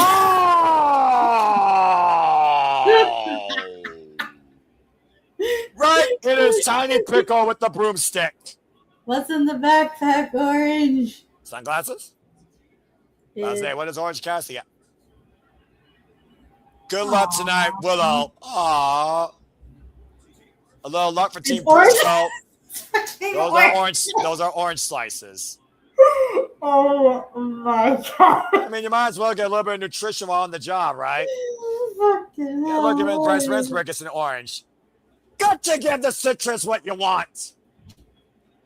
I just said that, folks. Yes, I did. This is why I love AEW. You can be weird and it makes sense. This is... we were going to get into some, like, ridiculousness. Like, goddamn. The alternative professional wrestling. All elite wrestling where the best wrestle and the cartoony shenanigans follow. And right now, Kyle Fletcher, I wonder if he likes tangerines. Uh-oh. Oh, wait, citric acid in the open wound on the blood. That's searing stinging of that citric acid. Ooh, that's got to be painful. That's going to be like... I've seen everything, though. I've never seen oranges used like that as a weapon. That was just kudos, that was right? Like, kudos for Fletcher for being a trooper for taking that, because damn. About to say, now Kenosuke Takeshka. Oh, baby. Well, shit. Shall we revisit Double or Nothing match with Okada and Kenosuke? Teaser for a possible rematch at All In, perhaps? Well, considering the 1-1, I wouldn't count it out. Or who knows, maybe Okada's looking for some redemption and he wants that title back. Is it redemption or is it revenge at this point? Because remember, Kenosuke Takeshka was the one ousted by the Don Callis family. And Kenosuke also proved he was the strongest that night at Double or Nothing. Why can't it be both? And Kenosuke firing himself up here as Okada right now is being teed off against Kenosuke. Oh my God, what an elbow. Clocking the Rainmaker. Man, what a haymaker and a half to the Rainmaker. How ironic. What's in that backpack? Let's find out. What's in the bag? What's in the bag? What's in the bag? It is... Trying to change here, and Kenosuke and Okada showing a bit of concern. It's the middle here. fingers. I'm about to say, Kenosuke, what's he looking for? Oh, he found it. What is it? And it's middle finger. I was just joking. I think it actually was one. Cheeky! Dude! Oh, that was fucking brilliant. That was fucking brilliant. Uh-oh. That was so damn brilliant. Oh, my God. We're going to do that next time with somebody. I swear that was brilliant. Swing and miss, and Kyle Fletcher now half and half. Head and shoulder capture suplex and following through with a flying kick in the corner. The two men that define the Don Callis family birth up and over. And Kenosuke now in the clutches of Okada. Whoa. Yeah, that was a close call. Me out of the minds right now. Kenosuke taking advantage up and around. Okada. But instead, Blue Thunder counter. Okada hoisting up Kenosuke. And Kenosuke hoisting up Okada. Fireman's carry up on the shoulder. Tombstone power driver attempt. Kenosuke. Oh, no! Friendly fire by Kyle Fletcher. Standing switch exchange now between Fletcher and Kenosuke. Both men. Oh, no way. No way. No way. There's no way. What the hell? 10-1 for Kenosuke. Off the deadlift jerk. I fucking love AEW. And the definition, like I said, Ash, Kenosuke, the strongest. My God. Take a look at the replay, Ash. Look at this.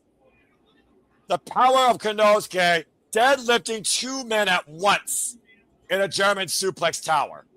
Oh, shit. We got a Darby and... Kevin Knives, trade bombs. uncorking his fury that has been waiting to get his hands on the Jet since the Jet kamikazed him at Double or Nothing. Why was stretcher. And now Kevin Knight just driving the boots forward into Darby Allin here. And of course, Kevin Knight says that he betrayed me. He failed me. This is about me now. I'm the one that's bear him. I'm the one to rise and shine. The just the one to look up to. And now Darby Allin up and over, falling through. Shotgun dropkick sends the Jet flying into the corner. And Kevin Knight once again on the move. And go by Darby Allin to the TNT champion. This could be a teaser for a possible TNT title match. I told you what was this collision. This is what happens when you make Darby Allin your mortal enemy, all right? I'm just saying. And Doyle now. Chair to the spine. And right now, Jake Doyle, pretty much the one man that's been unscathed most of this match. And Kevin Knight, remember what happened during the Continental Classic, Ash, that sent Darby Allin out of the tournament? Coast to coast! Into a chair against a draped Darby Allin. And Kevin Knight connects. Now Kevin Knight going the cover over the front leg on Darby Allin. And Mark Briscoe with the save. So yeah, how many storylines are we teasing right now for the future of AEW, Ash? I'll wait. Oh, so we got Kevin Knight versus Darby. Awesome, and I agree. Fletcher, Okada, Takeshita. Hello! And yeah, I've seen 3 so far, but there might be more on the way. But especially with the trios as the conglomerate trio. As MJF just brained Mark Briscoe with a flying chair. Good grief.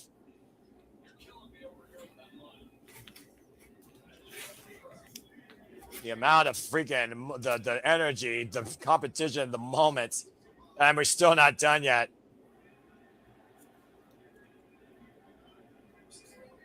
And we're still not done with this show. And right now, Mark Briscoe busted wide open. And the Devil's looking to drink blood tonight at the hands of someone he never wants to face for the AEW Championship. Literally wrenching away at that open wound. This match can't end yet because we haven't found out what's in the other bag. And Darby has yet to jump off the cage. Why would you wish that into existence? And right now, MJF directing traffic, telling Okada to get Orange Cassidy as MJF dons the Dynamite Diamond ring, looking for a 100K against Mark Briscoe. What is in that bag? And what the hell? Okay. Rush. Sure. Why not? Why not? Fine. It's all fine. Okada's scared out of his wits. Wait, why is he looking up? Is it rain? The rain? Because it's the rain, because the rain, and he's the rainmaker. Fair enough. And now we got Leo Rush in here. I didn't expect that tonight. Handspring. Although he's had a weird obsession with Orange Cassidy. Kevin Knight springing in. Whoa. And right now, the evasive nature of Leo Rush coming out. I wouldn't mind seeing this for the TNT Championship, honestly. And then Kevin Knight go, though, and whoa, God! Wow! And Kevin Knight, whoa, wiped out. Kyle Fletcher wiped out. Now Andrade, oh, hello. Remember, how you know? How you know? Ash, how you know? How you know? Leo Rush with the rush hour. Andrade, oh, what a stunner. By God, what a stunner.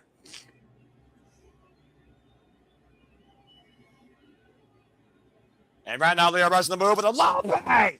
Suicida wiping out Kevin Knight. My goodness. You know, of all things I thought I was going to see tonight, I didn't put Leo Rush in a duffel bag. And now MJF squaring up the 100K Diamond ring against the Blackheart Leo Rush, who wants it. AEW chants ran out loud and proud where this is the best wrestle. And right now MJF, wait, he wants the ring? He wants the precious, Ash. He wants the precious. Interesting. I mean, the precious will calm Leo Rush down. I mean, would you say no to Gollum if he's face-to-face with you? Actually, I wouldn't know what to do in that situation, to be honest. You know what? That's an honest answer right now. Okada hooking up Leo Rush. Rainmaker! Might have flatlined the Black Heart for now. That was just disturbing. And now Jay Doyle putting Leo Rush back in the bag. As MJF says, put him back in the bag, put him back in the bag. Meanwhile, the Don Callis family are trying to neutralize the Blackheart and send him back to rest. First class, or maybe coach, I'm not sure. And MJF right now stopping to lay out Leo Rush, making sure that he remains incapacitated. What the hell is Jake Doyle doing with that chain? He's gonna lock it up to make sure he doesn't escape. Again, the way Orange Cassidy trying to come back in the fray here. Of all people to come after Leo Rush's aid, Orange Cassidy was not on my radar as they chain closed that duffel bag with Leo Rush and Sabre underneath the ring. Meanwhile, Bloody Mark Briscoe, as this match continues, I thought Charles' brain was broken last night. I couldn't imagine where his brain is right now. Kyle Fletcher and Mark Briscoe squaring off in the middle of the ring.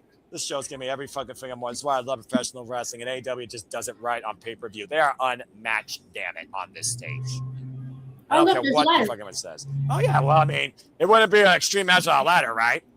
Oh, Andrade, as the Warrior Bird action's underway, with Mark Briscoe forming a helicopter, wiping out the Don Callis family. Mark Briscoe right now, he knows how to use a ladder, as we know. You've seen his countless ladder wars here. Andrade just dodging his face. Oh, but gets rammed into the ladder. And Mark Briscoe right now, in his elements. And MJF, the only one left standing for the Don Callis family, literally barking for MJF to stand eye to eye with him in the ring, as Mark Briscoe is the only man left standing for his team. What's going to happen here? Oh my gosh. Death Door is insane. And right now, MJF and Mark Briscoe renewing hostilities. And once again, bringing back history here. And Mark Briscoe just teeing off, driving down MJF like a fucking railroad spike. And here it comes again, Ash. Possible Jay Doyle. Oh, Jay Doyle, Clement shot from behind. And now Kyle Fletcher, combination offense with the Taekwondo background. Jay Doyle clocking the Bayne arse with an elbow. Oof. And now Kyle Fletcher answers in kind with a rising knee strike, run into the midsection. It's hard to keep Jay Doyle down. That's what we're learning here. Oh, there's a team routine on display with O'Reilly and Strong. Oh, there goes one cable. Now we gotta watch the other cables. With the Olympic slam, driving to come in Jay Doyle through a table. Axe and smash to a chair, though. And Andrade fake out. Oh, instead, I thought he was going to do that back elbow strike. Instead, just popping knee, and Kyle O'Reilly busted open the hard way. Now Andrade El Idolo in the driver's seat. And O'Reilly down, and Evolve was staying in the corner, showing the scarlet red, that Kristen Cam MVP and blood and guts. Let's forget Ash. Mm-hmm. Andrade, oh, God. Who do you think that hurt more, Kyle or freaking Andrade? Zenrada to Andrade by Konosuke. Okada, wrist control, backslide, roll through. Right, nope, hold that fight, Ash. Konosuke, drop kick. Kyle O'Reilly, because he got driven to the outside of the ring, and he also was busted open already, and he got steel to exposed flesh. I mean, that had done some damage to Andrade's knees, though. Oh, no doubt. But he's also probably wearing knee pads. He's not like New Japan Tomoyoshi E. I'm just saying, you know? Fair enough, yeah. And and Okada and Konosuke up on the I Sense disaster. We've ever asked for a tombstone pile driver through that table. Konosuke finding back, though. Back body drop to the Rainmaker on the apron. And right now, bang, power drive knee. Catches Okada flush. Super kick by Kyle Fletcher. Catching Konosuke flush. And Kyle Fletcher right now might be looking to do what he did to Hangman Page and Kenny Omega in his pursuit last year for the AEW World title. Hoisting up Konosuke. Oh, dear God. Nope. Konosuke fighting back, though. Armringer, capture, and... Through the table! elbow! Holy shit! Well, shut the fuck up, Jade, on the outside, so your comment means nothing. Konosuke and Kyle Fletcher in a heap with a blue thunderbomb off the apron through a table, and neither man is moving. Meanwhile, back inside the ring, Mark Briscoe and MJF as Mark looks for the J Driller. MJF fighting back though. Armor. Oh, that kick in the uprights. Damn. And the 100K Diamond Ring getting an Orange Cassidy. Wait. Slowly but surely, as you'd expect. Hold that thought, Ash. Hands in the pockets, Orange Cassidy engaged. Oh, and takes the 100K shot. Wait, Darby Allin! Scorpion death drop! Remember, Darby Allin said he will do anything to make sure that Mark Briscoe has this opportunity. Coffin drop! But MJF got the friggin' elbow up, I think. Look at the cover. Yo, man! Kevin Knight crashed at MJF! Oh. The splash on literally his team captain that he negotiated an AEW Championship opportunity with, and we're down to Kevin Knight and Darby Allin. This match has been fucking nuts. And Kevin Knight fighting off Darby Allin here. And Darby just keeps coming back. The guy, like the Energizer Bite, that you can't stop. What is the world is Knight figuring here? And Kevin Knight off the ring post. Oh, my Lord. Jumping off the ring post and grabbing the top ring of Death's Door in the steel cage. Trying to pull himself up, trying to literally run away from Darby Allin, and now Knight is literally perched at the top of the steel this cage. Is part of the match I was looking for. This is extremely dangerous, especially because on a round edge, you could very easily misstep. Oh! What the fuck? Oh my God! Okay. What the fuck just happened? Darby Allin! Remember, Darby Allin planted that bag! Oh, well, okay. Drop! Well, shit, that could have gone so horribly wrong. It's Darby Allin. You think he gives a fuck? Oh my gosh, in heaven. No, but still, especially on like Kevin Knight's end, like damn. Take a look at the replay, Ash. Look at this. Inside that bag was some sort of explosive, and Kevin Knight was blinded and fell off the top of Doom's door into hell, into those tables, crashing only through two of them, while Darby Allin just coffin dropped on the rest of the field. And again, the two men defined by this match, MJF and Mark Briscoe, the only two men left. Yeah, how fitting. Briscoe once again, hooking up MJF. Driller! Right on the oranges too. Jack Doyle saves it. Wow. Again, to your point, Ash, MVP. Literally the difference maker, the instigator in making sure that Mark Briscoe does not get a shot at the AEW World title. Now Doyle teeing off against Mark Briscoe with a chair of the spine. Good grief. As Doyle, again right now, just teeing off against Mark Briscoe with this steel chair. This has been the most fucking insane match I've called in AEW so far this year. And J. Driller, though, MJF's got to be on his feet. Mark Briscoe, though, again, the shot of the AEW Championship hangs in the balance. MJF, though, gaping. Wait a minute. Hold on. Wait. He wants Andrade to deliver the shot. Remember the last time that Andrade and MJF tried to work well together, there was a miscommunication, Ash. Yeah. About to say, these two are not going to, this is not going to work. Andrade is not going to work with MJF. He's not going to do what MJF says. And MJF ain't going to stand for it. Very resounding no by Andrade El Idolo. And we'll see if Andrade decides to do what Don Callis has instructed him to do with the promise of an AEW World Championship match. Now hoisting up Mark Briscoe. MJF right now scouting with the Dynamite ring. Tries. I'm trying to just drop MJF. We're spinning back elbow. Oh, he's gunning after MJF next. Fuck Don Callis' agenda. Andrade wants that AEW World Title. Well, it looks like Andrade is going to be the next to leave. About to say, Dick Doyle asking what he's doing. Uh-oh. Again, tranquilo. Oh! Well, that's one way to take Doyle out of the equation. Right in the Doyles. Oh! Look at that shit, Ash! Fuck Don! Fuck MJF! Andrade just left the Don Callis family! Well, that's one way to make an exit. And put him on Briscoe to end this!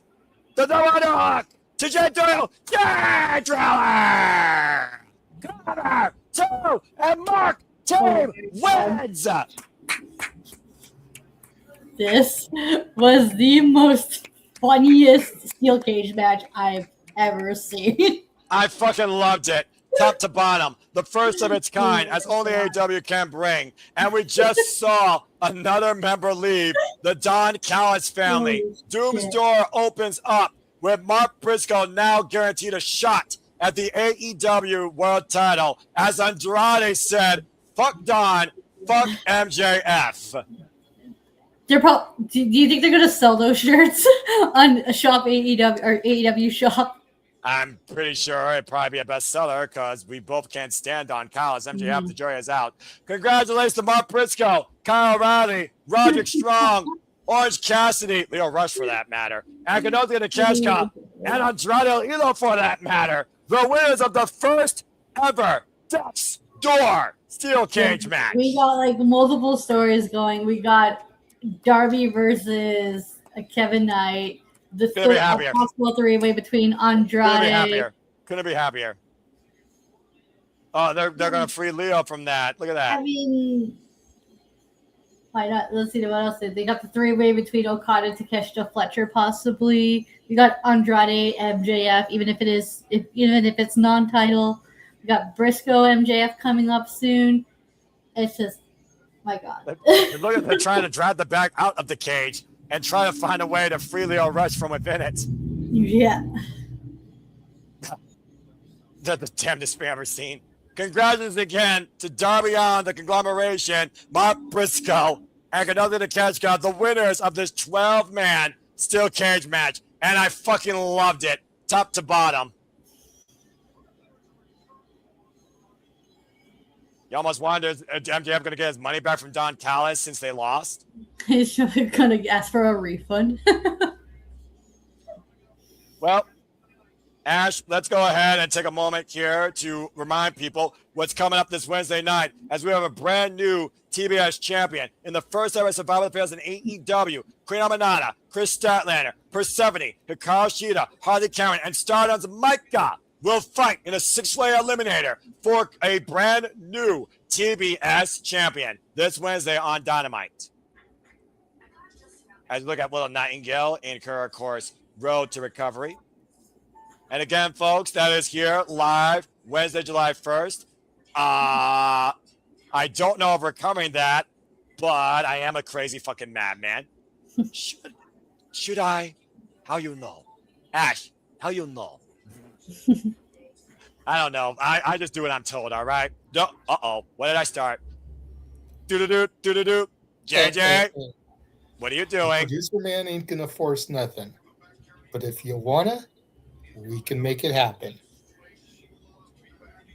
Well, I'm sure we would love to see Will Nightingale back in contention for this title as we got a moment to breathe and regroup here. But, folks, stay tuned. I will officially decide on my Superman's brand tomorrow on YouTube.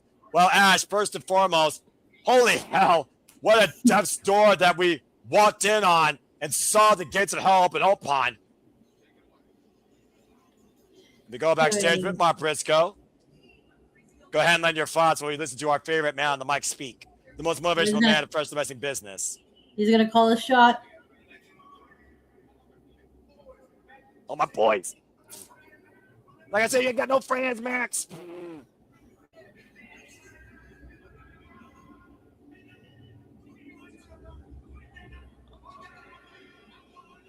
Wednesday night on Dynamite. Well, shit.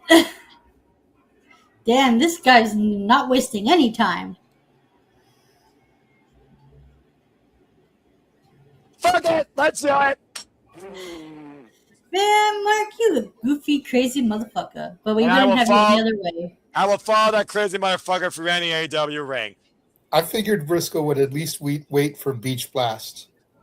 Right? But Beach Blast is next week. But this Wednesday, Mark Briscoe's calling his shots. I know. I figured he'd at least wait till the following week.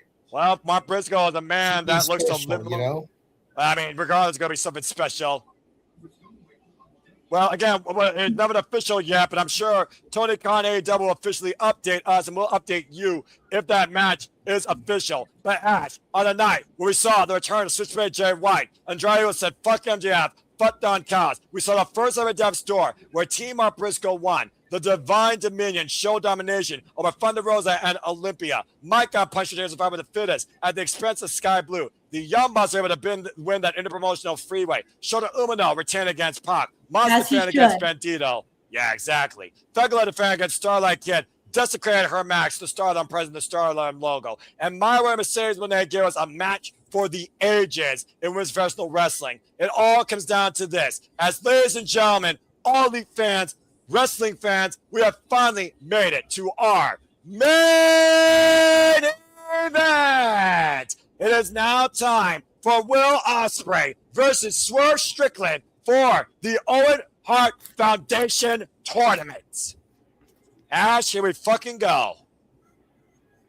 And also, Kenny Omega beats Destiny Jr. Much to your point earlier, I'm not going to forget that. And holy hell, that was a match. 3 matches tonight earned the silver match. Thank God I'm not a chain. Thank God I don't smoke, because if I was, I would have been smoking a whole pack after that match. I think tonight 3 matches have given me that's professional wrestling, damn it. All right, and this one very well could do it. But let's go ahead and bring him up to speed, because first off, thank you to everybody that's watching. Please subscribe, comment, tell a friend. Follow us at SR Studios 24. Subscribe to Data Barrier for Wrestling. Subscribe to all the outlets here. No DQ Galaxy YouTube channel, as well as all outlets here across the Bible Studios.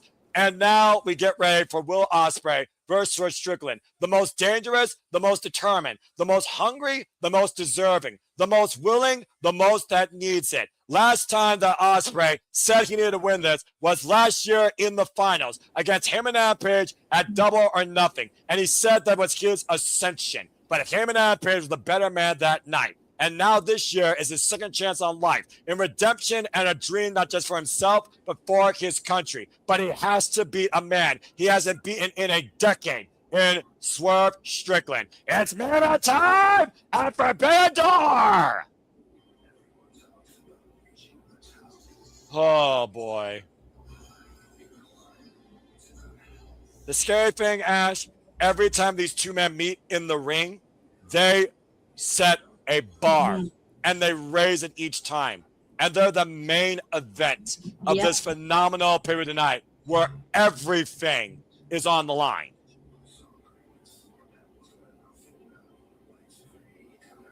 Let's look at this video package on Will Ospreay's resurrection after a vendetta of revenge led to a once-in-a-lifetime opportunity offered by Jon Moxley to be turned into the most dangerous weapon that he believes Ospreay can be for professional wrestling. But on Collision, Moxley made a clear-cut statement. The reason Ospreay is more dangerous than ever is he's willing to take the shot. And you know what that shot might need to be, Ash. The Tiger Driver 91. If he does decide to do it, guess. When was the last time he's done that? Against MJF at Wembley Stadium in his pursuit of regaining the AEW International Championship. And now the Ariel says and looks to rise one more time in what could be his last time to become the ace of all elite wrestling. Let's Shit! Oh boy. It's do or die for the Bruv tonight. Yep. Will Ospreay, who came back at Revolution in California, hell-bent on revenge at the expense of John Moxley, trying to break his neck and nearly lost his own well-being and neck in the process after coming back less than 100% and losing to Mark Davis. It was John Moxley that offered him an olive branch or get his revenge, and he chose the sooner. Now training with the Death Riders, condition and disciplining his neck and shoulders, where he has not used the Stormbreaker, but he has used the Hidden Blade, and more importantly, this new submission, the Flying Armbar Takeover, Death Ground, to punch his ticket to the finals tonight, beating Samoa Joe and Mark Davis. Once again, Will Ospreay finds himself in the same spot as last year, but this time against Swerve Strickland, who has beaten him on the stage before. Mm-hmm. He's looking to do it again, too, tonight. Last time these two men faced each other one-on-one, of course, at Forbidden Door, was over the AEW World Championship, and Swerve Strickland prevailed that night. Swerve Strickland, though, who might be more dangerous than ever, as he's been talking about, will you change? But Will says, I haven't changed, and maybe I have, but I still do not forgive them. I am simply utilizing what they are offering to bring me forward in what I believe is finally my ascension. A dream for a bruv, a dream for a country, and it all comes down, if Will Ospreay wins tonight, to finally go all in at Wembley. There's a certain point in this industry, Ash, where you look at yourself and wonder, can you still go? Can you still be that guy? And Will Ospreay is truly all or nothing tonight. Oh boy. You thought that Death's Door was dangerous. Here comes Swerve Strickland. Ever since Swerve Strickland donned this moniker of going to business for himself with a lust and drive for power and glory at the expense of Bandito, at the expense of Brody King, at the expense of Kenny Omega in a short pursuit of AEW World Title opportunities, Swerve Strickland has been a one-man army, nearly unstoppable. And very well, the undoing of his first dynasty might be the calling card to the second one coming.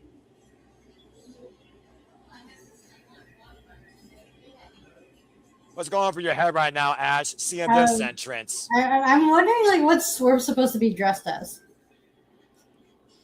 We're Strickland right now, adorned heavy metal. And the chance to become the main man once again as a mogul to worlds in all elite wrestling. Okay. I don't know what he's channeling besides something extremely dangerous with that get up here with a mock of a freaking biker gang overlord and someone ready to stick a sickle in someone's throat. Okay. And maybe it's like a Slash or some sort of like dark vigilante. I'm not even sure here. And the fact of the matter that this time last year, these two men were fighting together for AEW's very well-being and existence. Yeah. 1 year later, find themselves finding each other for the very state of AEW's future that they want to control, that they want to lead, that they want to be the AEW World Champion. Let's go down to Renee Paquette for the sports takes. Once again, bringing forward the story, of course, that I just illustrated.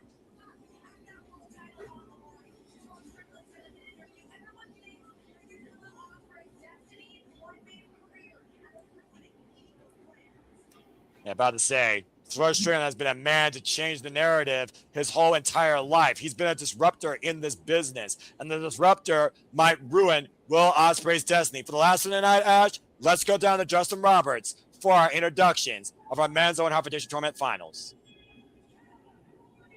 Dapper Yapper, dressed to the nines as always. Oh, baby. The Cathedral of Pro Wrestling might lead one man to heaven and leave the other to hell. Big 5-2! Swerve Strickland, 35 years of age, 17 years involved in this game, beat Will Ospreay for Forbidden Door in 2024, and Ospreay has not beaten this man in the last decade. Will Ospreay, 33 years of age, 15 years involved in this business. The aerial assassin, formerly Commonwealth Kingpin, still yet to be AEW World Champion, but has been undefeated since being aligned and training with the Death Riders, Ash. It's our final of 3 main events tonight, Double or Nothing, as we have broke 500 here. Thank you all. And here we go! Wow, they're just like going at it already. It's like wasting no time. Well, considering how volatile this situation has become and the importance of the circumstance that surrounded Ash, we can't be surprised to see either of these men show any let up. The Irish whip and swerve on to the ropes, the big boot here. So let's go ahead and talk about your barrier techniques. What does Ospreay need to do to finally take the Owen and go all into Wembley? I mean, it's freaking Will Ospreay. He's just going to do Ospreay things and hope it works. Like, there's no analyzing this man. Whoa! Hidden Blade, house call, phenomenal form, to your point, stalemate in the early going. Right, just like how, same way with Swerve Strickland. Like, this man will go, like, Swerve, like, how can you prepare for someone, against someone? Or you're prepared for someone who's, like, super unpredictable. And that's what both these men are. Yeah, Paul Turner's going to show a lot of leniency here. I mean, sure, a lot of people could have, like, air out their grievances, and I share them too. Like how people often say, if you see one Will Ospreay match, you've seen them all because they are, like, very similar or samey. Although you can make the argument to that about, like, any other professional wrestler.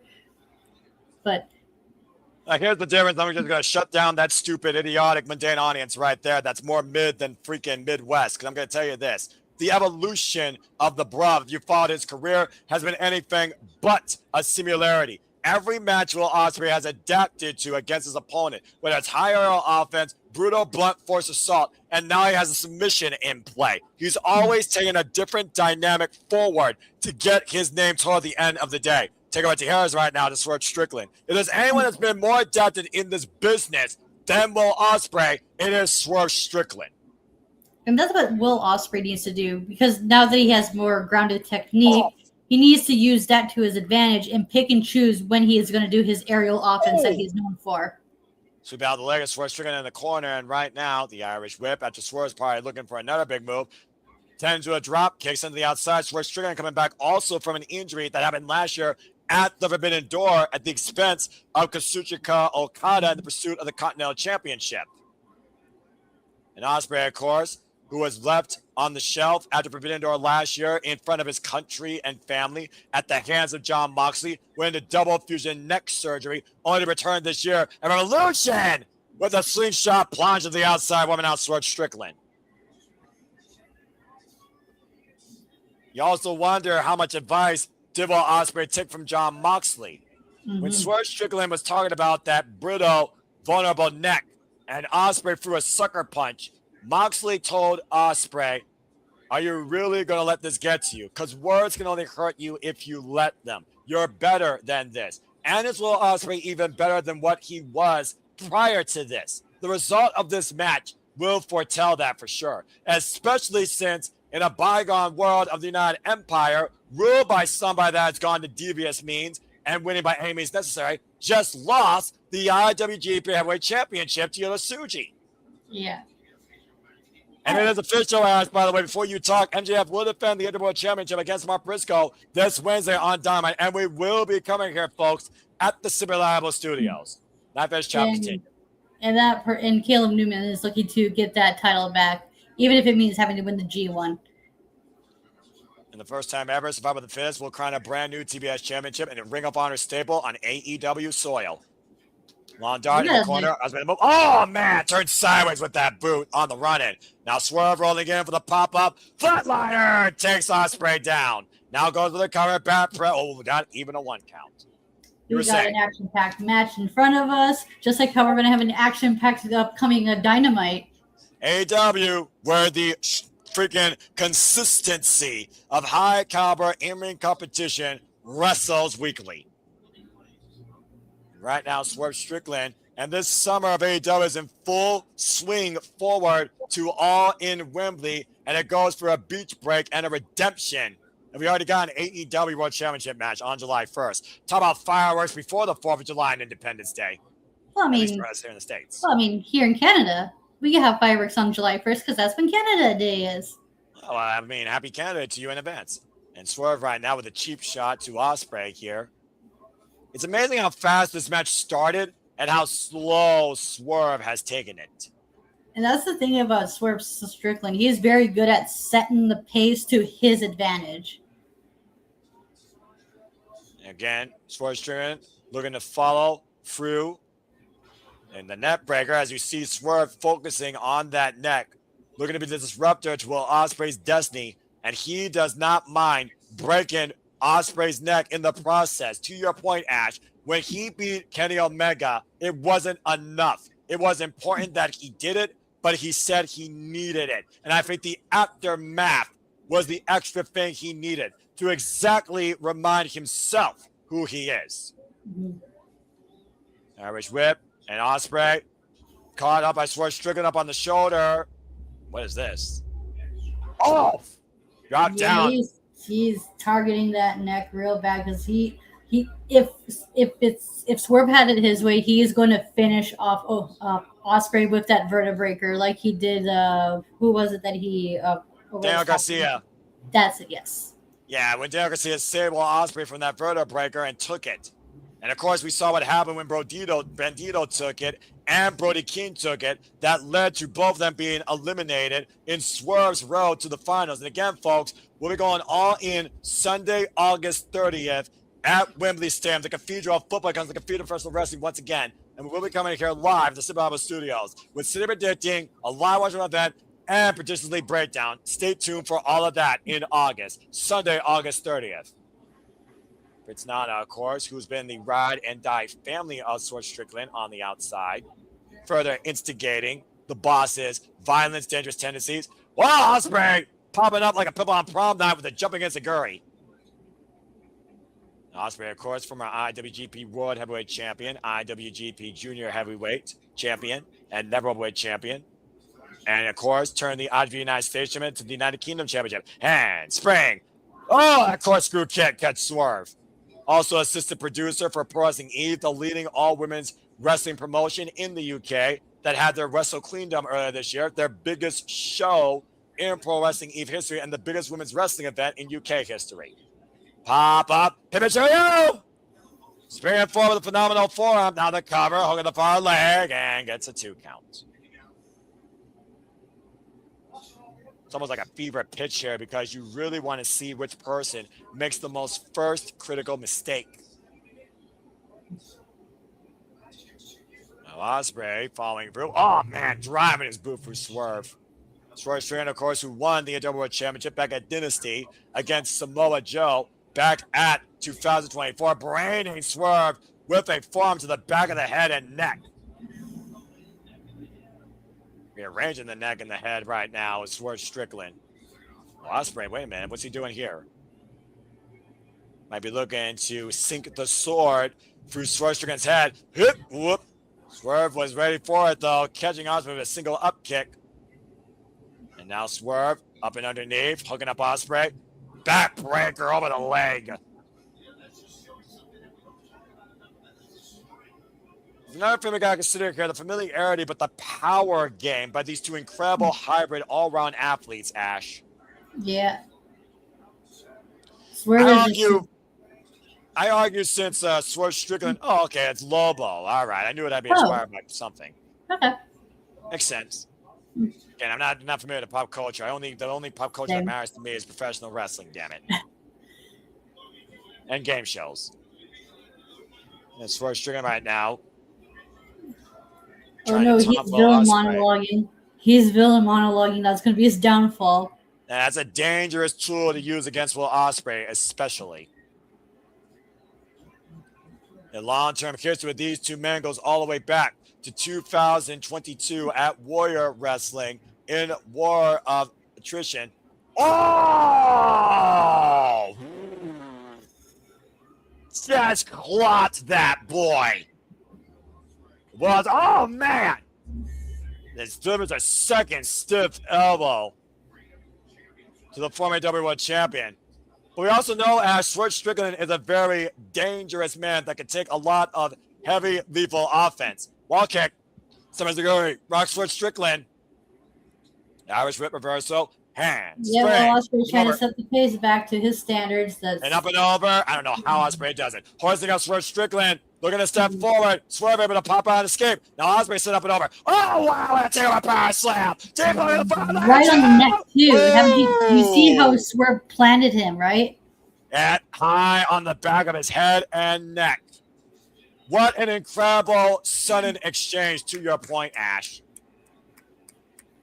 Good Lord, I don't think Ospreay knew what hit him. Oh, that's what Lobo's from. Okay, good to know, Charles. Oh! Supergirl movie and Bayne from Dark Knight. That explains why Will Ospreay was Bayne. So is the definition of Superman versus Batman, except this one's better. But with villains. I mean, you know, Vigilante is not necessarily a full-blown hero, but he still is respected. I'm just saying. Fair enough. And right now, Swerve Strickland, what is he scouting and thinking here? Uh-oh. Exposing the turnbuckle steel underneath that padding. He's gonna try to plant freaking Ospreay's neck on that shit. You heard what Swerve said. It wasn't a warning. It was a declaration. I will do whatever I have to fucking beat you again and go to Wembley. And you see the way he's looking at the turnbuckle with the hammerlock, though. And Swerve! Driven shoulder first. I figured to that exposed turnbuckle. Now Ospreay working over the arm. To my point, Ash, what the Death Riders trained Will Ospreay in. Dissecting a man's arm for that death ground flying armbar. Ah, a double stomp. It's so weird seeing Will Ospreay do limb work because it's a nice change of pace. I'm not complaining. I'm just saying like how it's going to take a while for me to get used to. And death ground. But Swerve is telling the outside, but it doesn't matter. And again, Swerve doing that to preserve himself, to get in Will Ospreay's head, because Will Ospreay knows he can't win out there like that. Mm-hmm. You got to do that on the inside, Ospreay. Technically on the outside. I mean, Prince Nana throwing a cup of coffee into the eyes of Will Ospreay. Ospreay, though, Ospreay now in a hot pursuit. Again, it's behind the referee's back. That's why he wasn't ejected. But if Prince Nana is not careful, Will Ospreay might deck him with a hidden blade or take his arm in the process. But Swerve, though, taking advantage. Pop up. Oh, my God. High angle apron power bomb in the back of Ospreay's head and back. Oh, no. Yeah. I say this about Will Ospreay. It is amazing how he's able to do the things he does at the pace he does. Injuries, nagging injuries, be damned. Well, that might be exaggerating a nagging injury that he'll never be the same from again. And now, no. Swerve with Ospreay in position. Ospreay right now in the world of trouble. Catapult, I think, across the bridge of the nose into that exposed turnbuckle. And thanks to Prince Nana's interference, Swerve Strickland has found a new opportunity for devastating results. And, of course, Paul Turner leading it with his count. Leading with both competitors on the outside because he knows what's at stake here, and we have to have a winner. Mm-hmm. Now, Strickland right now just taking a lot of time here, not following up on Will Ospreay, who is now shedding crimson red. Ospreay busted open truly the hard way here, Ash, bleeding like a sieve. Yeah. Leaking like a faucet here. Oh, man, that blood is flowing heavily through right now, giving Ospreay the Crimson Mask Award of the night. I mean, Swerve did warn Ospreay, though. This is what you're going to get. This is what I'm going to do. This is what I need to do. And he didn't lie, Ash. You almost wonder if Ospreay is literally seeing Wembley stand fade before his eyes, being thrown back inside. Right. The fact that Ospreay has dreamed of this opportunity was a little boy watching people walk in, seeing chairs being set up in that facility to headline that show for professional wrestling that he holds so near and dear in restoring the UK scene in pursuit of becoming the AEW World Champion would be an unmatched dream in the life of Will Ospreay. Again, Paul Turner with the gloves in hand, checking if Will Ospreay can defend himself and continue forward here. And Ospreay right now being wheeled up to his feet. Oh, gosh. Right hand just decking Ospreay. Prince Nana, of course, saying to Swerve, you do what you have to do. Very confident right now. Swerve Strickland's chances. Yes. Oh my God. Swerve, stop building on Milwaukee. What the hell, man? This is going to be your downfall. Yeah, I mean, again, Swerve Strickland has always been his own enemy, if we're being perfectly honest here, Ash. And Ospreay fighting back from underneath, teeing off here, not looking to take any of Swerve's BS, hoisted up. Oh, man. That strength and that rage, that moment of fury by Will Ospreay, just literally in cover two, count only, infuriated Swerve, and he dropped him at a suplex, stalling drop suplex. You said before how much value the drug adrenaline is, Ash, and I don't know how much more Will Ospreay has left in him for that. We've seen him taken to this spot before against some of the all-time best in this business, included MJF to a 60-minute damn near time limit. Yeah, that was a crazy ass match. Swerve it. Oh, God. Catch him in a Spanish fly out of nowhere. Was that the last gas and a desperate defensive move, though, by the Buffalo? Right, this is desperate move to get him to get momentum. Yeah, an act of desperation to create momentum. That's what I'm trying to say. Ash, I knew you would get it out. I'm going to make sure you're going to get it out, damn it. And right now, we're going back to live action in this match, and Ospreay is back up to his feet, swinging for the fences, trying to hold on, ripped down by his hair. Now Swerve floating over, hook on the head, hoisted up again. Oh, the camera stunned on there. Great counter, deep roll-up cover. Two, hoisted up, in position, stepping through to your point. Styles Clash connects. Center Ospreay slow to shoot the half, though. Now for the cover. Two win the O. Gets a 2 count. Swerve over the shoulder over. You saw the way the legs were displaced, by the way, Ash. The leg was not over the left shoulder. Mm-hmm. And right now, Ospreay finding a whole nother gear that he may not knew he had when it comes to fighting for a dream you may never get again. Here that blade! Oh my gosh, it's Swerve just throw it off! And Ospreay on his own! I've never seen that before. Right, that's a new one for Swerve. Just basically just fucking bitch slapped Ospreay. I mean, the blood loss, you wonder, did you get the blunt impact of that hidden blade? Again, how disoriented was Will Ospreay on the run-up, though, Ash? Right away. Man.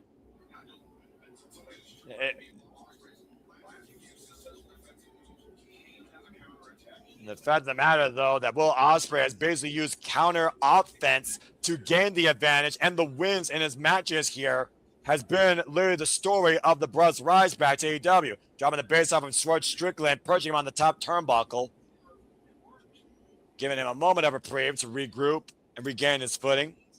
The first time these two-man featured each other one-on-one, by the way, Ash, was back in Progress Wrestling 2016. 17 minutes. Swerve Strickland won that night. AEW World Title, June 2024. Swerve Strickland beat Will Ospreay that night. It took 27 minutes. Their last one-on-one went to a 20-minute draw time limit. Again, to Swerve's point, Ospreay has never beaten Swerve Strickland in the last decade since they first met in a four-way. This is their fourth match they have one-on-one together? That's correct. A reverse run! Robinson special! No! Oh my God, so close. I'm a breath away from Will Ospreay looking to achieve his dream and punching his ticket to Wembley. And right now, teeing off. Oh man, clocking Swerve, first kick. And Ospreay looking to take to the skies for the Oscar off the second. And Swerve catch him. Oh dear God. Oh no. Oh! Down from Swerve Strickland too!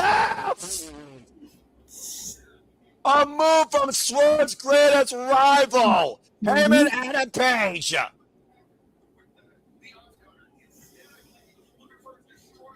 It felt like for me, though, that Ospreay, looking for the Os cutter, couldn't do it and was trying to turn into a destroyer, and instead Swerve hooked him in a deadeye. Heyman's finishing move. A person. Heyman and Swerve to find a rivalry and their own spots in AEW for the Yeah. better part of 2 years, Ash. I was about to say, though Hangman they have hit all Ospreay and Swerve have history with Hangman. Oh, for the Swerve stomp, I tweaked the ankle there as Ospreay got out of the way, and Ospreay on the move, up and over, sunset flip to the outside, Swerve holding on to the ropes, and once again, Ospreay He's going to has do Swerve's another position. cross touch, but this time onto the outside, or so we Zack. thought. Well, Swerve's maybe about to making sure he say. doesn't do so. Oh, Zack gets swung face first in the steel ring steps. The unforgiving I think Swerve cut the corner of the steps as well. This match is taking lethal proportions right now on both these competitors, and we knew how dangerous this could become, Ash, when it was made official. Take a look at the replay here. Watch the way Swerve's head hits. Oh, Ooh. gosh. Ouch. Nasty. Right in the corner of the steel ring steps. I'll be surprised if he's not busted open, even if black can't crack. Easy for me to say as I'm heart black. Oh, there he is. Oh, shit.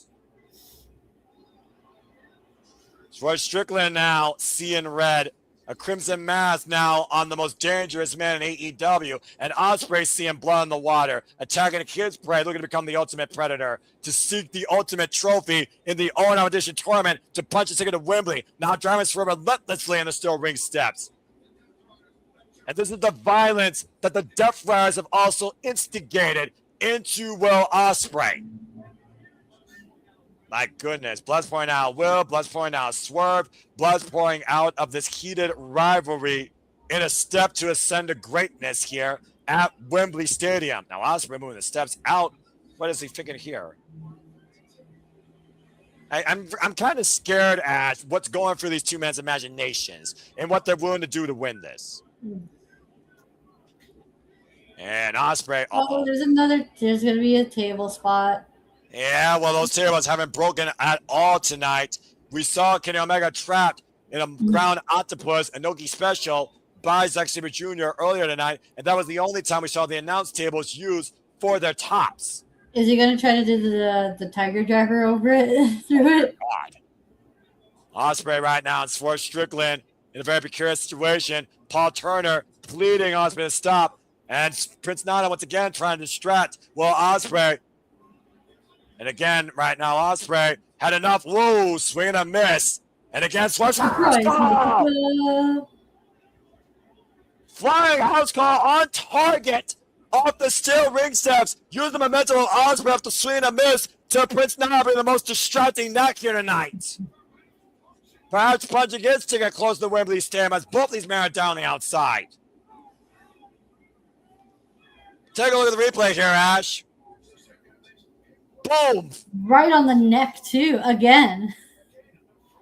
Talk about, again, your fragile-ass neck. And it literally He's do the vertebrae breaker on Ospreay. Oh, dear God, no. He did this to Kenny Omega, let's forget, on the announce table, Ash, when he first said, I needed this. I needed this.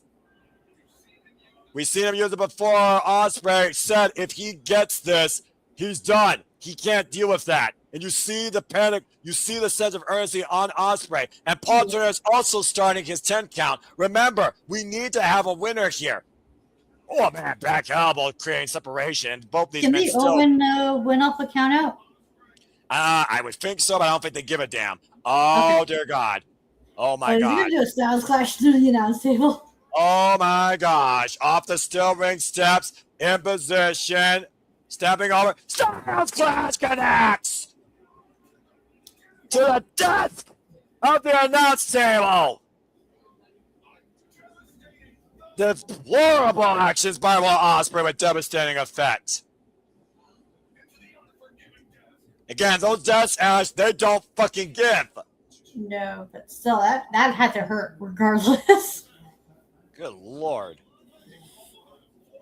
How blood tells a story of two men willing to die for this business, to be the man to lead all elite wrestling. That is Swerve Strickland and Will Ospreay. Oh my gosh in heaven. Swerve Strickland right now on the blood's on the floor, blood on the desk, blood christening those stainless steel steps. And Ospreay going back inside the ring. It feels like to me that Swerve Strickland's wound has been further exaggerated from that spot, Ash. And right now, Swerve getting back in at the count of 9.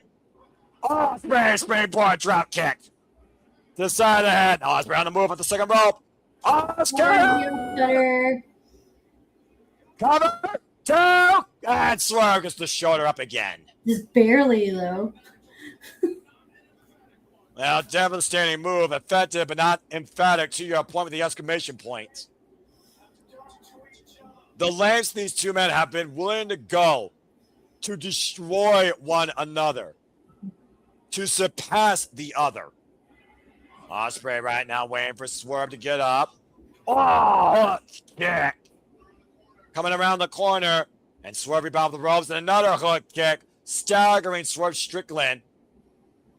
Ospreay right now, and again, teeing off on Swerve here every chance he could get. Relentless assault.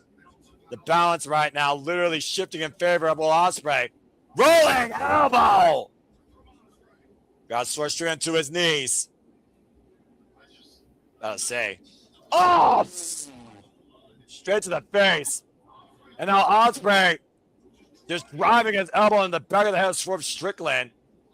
Paul Turner right now checking on Swerve, though. Ash, this was the same way that Will Ospreay concussed almost Shota Umino, and Red Shoes Umino called for the match to stop.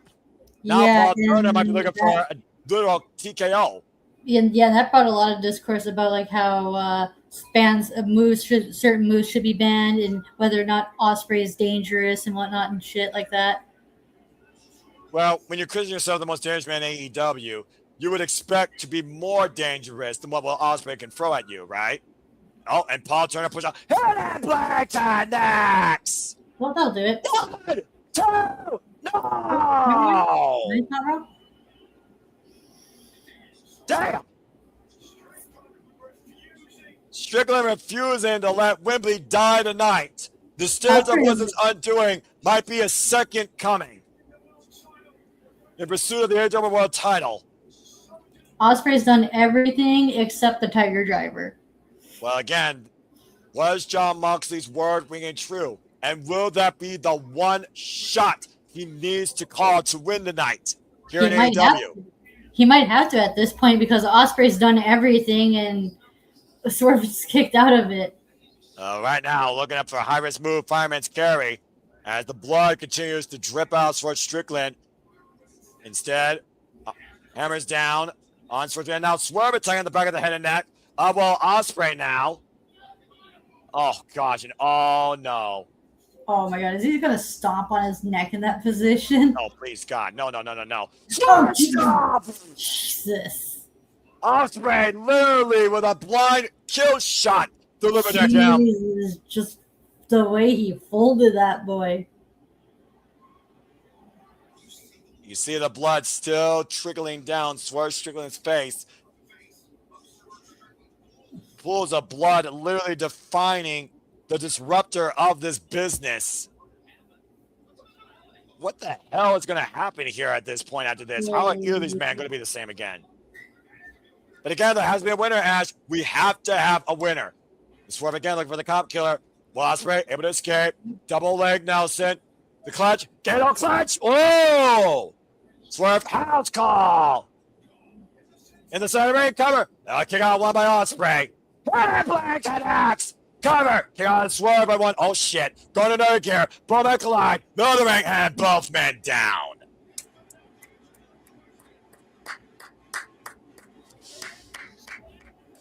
I think the fans is standing room only right now, Ash, inside that building. Mhm. Seeing what is going to be the depth note to one of these two men's chances going all in at Wembley.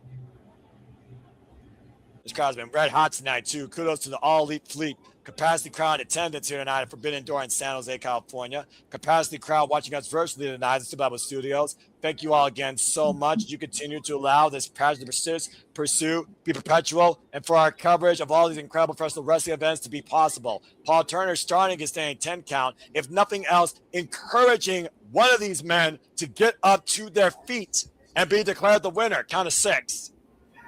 Up to 7 now. They count to 8. And somehow, Will Ospreay has found a way back up to his feet, as well as Swerve Strickland. You might as well kill one another to defeat one another. And right now, Swerve Strickland, Will Ospreay, the immortal pillars of AEW Wrestling Standard. And right now, Swerve, crowd chanting, fight forever. What do you think's going through Ospreay's mind right now? Just locking eyes with Swerve here. What's this standoff mean, Ash? I think he's contemplating whether or not he should use a Tiger Driver or go to the use Old Faithful with the Hidden Blade. Well, the fact that Swerve's taking off those gloves and exposing those knuckles, and Ospreay took off the elbow pad, much like the shootout with him and Adam Page, we might be seeing a standoff here of lethal proportions that might define the winner of this year's Owen Hart Foundation tournament. Whatever meets in the middle will be the decider of who is crowned this year's Owen Hart Foundation tournament winner. This is it, Ash. Ospreay, Swerve in position, locking eyes, ready to ignite. Whose house? And Ospreay blade. Expose elbow. There it is. Shoulder Starbreaker. Come in, 1, 2, no! Oh no, that's a different move. Yeah, Ospreay needs to do the Tiger Driver because he's done everything and Swerve's kicked out of. Not enough. Or does he go to? Oh, hit a bad no, Mr. Kick, Swerve, push Paul Turner into the ropes. Oh, get in the uprights. Paul Turner didn't see it. Nut shot, goddamn. The timing of Swerve Strickland. The timing of Swerve Strickland is insane. Says I needed this. Might be looking to finish Ospreay off now. Oh dear God. Oh no. Come Killer! Cover 2 and Swerve. No! Neither man will die. 2 and 9 taps. Time stood still in that moment for Swerve Strickland, for damn fucking sure. Now what does Swerve have left? Right. Like, what other moves does Swerve have other than the kill shot? And play by Swerve connects. It's Swerve that delivers the depth-defying blade of Ospreay. And once again, hooking Ospreay up. Big pressure! 1, 2, no! Ospreay lands! Defiant till his life expires!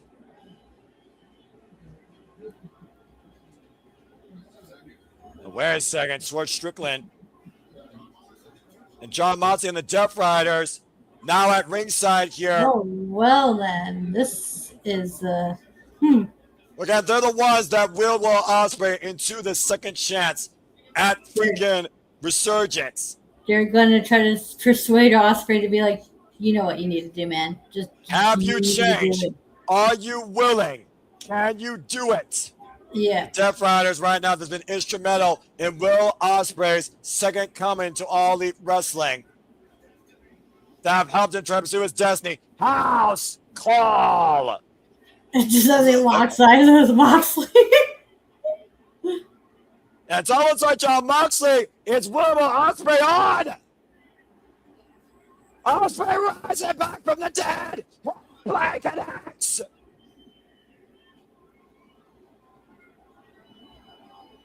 And now Ospreay scouting Swerve Strickland from the opposite side of the ring. Ospreay. Buckshot lariat. Slingshot. And a play. Two. No. Damn, they both use Hangman's moves. Swerve with the dead eye, Ospreay with the buckshot. Holy fucking hell. And once again, Ospreay. Step runner. Paradigm shift. Not done yet. Step runner.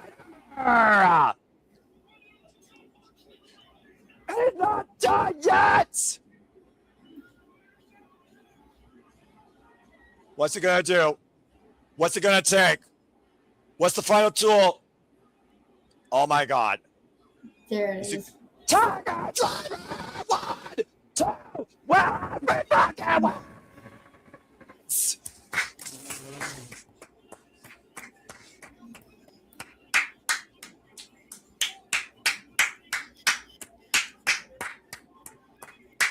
You know what's the sad part, Noah? You know what's the really sad part? What's that? I watched this match and I felt nothing. Well, I felt everything. And the bottom line, Swerve Strickland and Will Ospreay delivered everything. It was Will Ospreay's tournament to lose, and he fucking won. Will Ospreay is the 2026 Owen Hart Foundation tournament winner. And now has punched his tickets to Wembley Stadium and to challenge for the AEW World Championship. And there it is, Ash. Yeah, Tiger Driver 91. I'm not saying the match was bad. It was good. Hell. I just don't feel anything with it. But good for Ospreay for winning. Will Ospreay officially on his road to ascension to achieve a dream of a young boy with the backing of his country.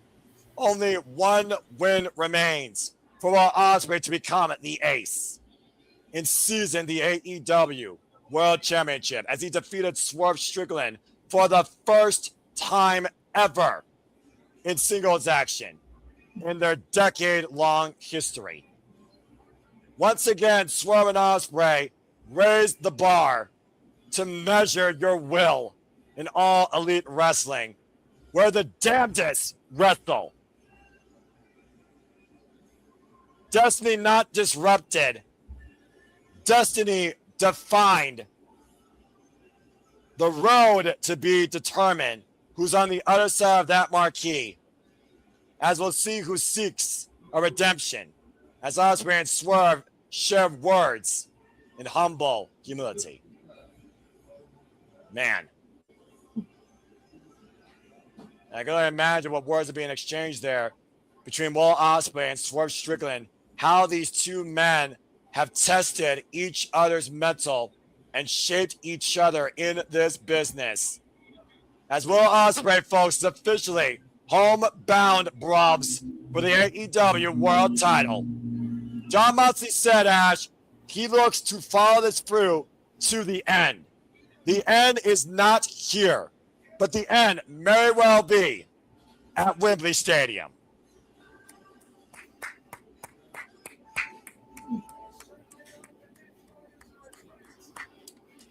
He may not trust them. He may not forgive them.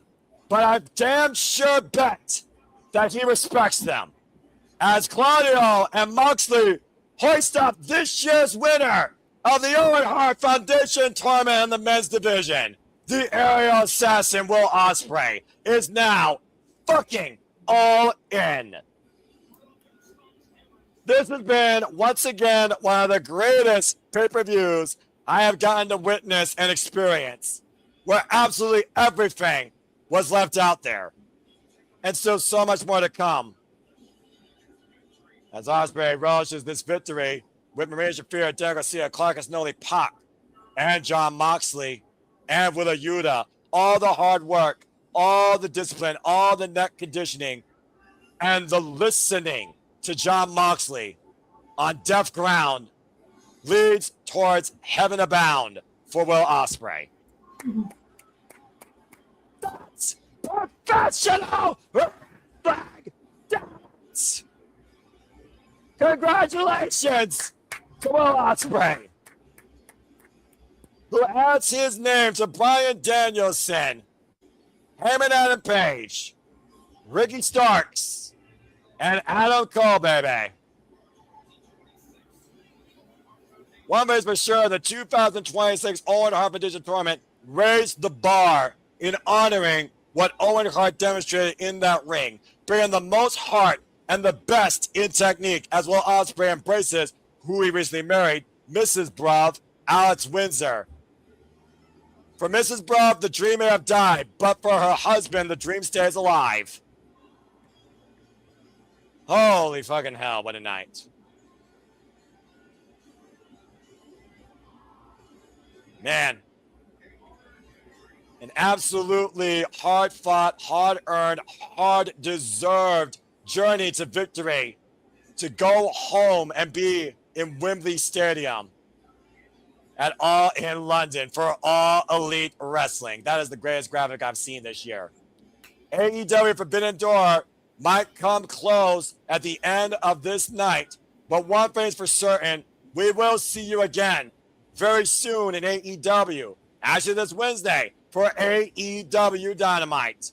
For Ash, for the American Wrestling JJ Williams, I'm the Seminole Foster, reminding you that we are Sabre Studios and telling you this is AEW, where insert blank wrestle. And until the next time we see you in the X or on YouTube, make a positive impact in life.